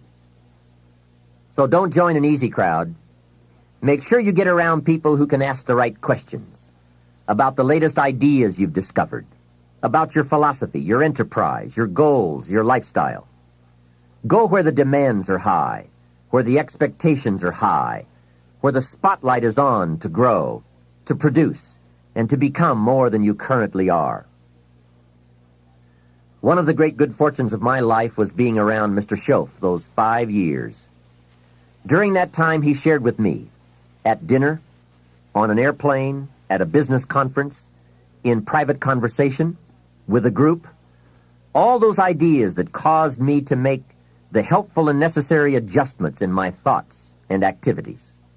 And those daily changes, some so very slight, so very important, added up to such weighty sums in 1 year, 3 years, and 5 years. A big part of the value of this association was having Mr. Schoaf repeat the ideas over and over. You just can't hear basics, fundamentals, major pieces of the philosophy of life too often. Another part was Mr. Schoaf's unique ability to check and measure my progress. That is so important. Measurable progress, and having someone to monitor that progress. I will never forget my first list of goals that I put together after Mr. Schoaf's breakfast lecture on setting goals. My list contained only 4 or 5 items. When I showed it to him, he said, "Is this your list?" I said, "Yes." Then he started asking those very wise questions that all people of success and substance are inclined to ask. He asked, "How about your health goals?" I didn't have any of those on my list. He asked, "How about your investment goals?" Those were lacking. "How about your travel goals, your family goals? How about your goals for gifts and sharing? Who would you like to meet? What would you like to become? What skills would you like to develop? Did you ever want to write a book, a poem? Would you like to be a sophisticated person of power and influence and culture? How about education for your children? Would you like to be debt-free? How about a splendid library stocked with the best of books? Would you like to make some new friends? Did you ever want to parachute out of an airplane? Fly a glider? Own a music library? Would you like to see New York? Visit Paris? Explore Rome? Do you need a ranch someday? A cabin in the mountains? Is there something you'd like to prove? A mark you'd like to make? Wow, what a mind-expanding conversation that was. And this was only one of many to come over those 5 years. What fantastic help it is to have someone who can ask the right questions. Remember, it's not just the answers that are important. It's the questions. Some of the most valuable influence comes from people with the awareness and skill to ask the major questions. Here's a project you might consider. Choose 2 or 3 people for whom you have a great respect. Ask each of them to make a list of the major questions they would ask if they wanted to help someone make the best choice that would lead to a successful and happy life. If you get 3 lists, you will be surprised at the difference among them. Successful people approach life from a variety of experiences and a variety of attitudes. Now, from these questions, you may get enough homework to get busy on for years to come. Another benefit of my association with Mr. Schoaf was that I kept growing in experience, knowledge, and accomplishment, and was able to bring all that value to the same basic questions. What a learning experience that was. Some of the early questions I had shrugged off, I now saw a growing importance they had. It was really my education that was changing, not the questions. It's like reading the Bible or listening to cassettes. When you have some added, measurable experience, you now bring to the reading and listening a new worth. You now listen and read at a new level. And the substance gleaned, the wisdom gathered from that new level can well be where your fortune and the best of your lifestyle can be developed. One more thought, and that is, strive to become the kind of person that people of quality and substance would want to be associated with. Become a person of skillful language, positive attitude, well-read and well-disciplined, a person of culture and intelligence. You will be uniquely rewarded by this reputation, drawing exciting people to you. Remember, to attract valuable people, you must be attractive. Association is truly one of the 7 fundamentals to your future wealth and happiness. It has such a major effect on how your life works out. Constantly be aware of the power of influence. Continually weigh your time and your associations, and put them to better work for you.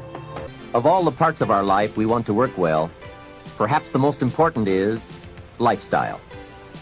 Mr. Schoaf gave me one of his strongest concepts when he said, "Don't just learn how to earn, learn how to live." And that's what lifestyle is all about, learning how to live. Here's one of the great challenges of life: being happy with what you have while in pursuit of what you want. I have found it a practice well worth exercising with skill. Now, consider this. Some people have plenty of beautiful things filling their days, but they get little happiness from them. Some people have money, but they have trouble finding joy in their lives. Imagine, a father wads up a $5 bill and throws it at his son, saying, "Here, if you need the darn stuff that bad, take it." Same money, poor style. And remember, it's not the amount that counts. It's the style that counts. Mr. Schoaf taught me lifestyle in those early days, starting with small amounts. He said, imagine that you're getting your shoes shined, and the shoe shine boy has done a fabulous job. You have one of the world's all-time great shines, so you pay him for the shine. Now you consider from the change in your hand what kind of tip to give him. And the question pops into your mind, shall I give him 1 quarter or 2 quarters for my neat shine? Mr. Schoaf said, if 2 amounts for a tip ever come to your mind, always go for the higher amount. He said, "Become a two-quarter person." I said, "What difference would that make, 1/4 or 2/4? He said, "All the difference in the world. If you said, 'Well, I'll just give him 1/4, that will affect you for the rest of the day. You will start feeling bad. Sure enough, in the middle of the day, you will look down at your great shoe shine and say, 'I've got to be cheap. 1 lousy quarter.' That will affect you. However, if you go for 2/4, Schoff said you can't believe the feeling you can buy for another quarter. That's lifestyle. Becoming a two-quarter person and learning to get joy from the greater person you are becoming." A man came up and introduced himself to me after one of my seminars in Detroit, Michigan. And he said, "Mr. Rohn, you got to me tonight. I've decided to change my whole life." I said, "Fantastic." He said, "You will hear about it someday." I said, "I don't doubt that." Sure enough, a few months later I was back in Detroit for another lecture. And the same man walked up and said, "Mr. Rohn, do you remember me?" I said, "I do. You are the man who said he was going to change his life." He said, "That's me, and I've got to tell you a story." Here's the story he told me. After the last seminar, he said, I started thinking about ways to begin changing my life. And I decided to start with my family. I have 2 lovely teenage daughters, the best kids anyone could ask for. They never give me any trouble. However, I've always given them a hard time, especially as teenagers. One of the things they dearly love to do is to go to rock and roll concerts, to see their favorite performers. Now, I've always given them a hard time on this subject. They would ask to go, and I would say, "No, I don't want you to go. The music is too loud. You'll ruin your hearing. And besides, it's the wrong crowd." I would always give them a hard time. Then they would beg, "Please, Daddy, we want to go. We don't give you any trouble. We're good girls. Please let us go." Well, after they had begged long enough, I would reluctantly throw them the money and say, "Okay, if you have to go that bad." So that's where I decided to start to make some changes in my life. Then he said, "Here's what I did. Not long ago, I saw this advertisement that one of my daughter's favorite performers was coming to town. Guess what I did? I went down to the concert hall and bought the tickets myself. Later that day, when I saw my girls, I handed them this envelope and said, 'Daughters of mine, you may not believe this, but inside this envelope are your tickets to the concert that's coming to town.' I knew it was one of their favorites. They could not believe it. Then I told them one more thing. I said, begging days are over. Now my girls really couldn't believe it. Finally, I made them promise not to open the envelope till they got to the concert, and they agreed. Now comes concert time. When they arrive, they open the envelope and hand the tickets to the usher. He says, 'Follow me.' And he starts down front. They say, 'Wait a minute. Something must be wrong.' The usher looks at the tickets and says, 'Nothing is wrong. Follow me.' They walk down front, 10th row, center. Now the girls really cannot believe it. He said, 'I stayed up a little late that night, and sure enough, around midnight, my daughters came bursting through the front door. One of them lands in my lap, the other one has her arms around my neck, and they both say, "You have got to be one of the world's all-time great fathers." What a neat story. What a great example of how it's possible, with just a change in attitude and a little thought, to live the good life. Same money, different style. Remember, the challenge is to get joy from your life and what you have to share. It's not the amount that counts. It's the uniqueness, the love, and the attitude that counts. Even people of modest means can experience a sophisticated lifestyle. They simply learn to save up some of their Pepsi money for a bottle of fine wine. Don't spend all your money a quarter at a time. Save up and buy something of special value, something fine, or something that lasts, or something you are proud of, or a gift of value to give to someone special. Even with modest means, you can save your candy money for a concert. And for a sophisticated person, a few may be better than many. Better a few treasures than a house full of junk. Lifestyle is a matter of awareness, values, education, and disciplined taste. It is an art that brings joy as it's practiced, not just a subject to be studied. It is the deliberate decision to savor and enjoy all the experiences and possibilities of life. Lifestyle means expanding your knowledge and experiences from the influence of books, people, films, and new adventures. So take advantage of everything and everyone with whom you come in contact. You can begin expanding your lifestyle today. Think of something you can do today to make you feel richer and better about yourself and your life. Make a phone call. Reserve tickets to a concert. Buy some unique music records. Send flowers. Send a thank you note. Plan a trip of new discovery. Begin to read a classic. I'll bet that within 50 miles of where you are right now, there are some places you have never seen, some foods you have never tasted, experiences you've never had. I grew up in Idaho, and I've never been to Yellowstone Park. And part of it is in Idaho. Thousands of people from all over the world have traveled to Yellowstone. Old Faithful? Doesn't everyone know about Old Faithful? Hey, I've been to Africa, but not to Yellowstone. Isn't it easy to miss something? Isn't it often easier not to do something, see something, experience something? Hey, let's all set a new goal not to miss anything, especially things within our reach, within travel time, walking time, effort time. And that's the key word, effort. Remember, all good things are upstream. A conscious act from a unique thought. That's where the pleasure is.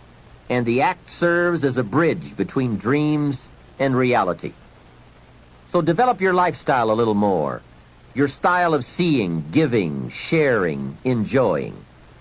It's not the amount that counts, but the experience of choosing to live with style. I remember saying to Mr. Schoaf one time, if I had more money, I would be happy. And he gave me some of the better words of wisdom when he said to me, Mr. Rohn, the key to happiness is not more. Happiness is an art to be studied and practiced. He said, more money will only make you more of what you already are. More will only more quickly send you on to your destination. He said, if you're inclined to be unhappy, if you get a lot of money, you will be miserable. More money will only make you more. More money will only amplify. If you're inclined to be mean and you get a lot of money, you will be a terror. If you're inclined to drink a little too much, when you get a lot of money, you can now become a drunk because you can drink everything. So style is not more. Style is an art, a genius, a design. Lifestyle is reserved for those who are willing to study and practice the higher arts of life. Lifestyle is culture, music, dance, art, sculpture, literature, plays, concerts. Lifestyle is a taste of the fine, the better, the best. Mortimer Adler, the philosopher, says, if we don't go for the higher tastes, we will settle for the lower ones. So develop an appreciation for the fine. That is a worthy purpose. Developing an appetite for the unique things in life. Study the art and reach for the best. To have the best in the time we have available to us, that is the quest. Remember, it's not the amount, it's the imagination.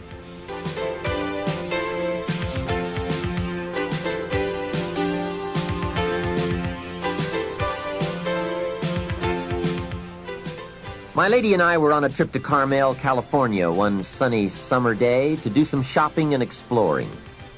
I stopped to have the car serviced at a gas station.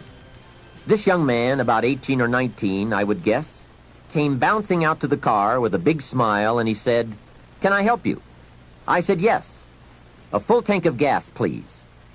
Well, not only did he fill the tank with gas, he checked every tire, washed every window, even the moonroof, checked everything, and all the time he was working, he was whistling and singing. My lady and I couldn't believe all the service and his obvious happiness. The young man brought me the bill, and as I was signing it, I said, "Hey, you really have taken good care of us. I appreciate it." And he said, "I really enjoy working. It's fun for me. I get to meet nice people like you." We couldn't believe it. This kid was something else. I said, "My lady and I are going to Carmel, and we want to drink one of those $2 milkshakes on the way up there. Where is the nearest Baskin-Robbins?" He said, "That's a great idea. Baskin-Robbins is just a few blocks away." And he told us where to find it. And he said, "Don't park out front. Park around to the side so your car won't get hit." What a kid. So we drove to Baskin-Robbins, walked in, and checked the flavor board, and ordered milkshakes. However, instead of ordering 2 milkshakes, we ordered 3. Then we drove back to the station. The young kid dashes out to the car again and says, "Hey, I see you got your milkshakes." I said, "Yes, and this one is for you." When I offered it to him through the window, he couldn't believe it. He said, "For me?" I said, "Sure. With all the fantastic service you gave us, I couldn't leave you out of the milkshake deal." He said, "Wow, no one has ever bought me a milkshake." I said, "That's probably true. Have a nice day." Then I buzzed up the window and we drove away. When I looked in the rearview mirror, there he was, holding that milkshake, a big surprised smile on his face. Now, what did that cost me? Only $2. Hey, I've enjoyed and shared the memory of that experience 100 times. For just $2. Remember, it's not the amount that counts. It's the style. That same day, I guess I was feeling extra creative. When my lady and I got to Carmel, I drove straight to the flower shop. We walked inside, and I said to the florist, "I need a long stem red rose for my lady to carry while we go shopping around Carmel." She was some impressed. The florist said, "Well, we sell them by the dozen." I said, "I don't need a dozen. I just need one." He said, "That'll cost you a couple of dollars for just one." I said, "Wonderful. There's nothing worse than a cheap rose." I selected the rose, handed it to my lady, and said, "Here, carry this while we stroll around town." She was impressed. And the cost? $2. Just $2. A couple of hours later, we were having some refreshments, and my lady looked across the table and said, "Jim, I just thought of something." I said, "What's that?" She said, "I think I'm the only lady in Carmel today carrying a rose." I said, "That's probably true." For $2, can you imagine $2? Remember, it's not the amount. Hey, just 2 ideas and a total cost of $4 for unique experiences and sweet memories. Just 2 modest examples of how easy it is to put style in your life. Make sure you don't miss out. Don't miss anything you can enjoy. Be sure you live your life in style. Here's something else to think about. Did you ever hear where the expression tip came from? As in tipping the waiter or waitress in a restaurant. Mr. Schoaf taught me that it began as a symbol for the phrase, "to ensure promptness." Now, Schoaf said, if a tip is to ensure promptness, when should you give it? Answer, up front. See, I didn't know that. I said, no, you have lunch, and if you get good service, you leave a good tip. If you get lousy service, no tip. And he said to me, no, Mr. Rohn. Sophisticated people don't take a chance on good service. They ensure good service by giving the money up front. I said, wow, what a way to live. I had never thought of that. So the next time you have someone special to take to lunch, call the waitress over, arm around the shoulders, and say, here's $5. Would you take good care of me and my friend? Schoaf said you won't believe what happens. They do what's known as hover. They hover around your table. Without the insurance, you are usually looking around saying, where is my waitress? Has she gone on a break? Same money, different style. One last major point. Life in style is also life in balance. Make sure you pay attention to all the values and dimensions of your life. One is family. If you have someone you care about, there is no value to match that. One person caring for another is life in the best of style and value. Protect it with a vengeance. If a chair gets in the way, I suggest you destroy the chair. It was wisely said so long ago, but is still true for today. There are many treasures, but the greatest of these is love. Better to live in a tent on the beach and have a love affair than to live in a mansion by yourself. Ask me. I know. Family must be cultivated like an enterprise, like a garden. Time and effort and imagination, creativity and genius must be summoned constantly to keep it flourishing and growing. Next is friendship. A priceless value, friendship. Friends are those incredible people who know all about you and still like you. Friends are those people who are coming in when everyone else is leaving. And, as someone once suggested, be sure to make the kind of friends on your way up who will take you in on your way down. Life is a bit of both up and down. But with true friends, friends who care regardless of your circumstances, the ups are more automatic and the downs less devastating. Traveling around the world, I have made some unique friends. I've also got some strange friends. One of them is a thief. He steals, but you'd love him. He's really a neat guy, but he really does steal. Now, he's not a big thief. He's just a little thief, but he is a thief. Once in a while, someone reminds me, your friend steals. I say, I know. What can I do? I talk to him about it. He's just my thieving friend. I do have one very special friend, though. If I was stuck in a Mexican jail and accused unduly, I would call this friend. Guess why I'd call this friend?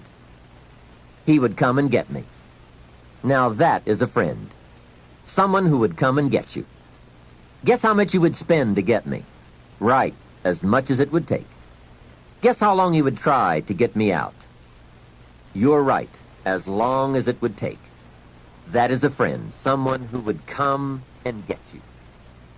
Now, I also have some casual friends who would probably say, call me when you get back. I guess we all have some of those friends. But friendship is so vitally important to those in search of the good life. Make sure your friendships get the attention and the effort they deserve. Properly nourished, they will give back to you that priceless treasure of both pleasure and satisfaction called the good life. And remember, the good life is not an amount. The good life is an attitude, an act, an idea, a discovery, a search. The good life comes from lifestyle that is fully developed, regardless of your bank account, so that it provides you with a constant sense of joy in living and fuels the fires of commitment to all of the disciplines and fundamentals that make life worthwhile. What is wealth without character? Industry without art? Quantity without quality? Enterprise without satisfaction? Possessions without joy?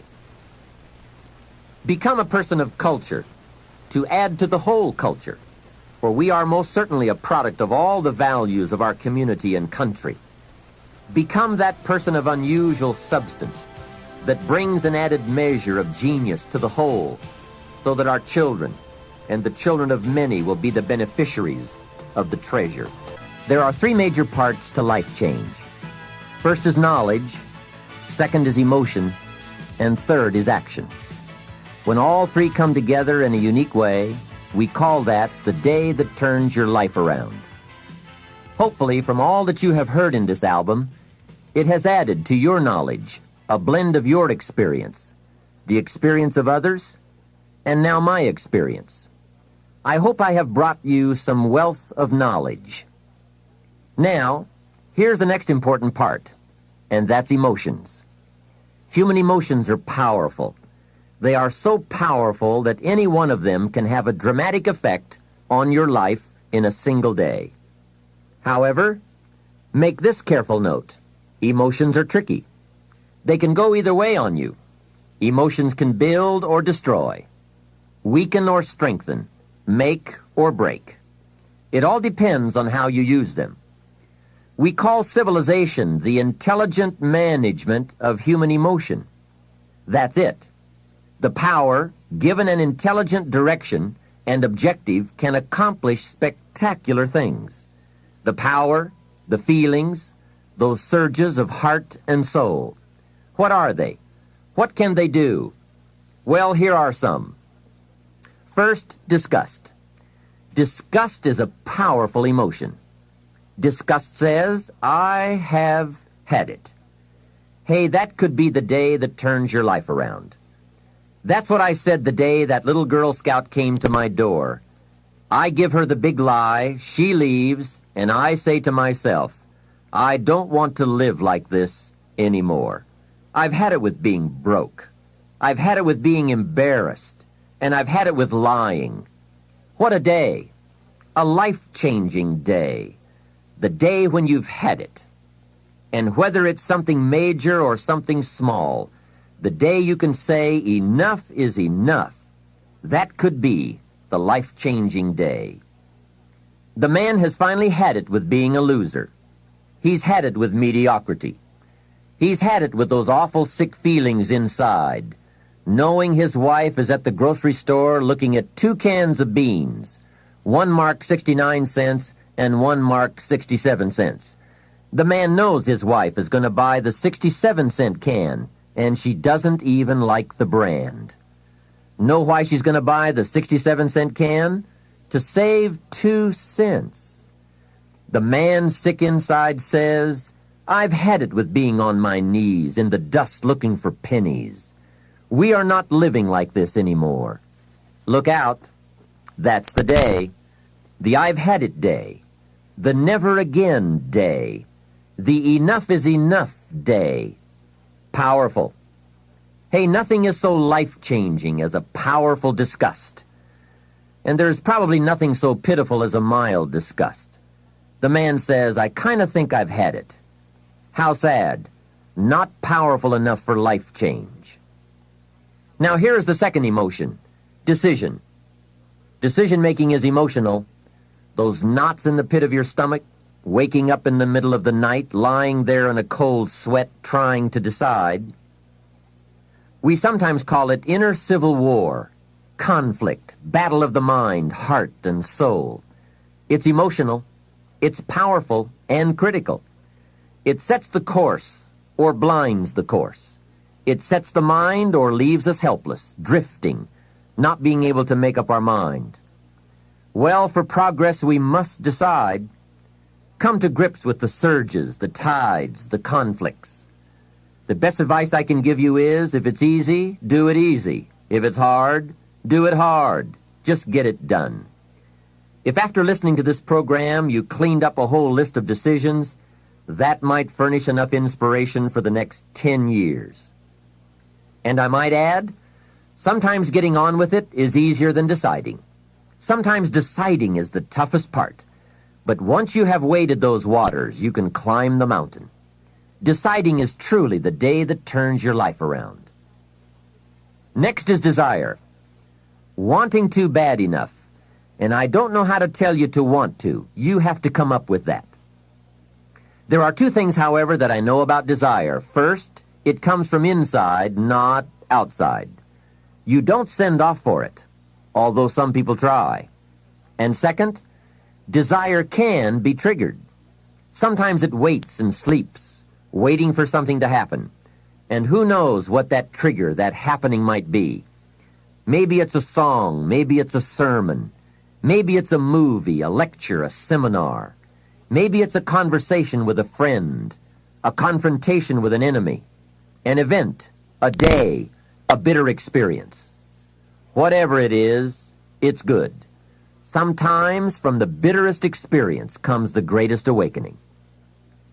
Here is some of my best advice to you. Welcome every human experience. You never know which one is going to turn it all on. Don't keep up the walls. The same wall that keeps out disappointment keeps out happiness. Let life touch you. Don't let it kill you, but let it touch you. It could be the next touch that makes the day that turns your life around. And here is the last emotion, resolve. Resolve says, I will. Two of the most powerful words in the language, I will. Benjamin Disraeli once said, nothing can resist a human will that will stake even its existence on the extent of its purpose. Shortly put, I'll do it or die. That could be the day. The man says, I will climb the mountain. They've told me it's too high, it's too far, it's too steep, it's too rocky, it's too difficult. But it's my mountain. I will climb it. Pretty soon you will see me waving from the top or dead on the side because I'm not coming back. Hey, that's powerful. Time and fate and circumstance call a hasty conference, and they all agree. We might as well let John have it. He says he's going to get it or die. Wow, that's it. Resolve. The best definition of resolve I ever heard was from a junior high girl in Foster City, California. I'm talking to the junior high kids, and I asked the question, who can tell me what resolve means? I got several hands. Some were pretty good, but the last one was the best. She said, I think resolve means promising yourself you will never give up. I said, that's it. Best I've heard. Promise yourself you will never give up. I asked the kids, how long should a baby try to learn how to walk? How long would you give the average baby before you shut him off? You say that's crazy. Any mother in the world would say my baby is going to keep trying until it learns how to walk. No wonder almost everyone walks. What a magic formula, the until formula. Good question. How long are you going to work to make your dreams of wealth and happiness come true? I suggest the until formula. It's the best. Emotions, disgust, decision, desire, resolve. Now let me give you the third part of the equation. That equation that gets results. It's action. Disciplined action. There's a famous line that says, don't just be listeners, be doers. That's it. Doers. The whole world loves the doers. That's what makes the wealth and the winning. Doing, disciplined, emotional action. Another famous line says, faith without action serves no useful purpose. Wow, what a major piece of information. Many people these days are big on affirmations. You have to be very careful of affirmations. Remember, there is a thin line between faith and folly. Here's the best I can give you on affirmation. Affirmation without discipline is the beginning of delusion. And there is nothing worse than delusion. Walking west looking for the sunrise. It's bad. However, affirmation with discipline can bring the most incredible results. But remember, they go together. Make sure you have a game plan to match your wishes. Otherwise, they will always be wishes.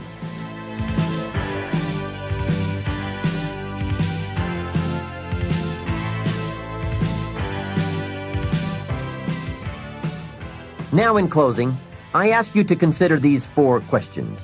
I call them questions to ponder. The first question is why? Why should you try? Kids often ask, why? It's a good question. Ask yourself, why get up that early? Why work that hard? Why read that many books? Why make that many friends? Why go that far? Why earn that much? Why give that much away? Why put yourself through all those disciplines? Why is an excellent question.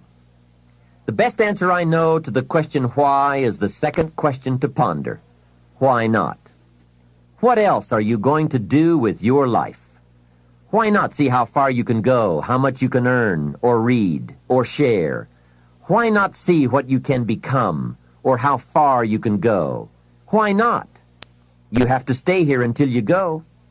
Why not? The third question goes a bit further. Why not you?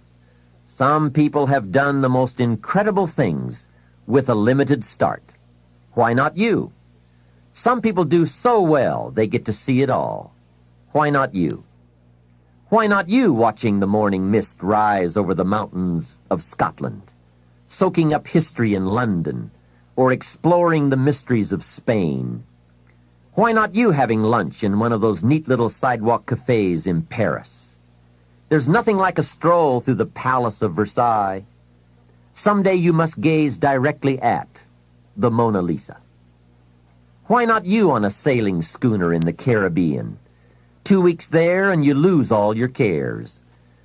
I can show you where to find the most exquisite seashells in Australia. I know where they are. Why not you? Why not you shopping on Fifth Avenue in New York City, staying at the Waldorf, or having sliced roast goose on a bed of apple strudel at Luchow's? Stop off and drink in an Arizona sunset. Take a quiet walk along the beach with that incredible feeling, knowing you are enjoying the result of a disciplined effort. Why not you, with an unusual awareness to the heartbeat of life? Why not you? The last question is the key to action. Why not now? Why postpone your better future any longer? Get at it today. Get some new books, make a new plan, set a new goal. Ask some new questions, lock on to a new resolve, make a new effort, and do it all now. Another thing is to ask for God's help, which may sound a little strange. This is not a religious program. My personal word would be that humans are unique, but we could all use a little extra help. Of course, it's a two-way street. I think God will do His part if we will do our part. During this program, we have talked about our part. There is a story about a man who took a rock pile and in 2 years turned it into a fabulous garden, and people came from everywhere to see it. One day a man came by, saw the garden, and thought it was fabulous, but he wanted to make sure the gardener did not take all the credit. He had this deep feeling inside that a lot of people leave God out. So he toured the garden and had a chance to meet the gardener. When he met him, he shook his hand and said, "Mr. Gardener, you and the good Lord together have made this beautiful garden." The gardener understood his message and his point, so he said, "I think that's true. If it was not for the sunshine and the rain, and the miracle of the seed and the soil and the seasons, there would be no garden at all. But," he said, "you know, you should have seen this place a couple of years ago when God had it all by Himself." I think that's true. We do play an important part in this challenge called making all we can out of all we have.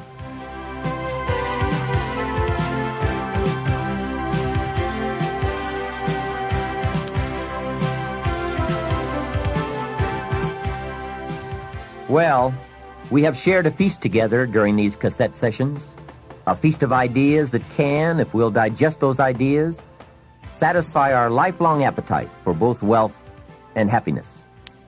Here's what I want to offer in the way of a suggestion. Now that we've feasted on the philosophical side, the theory side of the fundamentals, let me encourage you to participate in what should always follow any feast, and that is activity, exercise, and effort. In this case, the active and intense application of all that we've learned and shared together. I want to appeal to you right now to go to work. I appeal to you to review your associations with those people around you. I appeal to you to set your goals, to begin the quest for developing yourself, and to embark on a journey leading to your own financial independence by following a well-defined plan.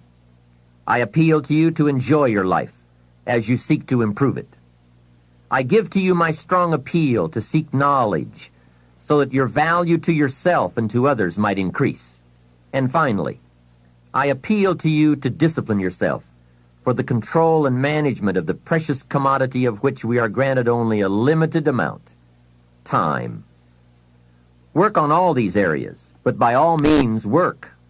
It is always easier to think than to do.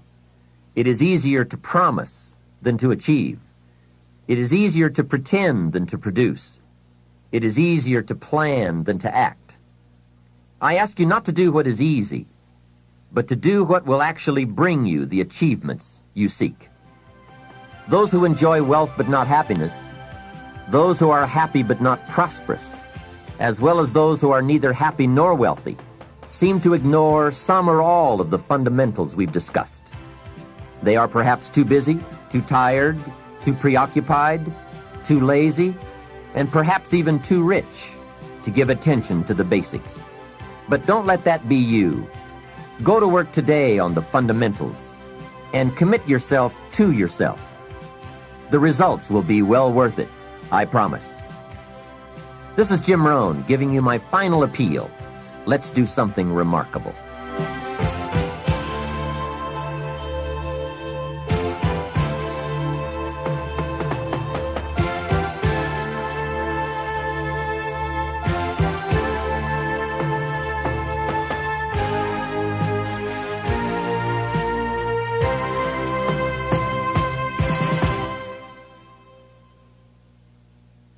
We know you've benefited from this remarkable program, Success Strategies, 7 Keys to Wealth and Happiness. We're confident that if you choose, your plan can help you make your dreams reality. This is just one of the many programs Nightingale Conant produces to help you reach your highest potential. For instance, listen to this excerpt from another of our dynamic products, Unlimited Power by Tony Robbins. Robbins discusses the power of neuro-linguistic programming and how we can all use our personal power to produce new behaviors and emotions. In this segment, he talks about how movie maker Steven Spielberg got his start by using his personal power. He's known he wanted to be involved with movies. He's had a love for movies since he was 13 years old. When he was 17 years old, he decided to go on the Universal Studios tour in California. And he went on the tram and got real bored real fast. He said, I want to see real movies. So he had a thing called personal what? So he got himself to take action. He snuck away from the tram, and he got down to the movie lot, and he actually stepped onto a filming and actually watched some filming going on. He wasn't supposed to be there. But he also had a tool called rapport. And he developed rapport with the director and started talking with this man. And this guy liked this moxie little kid, young kid, right, who seemed to have this real desire, and he loved the creativity and the intensity that he saw in this young man. And so he told him about what it was like to be a producer and a director, and told him it was the greatest career he could ever have, and he should do whatever it took to become one. And then finally the man said, okay, now it's time for you to go, and the security escorted him off the lot. Now, for most people, that would have been, God, what a neat story, huh? You're 17, you get to meet a real director, watch a real filming instead of just going on the tour. But see, once again, this man was totally committed to a dream. And so guess what? Using his personal what? Power, he took action. And the next day, he came up with a plan. He showed up at Universal's lot wearing this one suit that he owned and borrowed his dad's old briefcase, threw in there a candy bar and a couple sandwiches, and he walked by purposely, congruently past the guard and went, hey, how's it going, Harry? Of course, he got the guy's name by reading his name tag. But he was so congruent that Harry just went, oh, hi. And he walked right on by. So now he's in the lot where he now goes around meeting people, watching movies, learning, right? Knowing his outcome, taking action, getting some sensory acuting, learning what worked and what didn't work in movie making. And he went there every day after school and throughout the summer. So people began, the guard would say, Harry would say, hey, how's it going, Stephen? How are your movies coming? Hey, great, it's really fabulous. Right? He found himself an abandoned trailer. There are lots of them on Universal Studios lot. He found one, cleaned it out, got some plastic letters. On the outside he wrote, Steven Spielberg, director. People say, where's your office? He said, over there at, K9 and everything else. People come to his office. One day, finally, a director said to him, well, let's see one of your movies. So he pops out this Super 8 cartridge. He said, well, wait, we got to see a real movie. He said, you seem to know a lot about that. How did you learn so much about movies? Well, he spent 2 years or a year on the lot, right? Being there, developing acuity, developing his stuff, getting creative, letting his mind run, totally committed to his outcome. So finally he said, look, if you'll make a film and show it to us, a short film, he said, we may hire you. So he went out and convinced one of his friends who was in my seminar last week, and I told the story, and this guy got up and said, I financed that original film. It took $10,000, and Steven Spielberg made this little film about a group of teenagers that went from the desert and hitchhiked to California. And this guy financed it. It was amazing. Anyway, bottom line is, he showed it to Universal Studios, and they hired him with a 7-year contract to make television programs. Not bad. Why was he there? Because he had this great gift. His great gift was commitment to an outcome. He'd do whatever it took. And out of his personal power, he took action until he found a way to make it work. That's where the power is. Commitment to practice what is important to you, to do whatever it takes, and not to accept less than you can be. Not to accept results that are less than you deserve or anyone that you support or represent. That's critical. If you'd like more information about unlimited power or any of Nightingale Conant's inspiring audio and video programs, call us toll-free at 1-800-323-5552. Thanks for listening, and come hear us again.